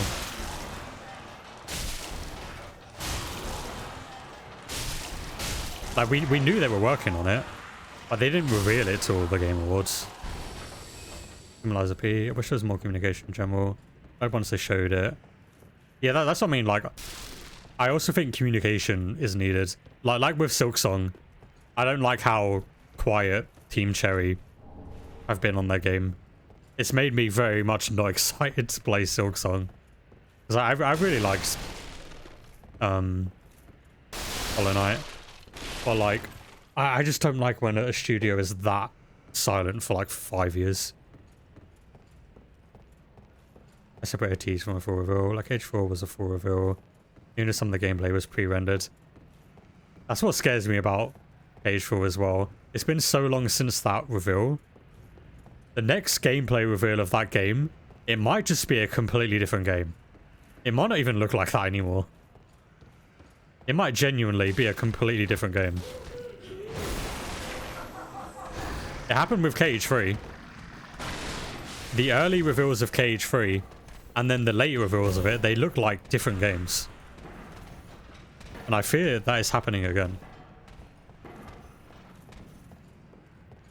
I thought Cage 4 looked great.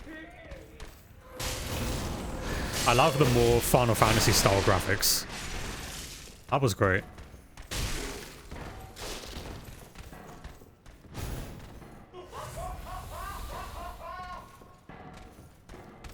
Sora's best design, I may dare say.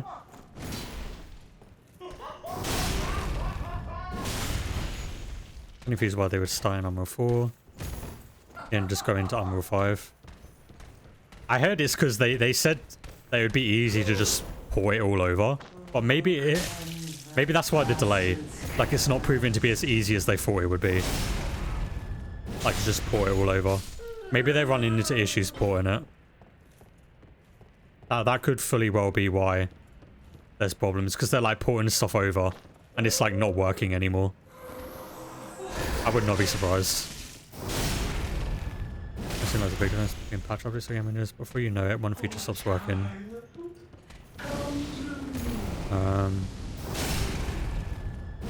Entirely what differently than changes how you do certain things to a game. That's what I mean. Like, I think they may have underestimated switching to 5 from 4.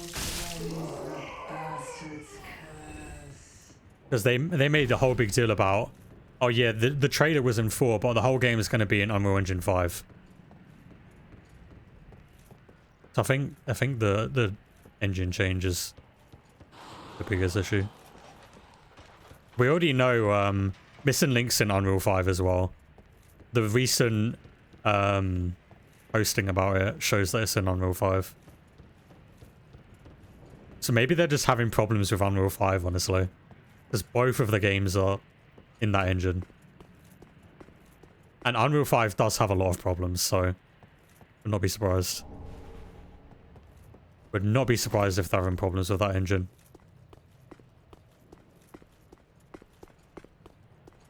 I was doing my game to goals. I'm gonna try following a tutorial that was 2 years outdated. The whole video was invalid. Yeah, because the thing they were teaching was just removed from the engine, yeah. And if anyone knows anything about Unreal 5, that engine is like not super optimized right now. Like, it's really hard to optimize your game in that engine. So many... If you see a game that releases now and is really unoptimized, it's probably in Unreal 5. Because devs just haven't worked out how to, like, optimize that game engine yet.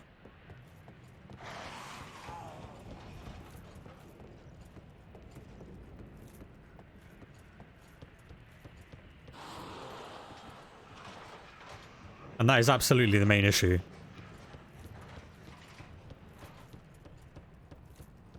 Square are like, no. We're going to develop a whole mobile game in Unreal 5. The engine that makes PC games unstable. We're going to make a mobile game. Yeah. That's a good idea. Anyone from Square's watching, I actually love your studio. Just saying. But transparency is key. They may make my favorite games, but I'm still going to be honest. My top 3 favorite games are all... Actually, not my top 3, but like 3 of my top 5 favorite games are Square Enix games. I was going to say my 3rd favorite game is not made by Square Enix. In most Unreal games, people think great until you're moving it to your own second. Lightspeed and mobile rails are probably the best optimization you'll see in high graphic Unreal games.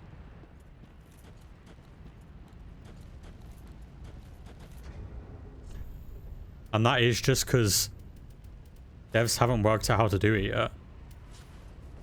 How do I? Hello? Hello? I'm hitting some kind of invisible wall. Okay. Was I hitting... I see. There's a large invisible wall by this bonfire.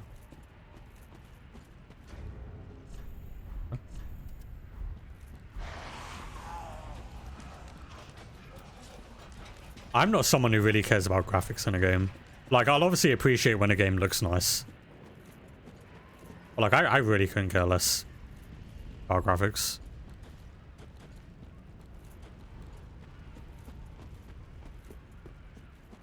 I will gladly go play a game from like 20 years ago.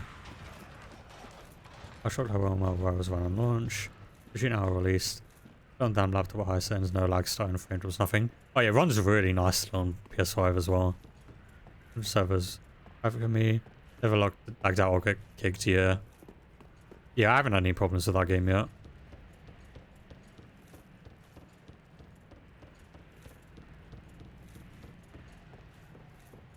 Some devs are just better at others with the engine right now. That's just game dev in general though. COD could never. COD can't even pay real people to make the art for them.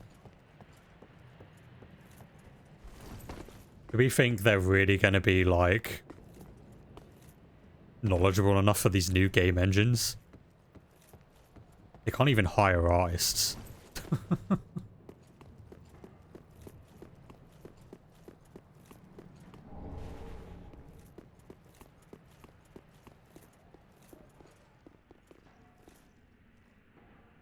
I make it to that? No.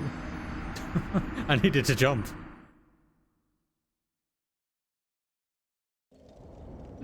Oh god, I have to run all the way back there again.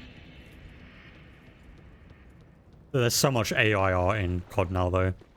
Like every other calling card is just AI now. Which is upsetting.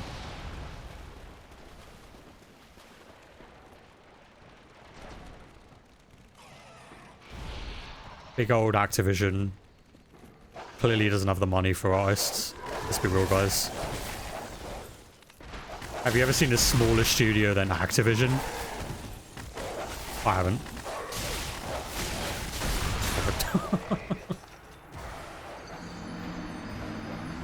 Activision, smallest indie studio I've ever seen in my life. They have no money. Especially now that they're owned by Xbox. No money.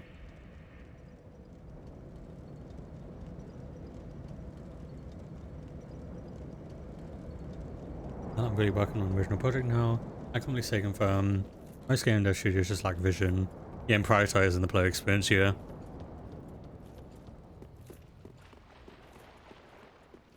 I mean, I have a tiny bit of game dev like knowledge from my course.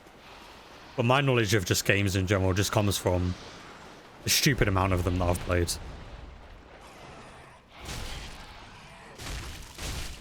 Like, I've played so many amazing games and so many mediocre games. It's like really easy to tell when devs actually have like a passion for the game.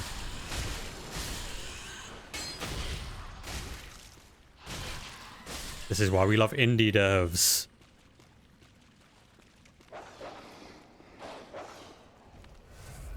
My game can be shit, but during the process I can't picture myself doing things I know people hate. How hard it is to look at what players like and do that and avoid the things they don't want, yeah.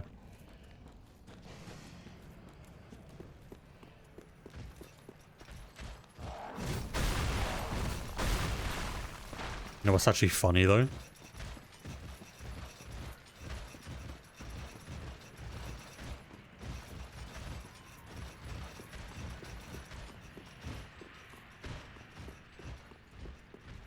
Same as when devs like patch things in games. And then they patch things that don't need to be patched.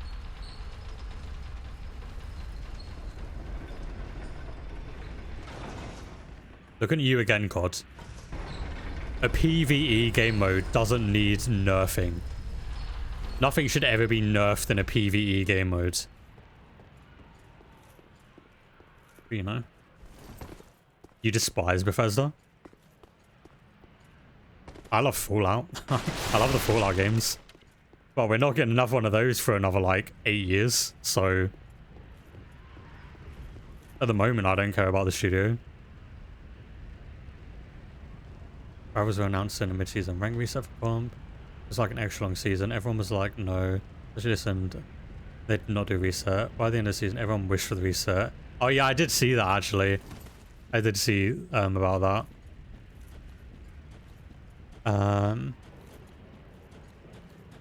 Because they tried to make mods paid for and re-releasing the same game, ruining mods. Already bugged for a certain version. Fallout 4 is fine.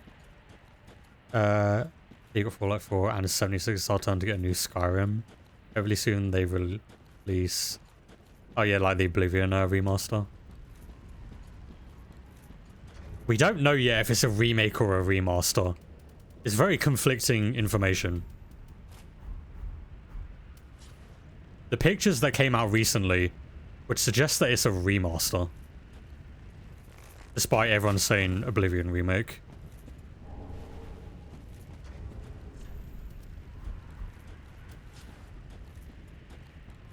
They just released it without too many bugs. I just can't play those games because they have giant spiders on them. That's the only reason I don't really care about Elder Scrolls. It's because, like, I can't play them without mods. And I don't have a good enough PC to use those mods. I've been putting off dinner, someone do that, but great first stream back.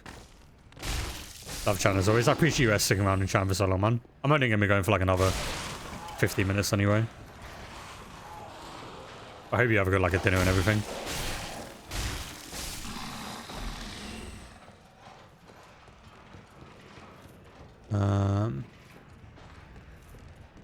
Damn worse than Deep Rock Galactic. I don't mind Deep Rock Galactic because they don't look like spiders to me in that game. Like they're so... Jesus Christ. They're so low polygon in Deep Rock Galactic. They just look like generic bug. I messaged you on Discord. I stream content plans. Maybe I actually do them this time. Even though we said that last time, yeah. I'm down anytime, man. Just like send me a message and stuff. And then we'll work out like timings with... What the hell? Okay. Work out timings that work with both of our schedules. Oh, Oblivion is the best quest. I only played like an hour of Skyrim. That's my only Elder Scrolls experience. Actually, no. I played a bit more than an hour. Maybe like a couple hours. I played like a bit of Skyrim back in the day. And I got someone to get past that first cave at the beginning with all the spiders. And then I was like, you know what? I'm going to just not go in a cave for the rest of the game. So I just did all the stuff in the overworld. I could. And then I realized, wait, there's actually spiders in the overworld. There's spiders in the snowy areas. So I stopped playing the game. I closed the game and deleted the game. That's my experience with Skyrim. Is I thought they were only going to be in the caves. No, there's snow spiders. Like 20 hours without mods. Started modding. Modding was so rough. Oh, it took you a while, yeah. I do want to get Skyrim on PC one day though and play it. Because I know you can get the mod that turns all the spiders into bears. And I would like to play that.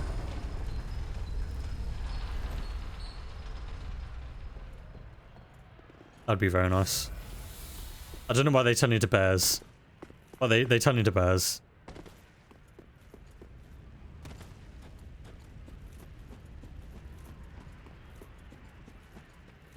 The same reason I couldn't play, what's Bethesda's recent game?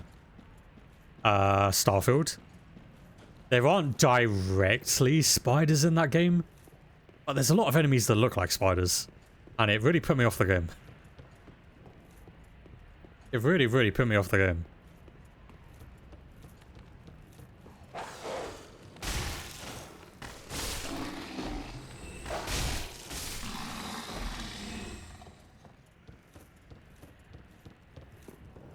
Because I put a good like 20 hours into Starfield.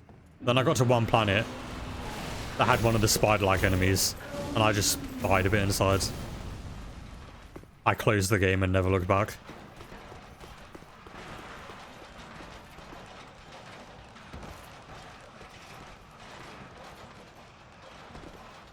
But Fallout I like. I like Fallout.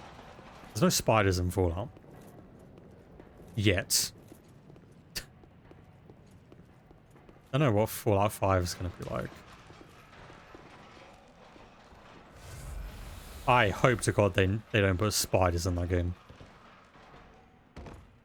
They do not fit in Fallout in my opinion. Although I don't think they fit in Starfield either while they're in that game. Oh my God. Thank you. Oh. my TV just turned off. Hang on a second. Here we go. Got to go to bed now. That's on open tomorrow. How to go to stream. I love you. I love you too. I appreciate you lurking the stream for as long as you did. I hope you get a good night's sleep and everything. And hope your day of work goes well tomorrow. And that you get enough sleep for the open. I love you too, though. Thank you for the Donald Y. And the cat jump. Quick resume? Yeah. We love quick resume. Because when my TV turns off, my Xbox also turns off.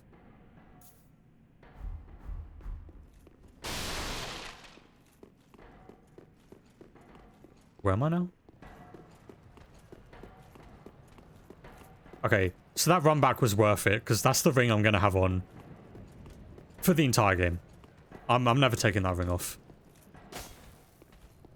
That's so much nicer. I want to actually see the difference. That's increased. This is without it. Yeah, that's a lot better. I like that.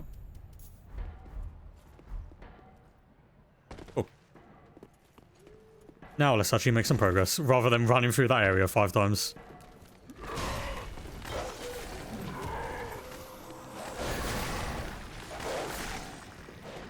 I'm not a huge fan of Bethesda at the moment. I don't like that they seem to only have like one dev team. So they can only work on like one game at a time.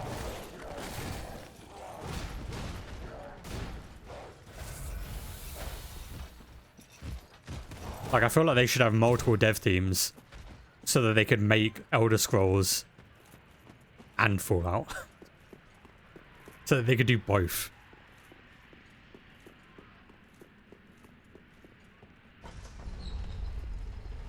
Because we're getting to the stage now where games are taking so long to make that when studios only focus on one game and that one game takes 6 years to make, it means the other series you don't get another game for like 12 years.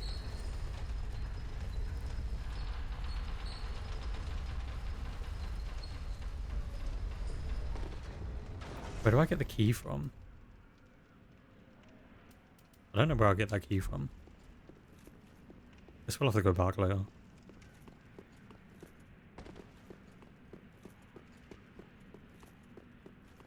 But that's just a common dev thing though, that I'm not a huge fan of now, with games taking so long. Is that like, I have series that I really like from certain game devs, but I know I'm not going to get a game from that series for a while, because they're busy with other games. It's like Insomniac. I'm excited for Wolverine, and I'm excited for Spider-Man 3. I would love another Ratchet and Clank. I would absolutely take a new Ratchet and Clank over either of them. Ratchet and Clank's one of my favorite series. I know we're not getting another one of those for quite some time, because of like Wolverine and Spider-Man 3. So, big sad. I take Ratchet any day. Or superhero games. Thing is that the Spider-Man games are amazing. They're so good. Oh, the Ratchet games are like some of my favorites.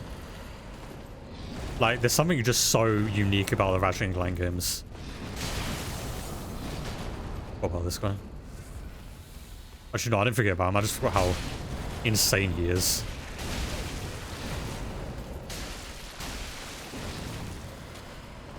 Okay, I'm gonna run away and heal. But because a lot of studios only have like one giant dev team, it means that they only work on like one game at a time.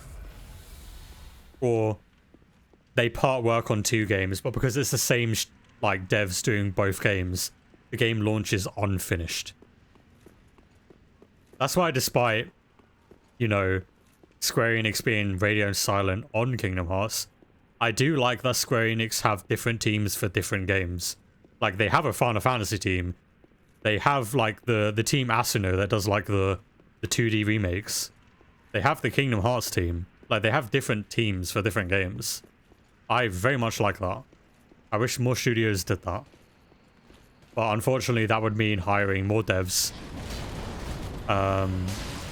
Which doesn't happen a lot now because there's a lot of layoffs. So, you know.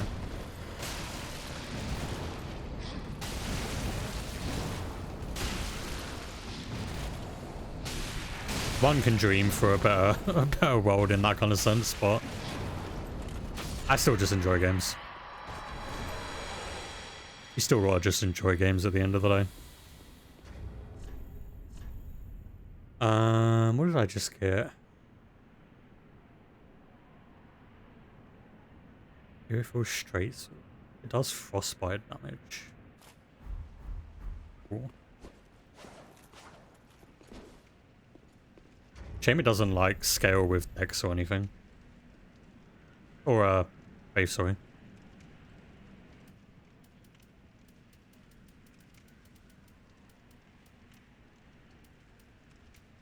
Wait, it's actually stronger than my weapon? Even though my weapon's +2? I'm gonna try it for a bit. Well, Ratchet & Clank is like one of those series, like, it's so unique to me. Like, I've never played another game that feels like Ratchet & Clank. Whereas, like, the Spider-Man games do just kind of feel like the Arkham games, but, like, faster. Ratchet and Clank is like its own entity. And that's why I want more of it, because it's just so unique. And I feel like Rift Apart was a little short. Rift Apart was great. It's probably like in my top 3 games in the entire series. It was a little short. Like, that game only took like 12, 15 hours to get the Platinum Trophy. Like, it is a very, very short game.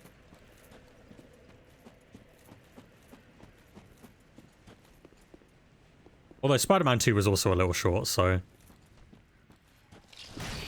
They could just be being rushed for that time, honestly. I would not put it past Sony. We already know they rushed Spider-Man 2.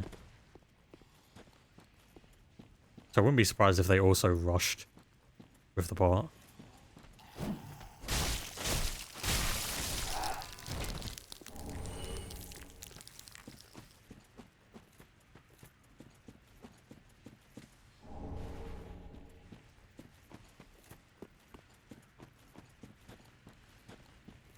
In positive gaming news, though, Expedition 33 looks amazing. And that's by a studio who is unknown, maybe? I don't know if they've made anything else.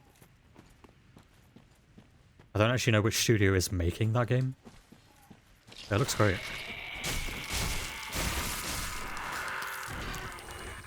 Looks like it could be a Game of the Year contender for me.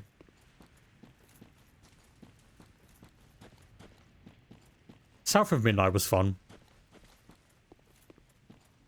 It's a bit lacking in combat though. I would still urge people to play South of Midnight. The story and the music were great. The music in that game had no right to be that good. Like, it was strangely good.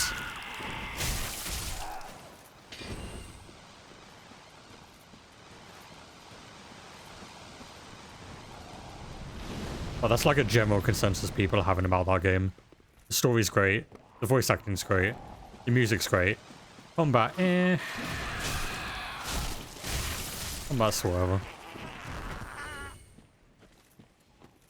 I still gave it an 8 out of 10 though. For the story and music.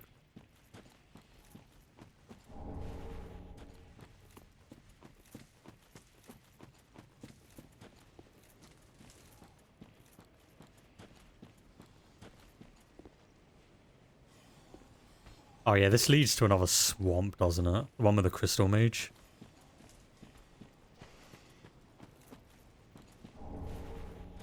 Hello? Oh my god. Relax.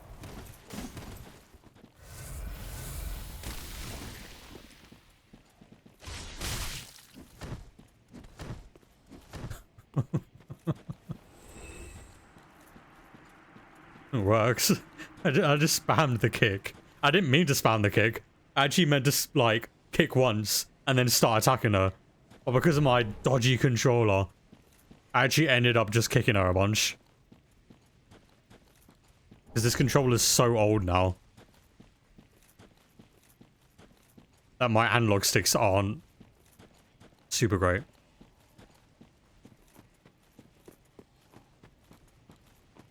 I'm actually using an Xbox One controller on my Series X. Because my Series X got really bad stick drift on the controller. It was just not usable anymore. So I have to use my Xbox One controller now. Which has like 3 years more playtime on it. So it is dying now as well.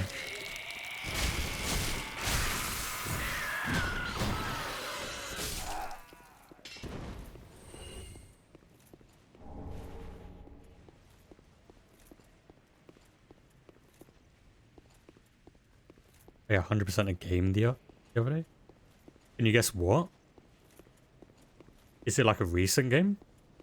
I also 100% a game. Literally yesterday. I finished the 100% for a game. Kinda. What game was it?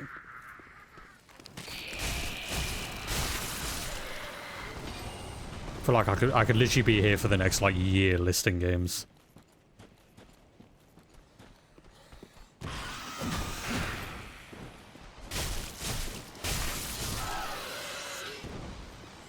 Isn't there another one? There is another one.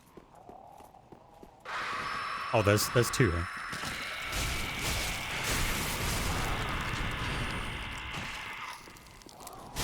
Oh, an old game?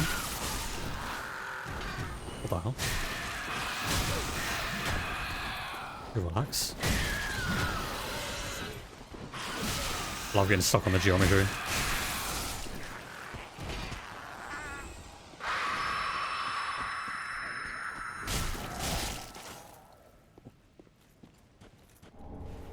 Yeah, which game was it?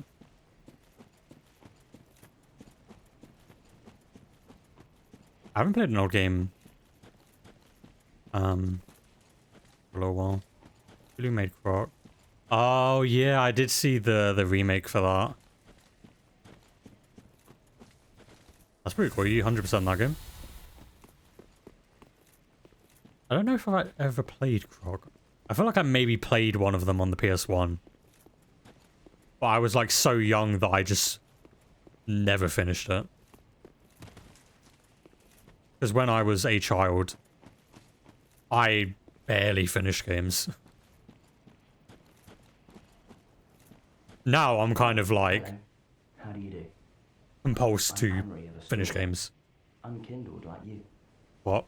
Back then I did not finish games like ever. We're beyond the flood. We seek the cathedral. We may go our separate ways the next time we cross paths. May the flames. Yeah. He's not very tall, but don't think ill of him. He is an ups. Without his help, we are well along the road of beyond the flooded. We may go the next time we may the flame. You look like the default character. Yes.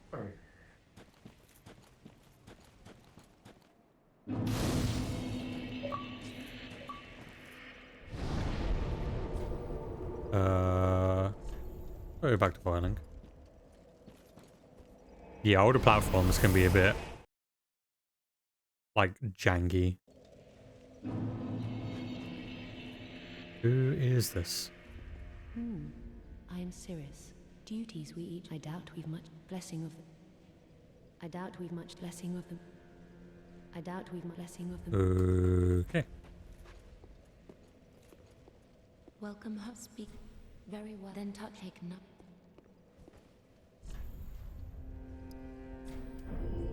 The game I 100% yesterday, South of Midnight, literally came out like on the 8th of this month. Like it came out and it came day 1 to Game Pass. And that had a lot of platforming in it. Some people didn't like the platforming, but I thought it was fine. Well, tis good, tis what needs. I didn't have any problems with it. Okay, I still can't do anything past that. Does this weapon take, like, yeah, Twinkling Titanite? That's a bit of a yikes. Pretty be careful, I don't. Oh, head-handed one. Heavens, thank you. Almost. You can as. I think this unlocks more stuff as in his shop eventually, like he goes somewhere. Goodbye. Oh, this place. Oh, head-handed one. Goodbye. Oh, this place is a bore. Yeah, I think he goes somewhere, and then comes back with more stuff. And I think you can do that a couple times. But you have to stop at some point, otherwise he goes and like dies somewhere. If I remember correctly.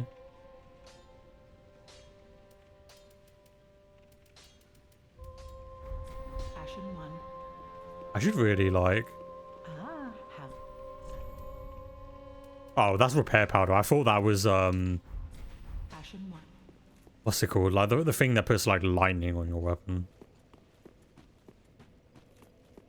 Okay. We can go into this area a little bit. We'll go for like another 20-30 minutes.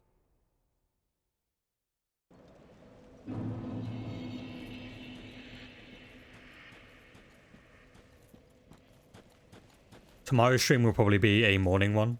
Because I have an appointment I have to go to for my normal stream time tomorrow.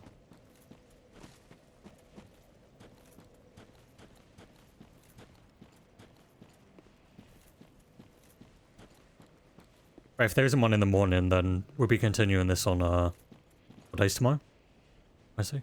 Then there'll be definitely one like a normal time on Thursday. It'll just depend if I can get everything ready for the stream in the morning. I haven't set up for a morning stream yet. That's gonna be brand new.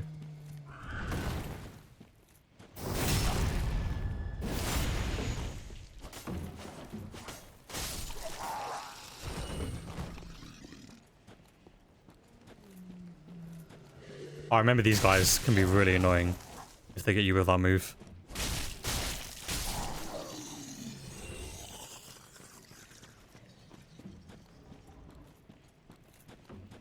I haven't played a game that is like just a platformer in a very long time. What was the last game I played that was just a platformer? Like that is the main genre of it.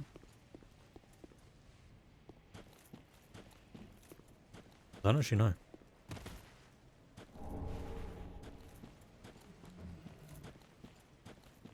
It might have been so long that I genuinely have zero clue.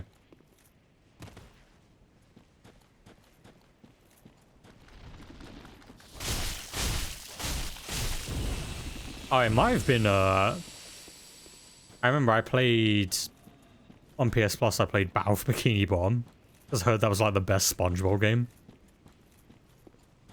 Like the rehydrated one, the remaster.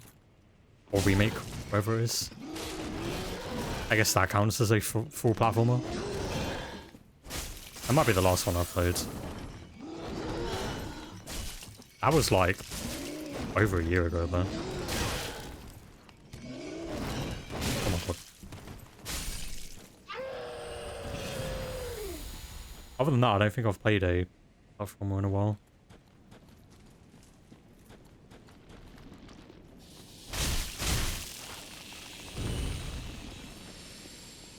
Honestly, since I last streamed, obviously when I last streamed, I'd started like Yakuza 1 or Yakuza Kiwami. And since then I have finished the 100% for that. And then also started Kiwami 2 and finished the 100% for that. I spent a lot of time on both of those games. Each of those games took about 75 to 85 hours each.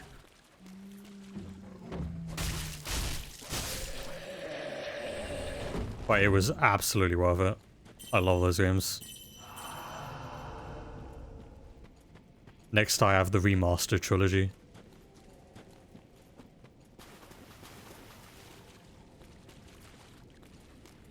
Let's go this way first, because I know this way is in progress. I remember these giant crabs being an issue. And then when I saw them in Elden Ring, I was like, dear God, no.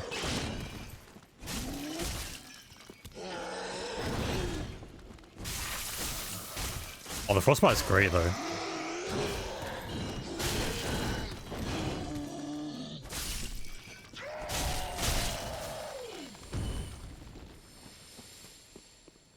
Doesn't Elden Ring's tame, yeah, compared to this game. I do remember, like, dreading them when I saw them, but they ended up not being as bad to, like, fight. This game, though, I genuinely don't fight them. I don't like fighting the giant crabs in this game. I feel like they have way too much health for like this early in the game. Or like you just do such little damage to them. Maybe if you use like a heavy blunt weapon it would be better. I don't use those kind of weapons. Like ever really in these games. Oh wow. I only just had enough time to use that.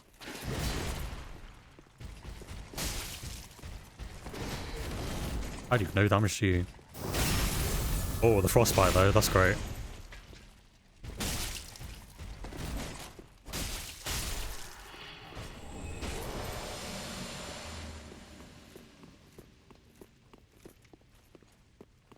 Oh my god, I'm just remembering other, like, areas in this game. There's a lot of weird areas in the first half of this game. I'm just remembering that, like, weird outside area. Where you go and fight, like, the undead carriage thing. Nice. I also got the twin blades, which are, from what I remember, are completely OP. I remember, I think I switched to those, like, near the end of my original playthrough of this game. Because I was just so bad at the game. And then someone was like, you should try the twin swords, it will help you be more aggressive. I was like, okay. And they just kind of shred.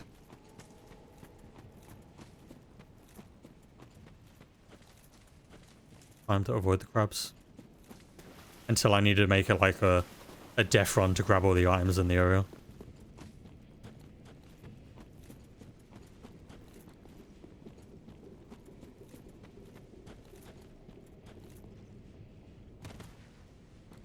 That was worth. I took damage. There was nothing there.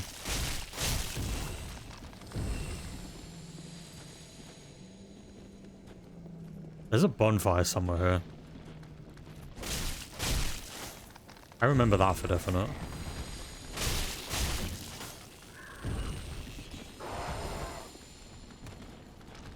It's like they don't make you that run every time.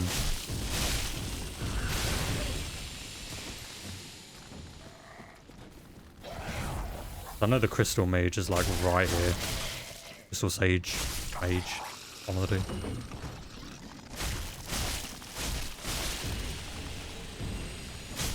Oh dear lord. Well, I need that. A bonfire now.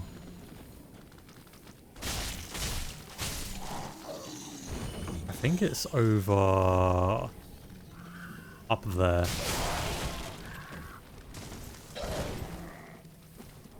Oh dear lord. Let me get this bonfire, please. If it is here. Oh right, I can't because of the bloody enemies. They also toned the dogs down in this game. The dogs in this game are not nearly as bad as like a Bloodborne dog. Bloodborne dog is maybe the worst one. All the dogs in Dark Souls 1, like in the early areas, they just kind of shred your health for no reason. They definitely tamed the dogs down.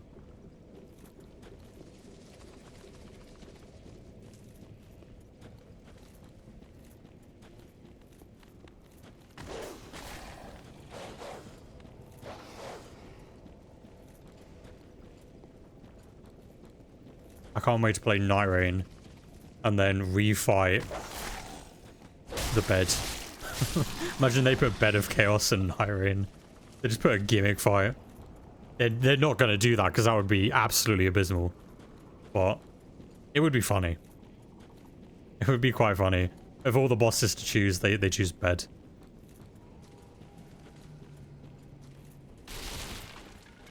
It wouldn't go down very well. People would not be happy. Because that might quite possibly be the worst boss in the first game. It's my least favorite boss.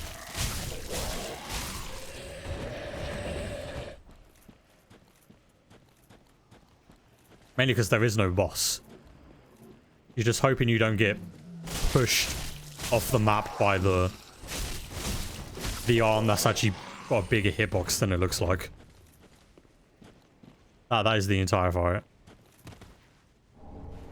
Nice.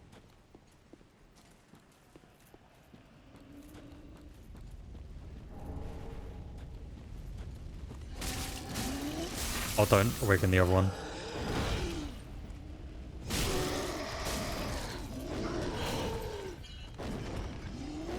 Okay, we can do this all day. We're both just backing up and then attacking.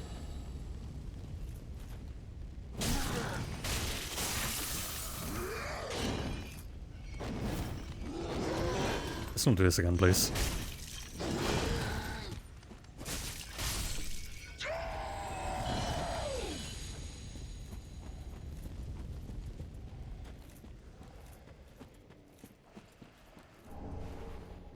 Oh, you know what I actually should do before we finish up?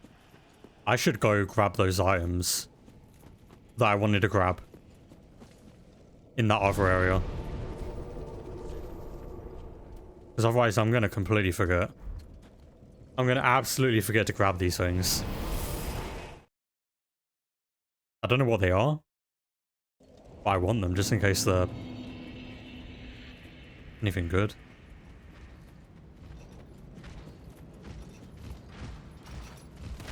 And it was just putting stuff in the oven today. So I'm back, welcome back. Oh my lord. This sword is definitely doing more damage than my other one. I just can't upgrade it. I don't have any Twinkling Titanite. I love when the dinner's just easy to make though. Easy, you eat it and then you got more time to do other stuff.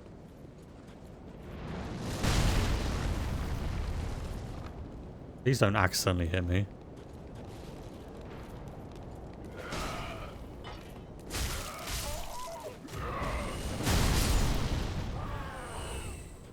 Can he still damage me? If I'm friends with him?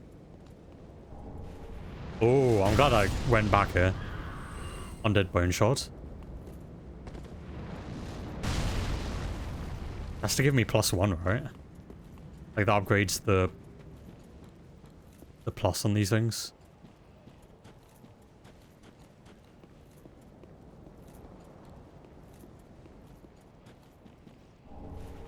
And we got the ashes for more items. I think you give that to the woman to get more items. And some cloak stuff.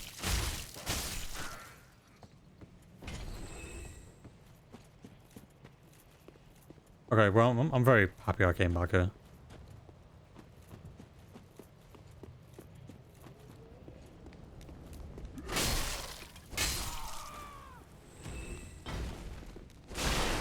I don't think I missed anything else there. Not that I'm aware of.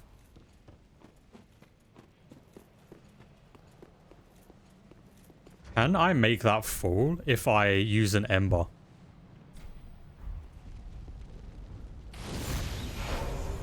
Maybe.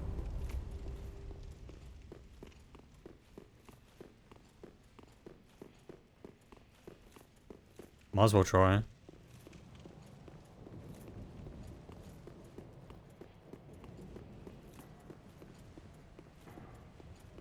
I'm gonna alert every single enemy here.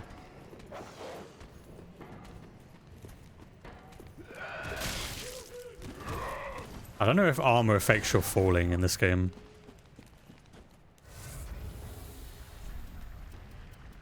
I'm gonna take it off just in case. Oh. Oh, I could just die. Or we can die. Or we can die.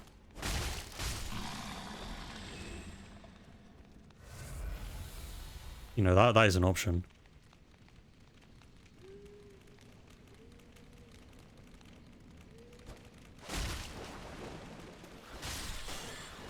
Thank you. Thank you.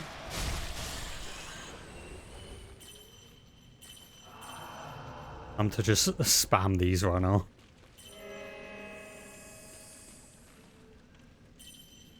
Are you just gonna watch me up there?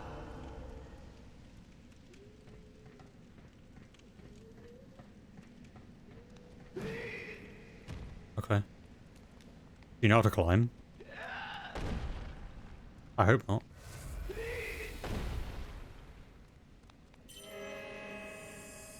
And then JRPGs you think people sleep on that are good?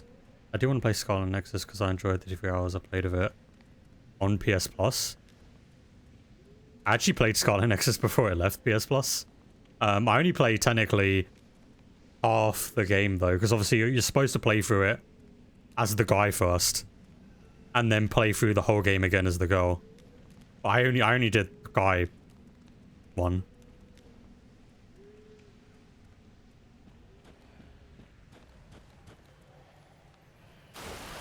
I'm alive. Let me have a think. JRPGs that are slept on. I don't know what I just picked up.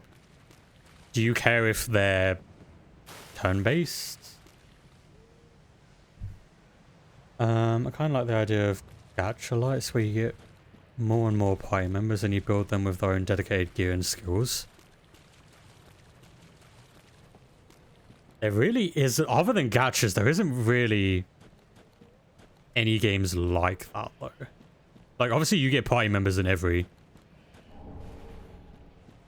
JRPG, but there isn't really like gacha levels in 99% of RPGs.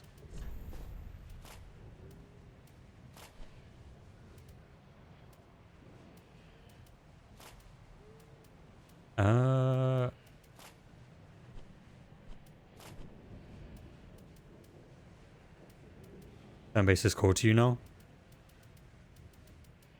Let me think. I've genuinely played so many bloody JRPGs at this point. We look kind of goofy, but enough be this kind of gacha games I've had. Even looking at Final 15, like I think Squall and Equip Gear. Oh, okay, that's every JRPG then. Every JRPG you equip gear on like your party members and stuff. That's just the genre. Like on a path you can build set up each party member. Okay. Man, I need to check my backlogged account. Anyone else got an account on backlogged? Because I absolutely do. I've only played one Dragon Quest game, which was 11S, but that game was phenomenal. That game is in my top 5 favorite games of all time. I only got halfway through Octopath 1, so I can't really comment on that series too much.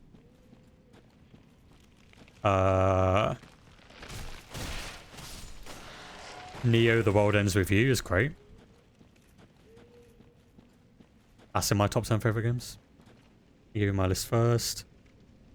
You already know of, okay. That would probably make more sense.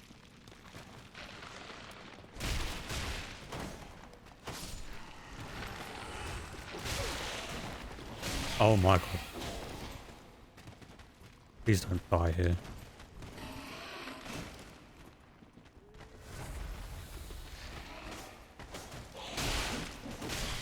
Oh, I thought I had enough range on them to hit them before they did their attack.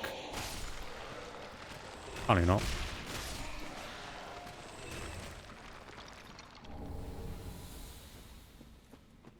All the Final Fantasies. Play Final Fantasy 12 if you want a really unique battle system. Final Fantasy 12 has like weird kind of like coding as the battle system. It's so strange, but kind of really cool at the same time.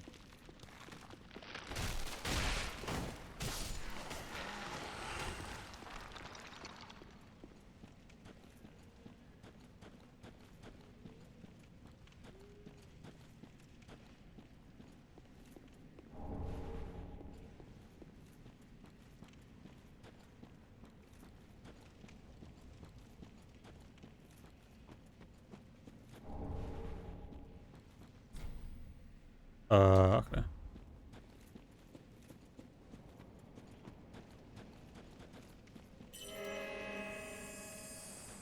Can I open this or do I need a key? I do need a key. So obviously that's the way you're probably supposed to get down here. But I don't see why you wouldn't just fall if you have enough health.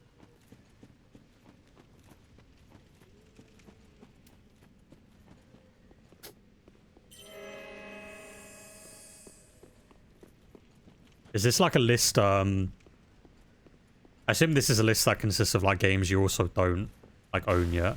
Like it's just a list of general JRPGs that you want to play.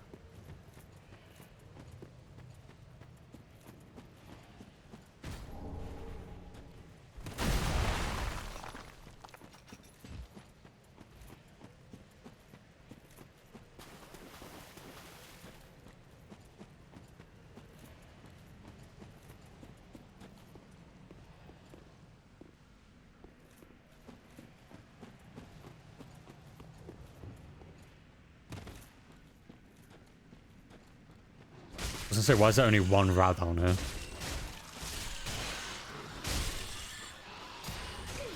Was it Dark Souls 2 that had like the Rat King boss?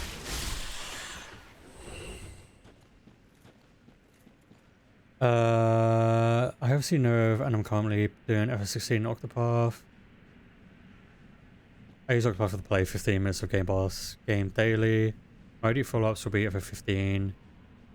Grand Blue. Well, JRPGs with really good world immersion, cool mechanic. The combat like in Octopath we have the boost thing. We can boost like up to 3 times. If we have Fierges. A mechanic that enhances the combat.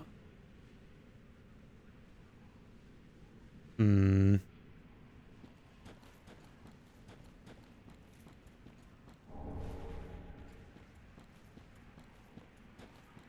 I have to think of one that like enhances the combat. I mean, all the Final Fantasy games, I guess, do kind of have like some way to make the systems like really in depth. Some less than others. Like I think if you play like the earlier ones, they're a lot more simple.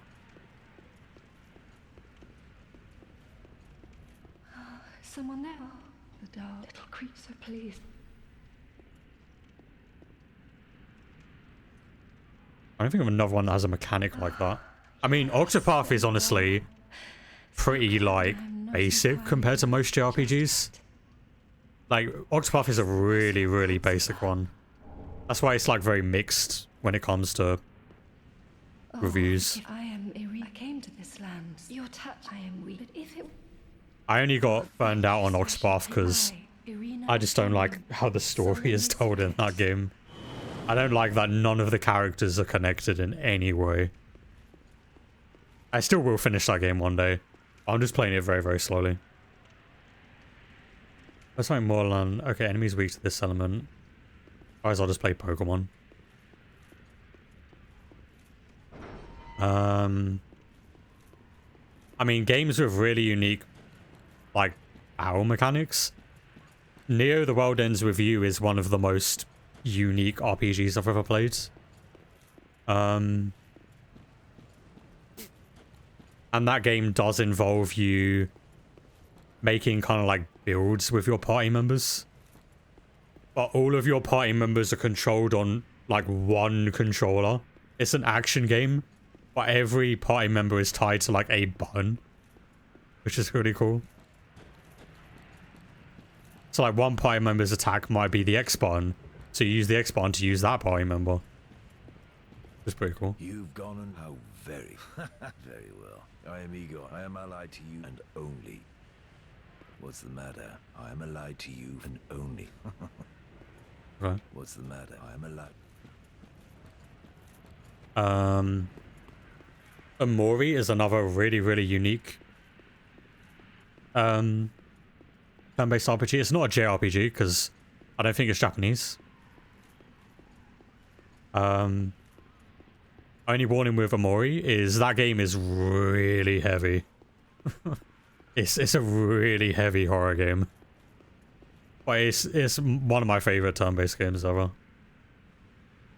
Games are like, just give me suggestions. Like, what Nier games should I play first? Or what Final Fantasy should I look at next if I want to start to love story over gameplay? Okay. What Final Fantasies have the best story? Well, my favorite Final Fantasy is 10. I think 10 is one of the best stories in the entire series. And that is the only Final Fantasy game that is true turn-based as well. Is Final Fantasy 10. All the others are active time turn-based. But 10 is fully wait your turn turn-based. Like Persona. Try modify, please. If you're going to play the Nier games, I played them in the wrong order. Which I didn't know. Because I played Automata. Because I didn't know Replicant existed. I thought Nier Automata was just its own entity. So I played Automata before Replicant. But I like Replicant more. I feel like I would have liked Automata more if I played Replicant first. Like, without spoiling anything, play Replicant first. Absolutely play Replicant first. I think it will make you enjoy Automata more. Like, I wish I played Replicant first. What about FF9? FF9 is my favorite. I might play it. Then just start referencing it to her. I like Final Fantasy 9. The only thing you'll have to get used to with 9 is that was before voice acting. Final Fantasy 10 is the first voice acted game. FF9 is all reading dialogue. So like the story in FF9 is really good. It's just a lot of reading. Like a lot of reading. And it's not fully turn-based, it's like active turn-based, like where like if you're not doing anything, the enemy's gonna keep attacking you, so you have to like quickly put like commands in and shit. That's how all the Final Fantasy games are until 10. And kind of changed it. Yeah, your girlfriend said the same about Replicant. Replicant is in my top 10 favorite games of all time though. If you want a game with a good story, absolutely Replicant. In terms of like gameplay, Replicant's pretty like generic action RPG. Like it doesn't do anything super different. But the story is the main reason you play Replicant. The story and the characters are amazing. I enjoy the gameplay, but it is like super basic. With reading and pro, sometimes I've got scenes can speed read, and blast through it. What needs smithing? I'd say if you want to play 7, 8, and 9 are in like the same realm for like Final Fantasy. Final Fantasy 7, 8, and 9 are all very similar because they're all the PS1 Final Fantasies. They're all dialogue only. They're all they all have like very similar mechanics. It depends what you're looking for, because Final Fantasy 9 is more of a fantasy setting, whereas 7 and 8 are more like steampunk, futuristic settings. 8's more just like realism with a bit of weirdness. Unlike, I don't think I have it in me to play OG 7 before remakes. I played OG because apparently the remakes are slightly different. So you get a different experience playing the OG. Like apparently they changed a bunch of stuff in the remakes. Which I don't know about because I obviously haven't looked it up. Because I want to go into those games blind. But I've played the OG twice. And the OG's really good. Out of like 7, 8, and 9, 8 is my favorite of the three. I think it has the best story out of the three. I will say though, if you play Final Fantasy 8, just don't worry about how confusing the junction system is at first. It's going to give you some big tutorial at the beginning of the game. It becomes easy to understand what's happening. Final Fantasy 8 is notorious for like throwing like 10 tutorials at you at the beginning and none of them being helpful. It's really easy to explain, like how the junction system works. And how the GF system works. 9 is probably the most simple of the three of them.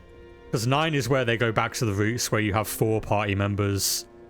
7 and 8 you only have 3 party members at once. Or 9 you have 4 party members. You learn skills by equipping equipment and earning SP on the equipment, and that gives you the skill permanently. And then you have SP to equip certain skills. Like 9 is probably the most simple of the three of them. I played 9 before 7 and 8. So you'll be fine to do that, honestly. Because I did play them. I played them 9, then 7, then 8. That's the order I did them in. Welcome home, Ashen One. Then we make 8, 9 in the Lightning games. How would you recommend the order I play? Very well. Well, I can't judge remake because I haven't played that myself yet. From these sovereignless souls. I would say 9 out of all of those. The Lightning games are going to be really weird because they are like unlike any of the other games. Like they have such a weird battle system, and the story is like something. Oh, if you're including the 10, then I'm going to say 10. 10 is absolutely the one I would recommend anyone who wants to play a Final Fantasy game to play 10. Because in my opinion, it has the best story and the easiest to like understand battle system. While also being like fun in its own right. Oh, yeah. Have you seen how you level up in Final Fantasy X? It's quite interesting. You just have like a giant skill tree basically that all 7 characters are on. It's just like a giant skill tree. That's the level up system in 10. You don't get like a lot of freedom on it until like late game, but you can do some like cool things with it.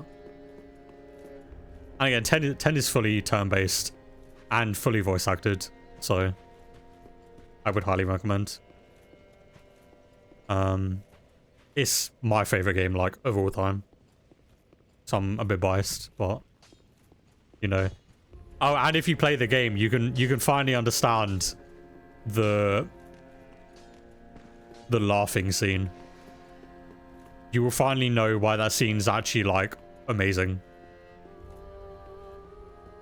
Hello. And fast on the trail of the Lords, and these red eyes are for Thank you. use them to pillage embers. What else are unkindled? I'm gonna play Stranger Paradise 2. I feel like it has like an end game, so I'm gonna play it so I can grind the end game between other games or if I need a break. I really want to play Stranger Paradise. That's a really divisive game though. Like apparently it's really like hit or miss whether What else are unkindled? you like it. Like I'll like it because it's just Final Fantasy. I don't really dislike anything Final Fantasy. I've never played a Final Fantasy game that I haven't enjoyed. And I've played a lot of them.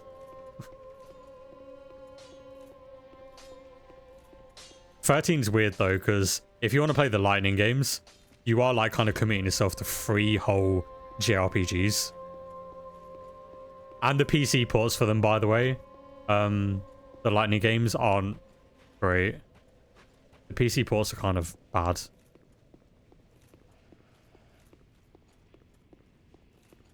What about Final Fantasy games before 7?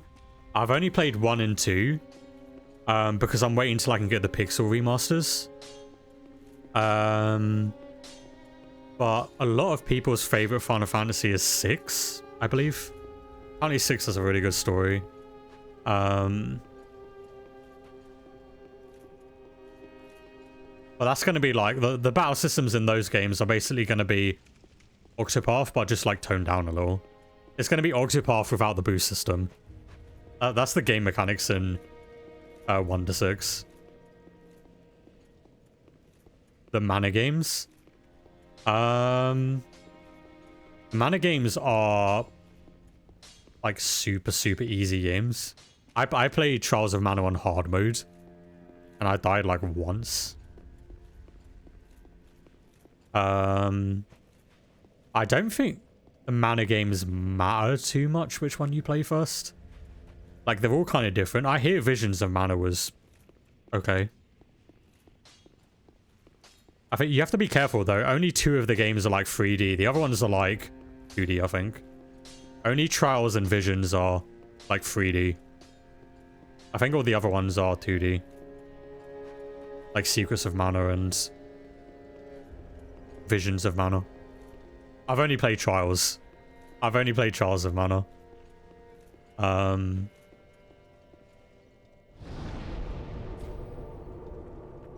I would absolutely recommend 10 and 15 for Final Fantasy. Those are the best ones in my opinion.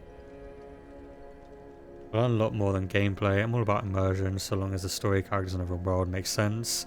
I like the game. Yeah, you're being for a treat with basically all the Final Fantasy games. Final Fantasy 12, I would say, probably has one of the weaker casts of characters, but the gameplay's fun. The gameplay's cool. And technically Final Fantasy 12 is like kind of open world, which is weird. Open world with like loading zones, but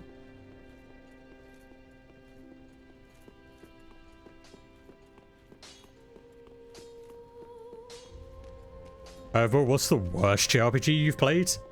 Oh wait. Let me go on my backlogs. Let me see. Let me see here. We go to backlogs.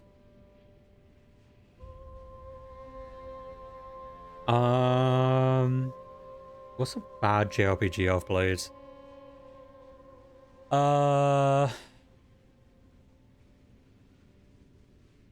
What are we defining as bad here? Just like, I just didn't enjoy it. Oh, I love Ni no Kuni. Ni no Kuni is so good. I think you'd like Ni no Kuni. They have like a Pokemon-esque to them where you are just like capturing creatures, kind of. But the story and the music is great. Didn't like it, we'll never play again. Let's see. Let me just Google JRPGs.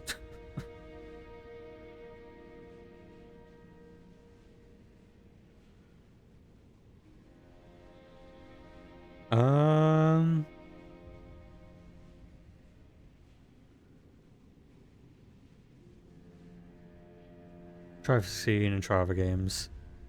Yeah, we can have this convo again.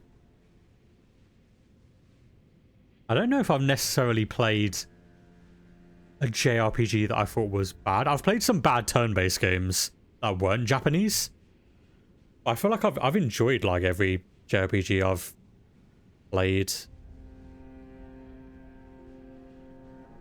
The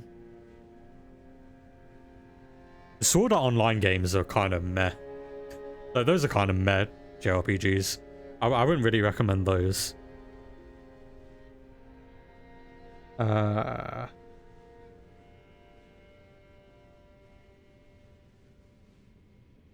mean, I've only played one of them, but I hear every single one of them is the exact same. So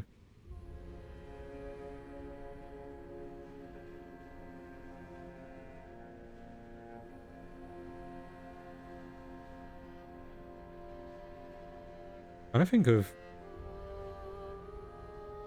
What was the game I played? I don't think it was Japanese, but there was like a turn-based game I played called like... I think it was like Astria Ascending. I played like 2 hours of that game and I will never play it again.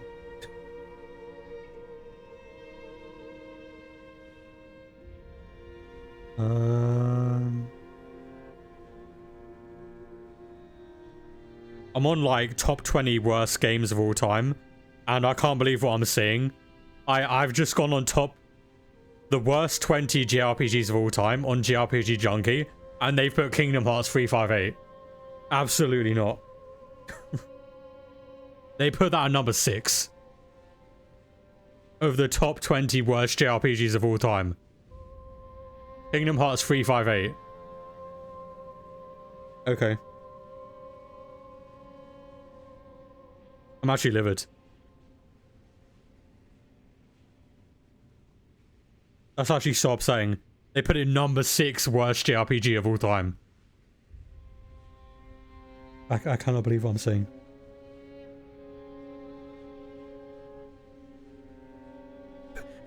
Top 10 badly reviewed JRPGs that were pretty good. Final Fantasy 13 free. Cool.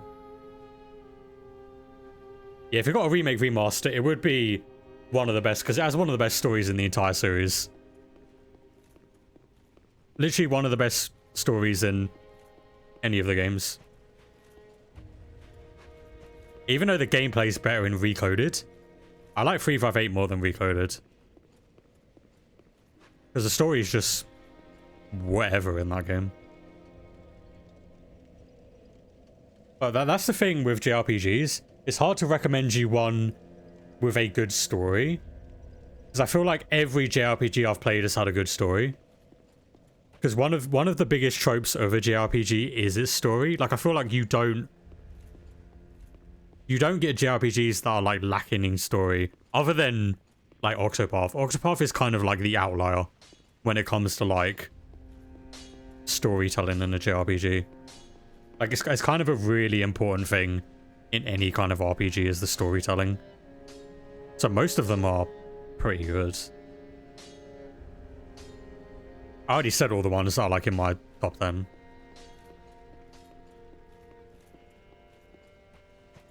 But that's like my only grievance with Octopath Traveler, is I just don't like how none of the characters interact with each other in any way. I like my party members to at least like talk to each other. I hear Octopath Traveler 2 does that a little bit better. Like, they do talk to each other at some point. But in 1, they don't interact. Why are they going on a journey with each other when they don't talk to each other? What's happening? Music's great, though. Music's great. Yeah, if you want a JRPG with good music, the Ni no Kuni games have absolute phenomenal music. Not sure to make sense. Doesn't have to be any revolutionary twist, but any kind of twist, even if it's cliche, is kind of cool to me. You want a twist? Play Final Fantasy VIII. That game blew my mind when I played it. It's a little hard to get into compared to some of the others, but the story in that game absolutely blew my mind.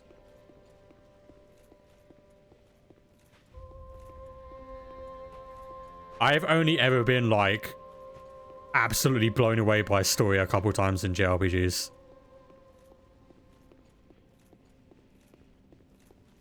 Final Fantasy VIII being one of them. And Amori. Amori, not Japanese, but that game also blew my mind.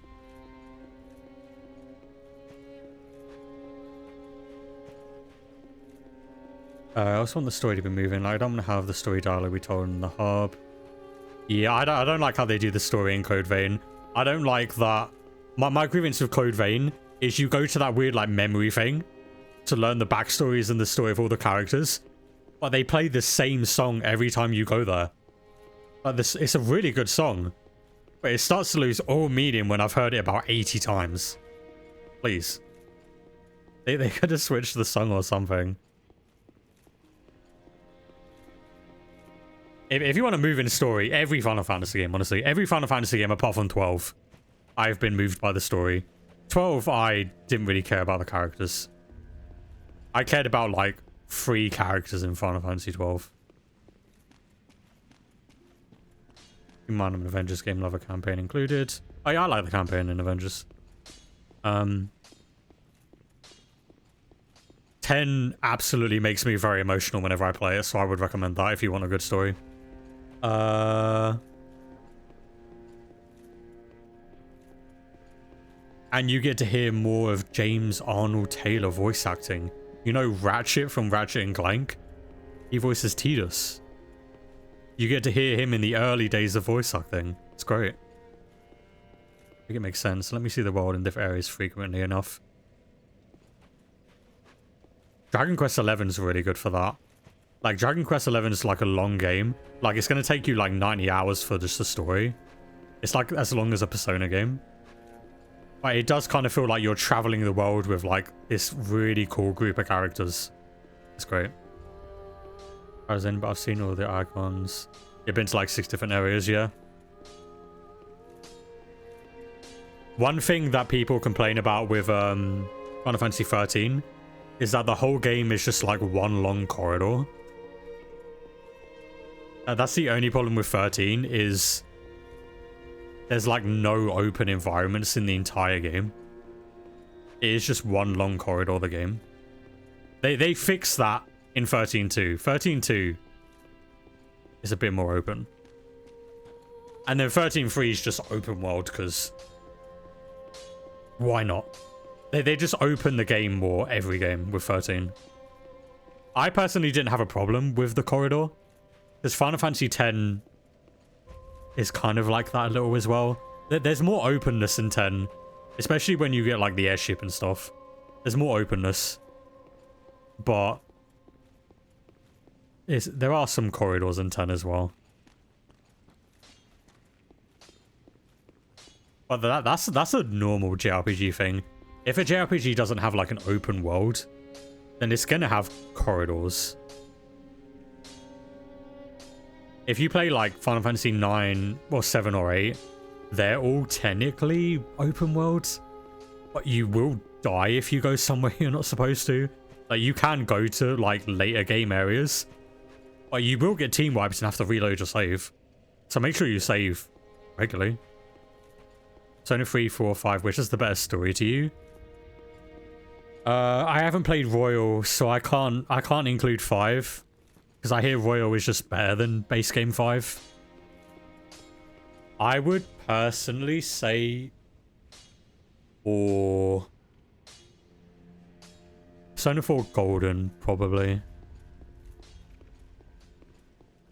I would need to restart 3 and or 5 because of the new PC. I forgot I have Steam Cloud off, right? Man, I need to play Royal. I can't judge 5 with 3 and 4. Because I just haven't played Royal yet. I feel like it's unfair for me to judge it when I haven't played Royal.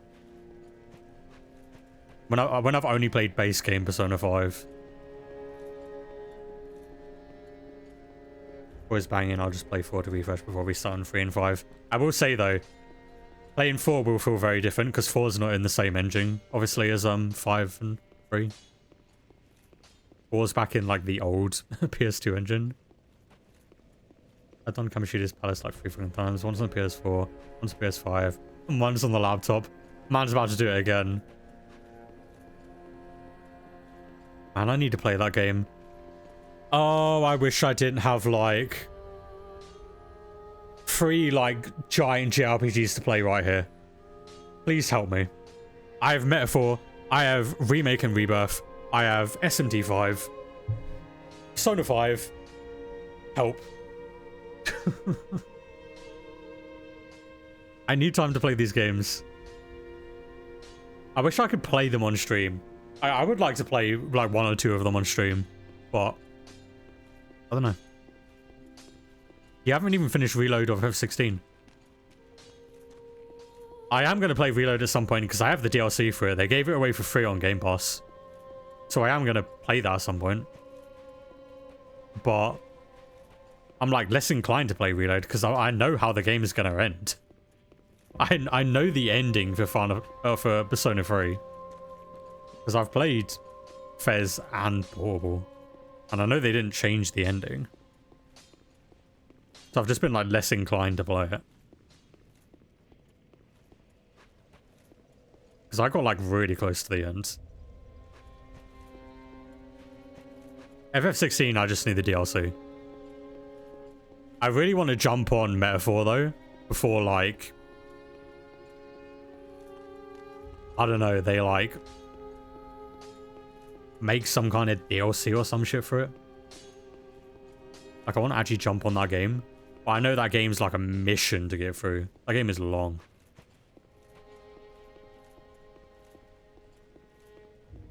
I was originally going to play FF7 Remake on stream. Because obviously I've played the original.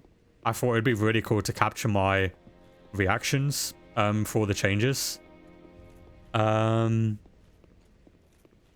hear that game is a really bad problem on streaming where people spoil the game for people streaming it.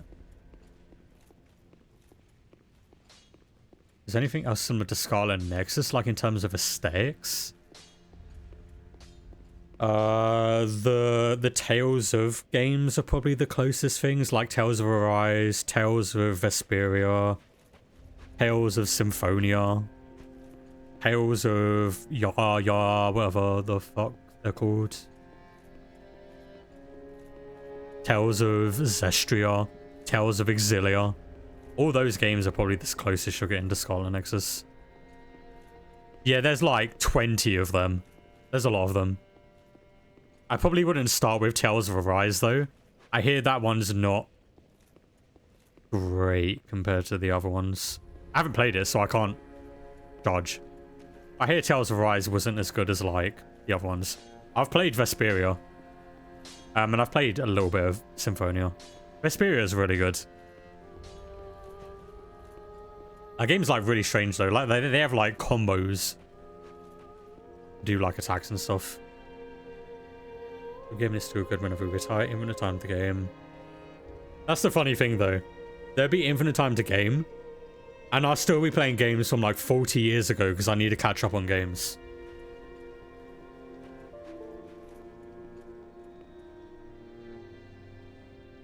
Oh, there's not space to continue recording. That's fine.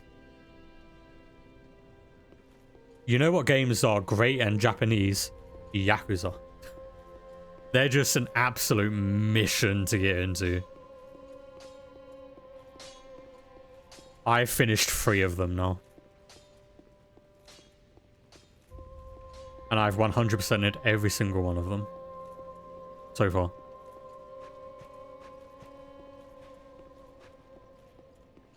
That's just another big series with like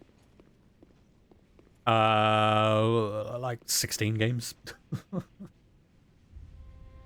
And they like have to be played in order because they have a concurrent story. They can't be played out of order. GTA 10 would be out. Whereas you have ways to speedrun Mario 64. It's actually so funny though. All these games coming out this year, and I could not care less about GTA 6. I will not be playing it. Yakuza is if you took like an anime and like kind of like a game like GTA and kind of just smushed them together. Like Yakuza's just batshit insane. And it's weird because the story in those games is so serious. Like the story is really serious in the Yakuza games. They're amazing and like really emotional and so serious. But all the stuff you do outside of the story is so unserious. It is like the weirdest game I've ever played. I love them. They're great. Again, this is coming from someone who's only played 0, Kiwami, and Kiwami 2. I really want to get through them though, because Like a Dragon and Infinite Wealth are both turn-based. I really want to play them. I really want to get to the 2 turn-based ones. I hear they are incredible turn-based games. They're just a mission to get into because you do have to kind of start with Yakuza 0 and then work your way through them. And if you don't do all of the side content, like, you're kind of missing out on the Yakuza experience. Because half the game is just all the stupid side shit you do. Like, oh, I don't care if someone's in trouble. I'm just going to go sing karaoke for a little bit. I'm just going to go eat at this restaurant. Gain some XP. You know. Oh, that's Yakuza. That can be the most serious thing happening in the story. But you can go play golf if you want. Why not? I can go sing some karaoke. Love it.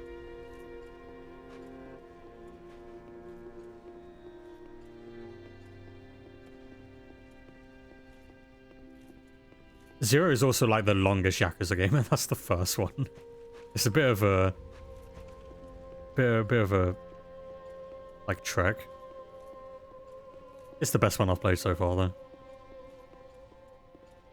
Especially since Kiwami 2 was only in 30 FPS. For whatever reason. Not that I really care, because I will play a game in 30 FPS, but Kiwami 2 was the only one that's been in 30 so far.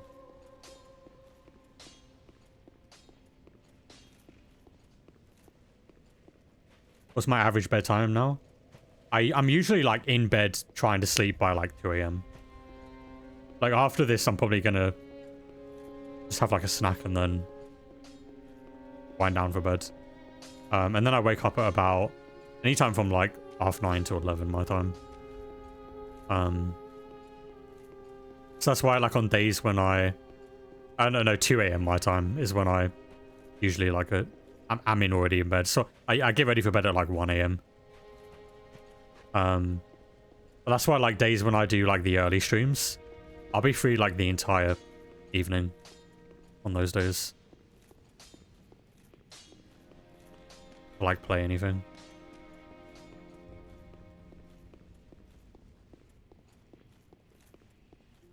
But like I get ready for bed at 1. And then I'm in bed like trying to sleep by 2. Sometimes it depends, because sometimes I'm playing a game and I look over at the clock and it's like 1:30 and I'm like, shit. I should be getting ready for bed.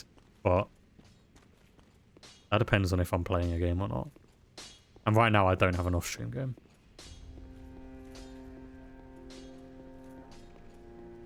And I can't start any of these 100-hour RPGs because there's a turn-based game I want to play coming out in like 9 days. I can't get through Persona in 9 days. Absolutely not. And I want to play Clair Obscura. Yeah, I play PoE. Like, PoE for me right now is like a game I just hop on and play for like an hour or 2 every so often. Like, it's not a game that I sit there and play all day. I think that kind of game is kind of perfect for that. Because I don't give a shit about the story in Path of Exile. I started like skipping half the dialogue. Because they're just like saying things and I'm like, huh? They're like talking about people. I'm like, I don't know who that is. You're naming characters I've never met. So I just started skipping the dialogue because kind of meant nothing to me. Heavens. Heavens. I need to start a new like story game off stream. It just needs to be a game I can finish in the next like 8 days. Because I don't think I'm going to be streaming Clair Obscura. I would like to stream more turn-based games. I don't know if people want to watch me play turn-based games. I would really like to stream more of them.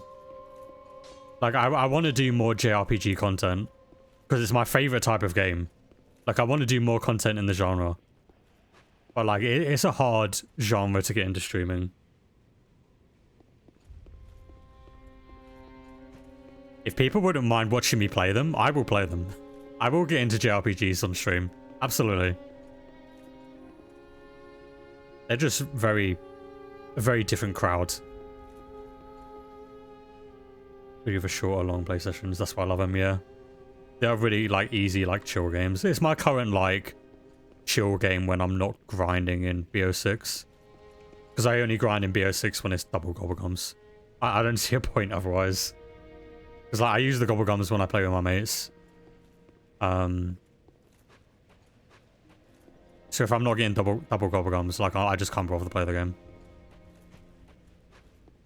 Because it feels so slow normally.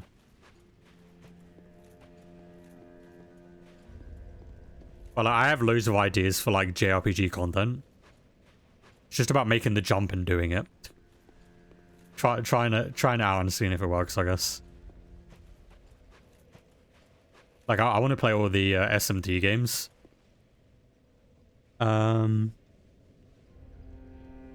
Because, like, I've never played them and I'm such a big Persona fan.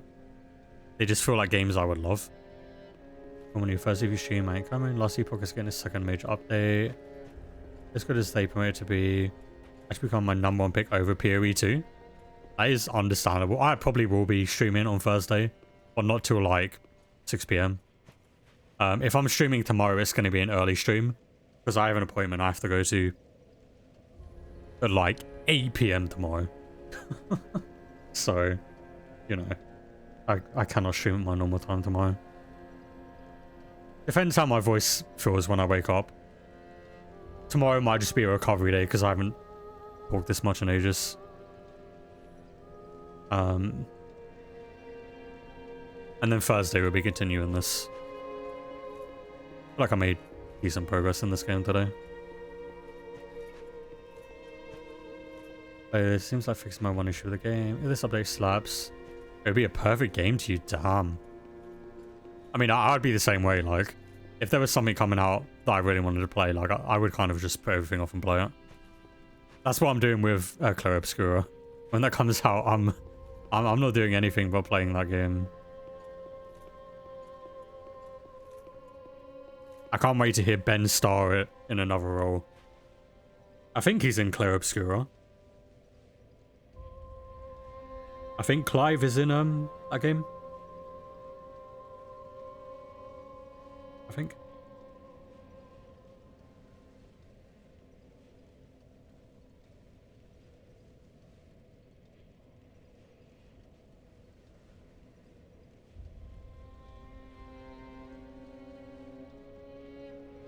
Yeah, he is in Expedition 33. The guy who voices the main character in FF16, Ben Starr. Apparently he's a character in Expedition 33. Every time I go and like, here's some money. Tell me if there's an emergency otherwise. Thursday, I do not exist to you. Great every stream. Love the chat as always. I'm gonna go eat. No problem, man. I'm literally gonna end now and also go eat before I go to bed. Yeah, I'll catch you later as well, man. Definitely let me know like the schedules and stuff. Otherwise, I'll probably see you like next stream. Because I should be streaming like daily now. Or at least whenever I can, anyway. Cool. Thank you, Ben, for sticking around and chatting for so long, though. Always very much appreciated, thank you. Thank you, Lognecker, for sticking around and chatting as well. Always very much appreciated. Thank you, Babe, for sticking around and lurking. Always very much appreciated, thank you. Thank you, Dyro, for popping in and chatting for a while. Thank you, Demonic, for sticking around and chatting for so long as well.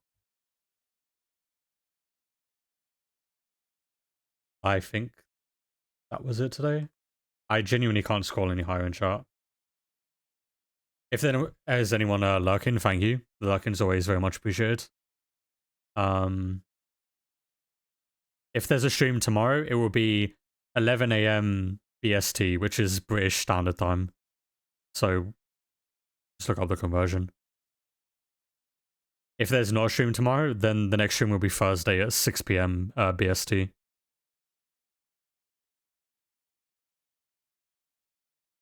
I have to specify British Standard Time because it kind of sounds like I'm saying PST instead of BST.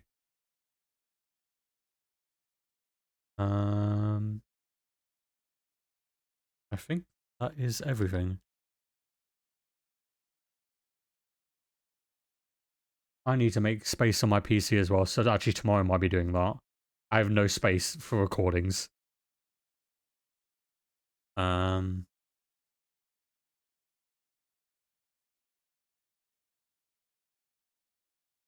Regardless, there will definitely be a stream on Thursday. Thank you everyone for watching. Hope you all had a good rest of your day and evening. Because it's probably evening for everyone right now. I will see you all for the stream either tomorrow morning or definitely Thursday.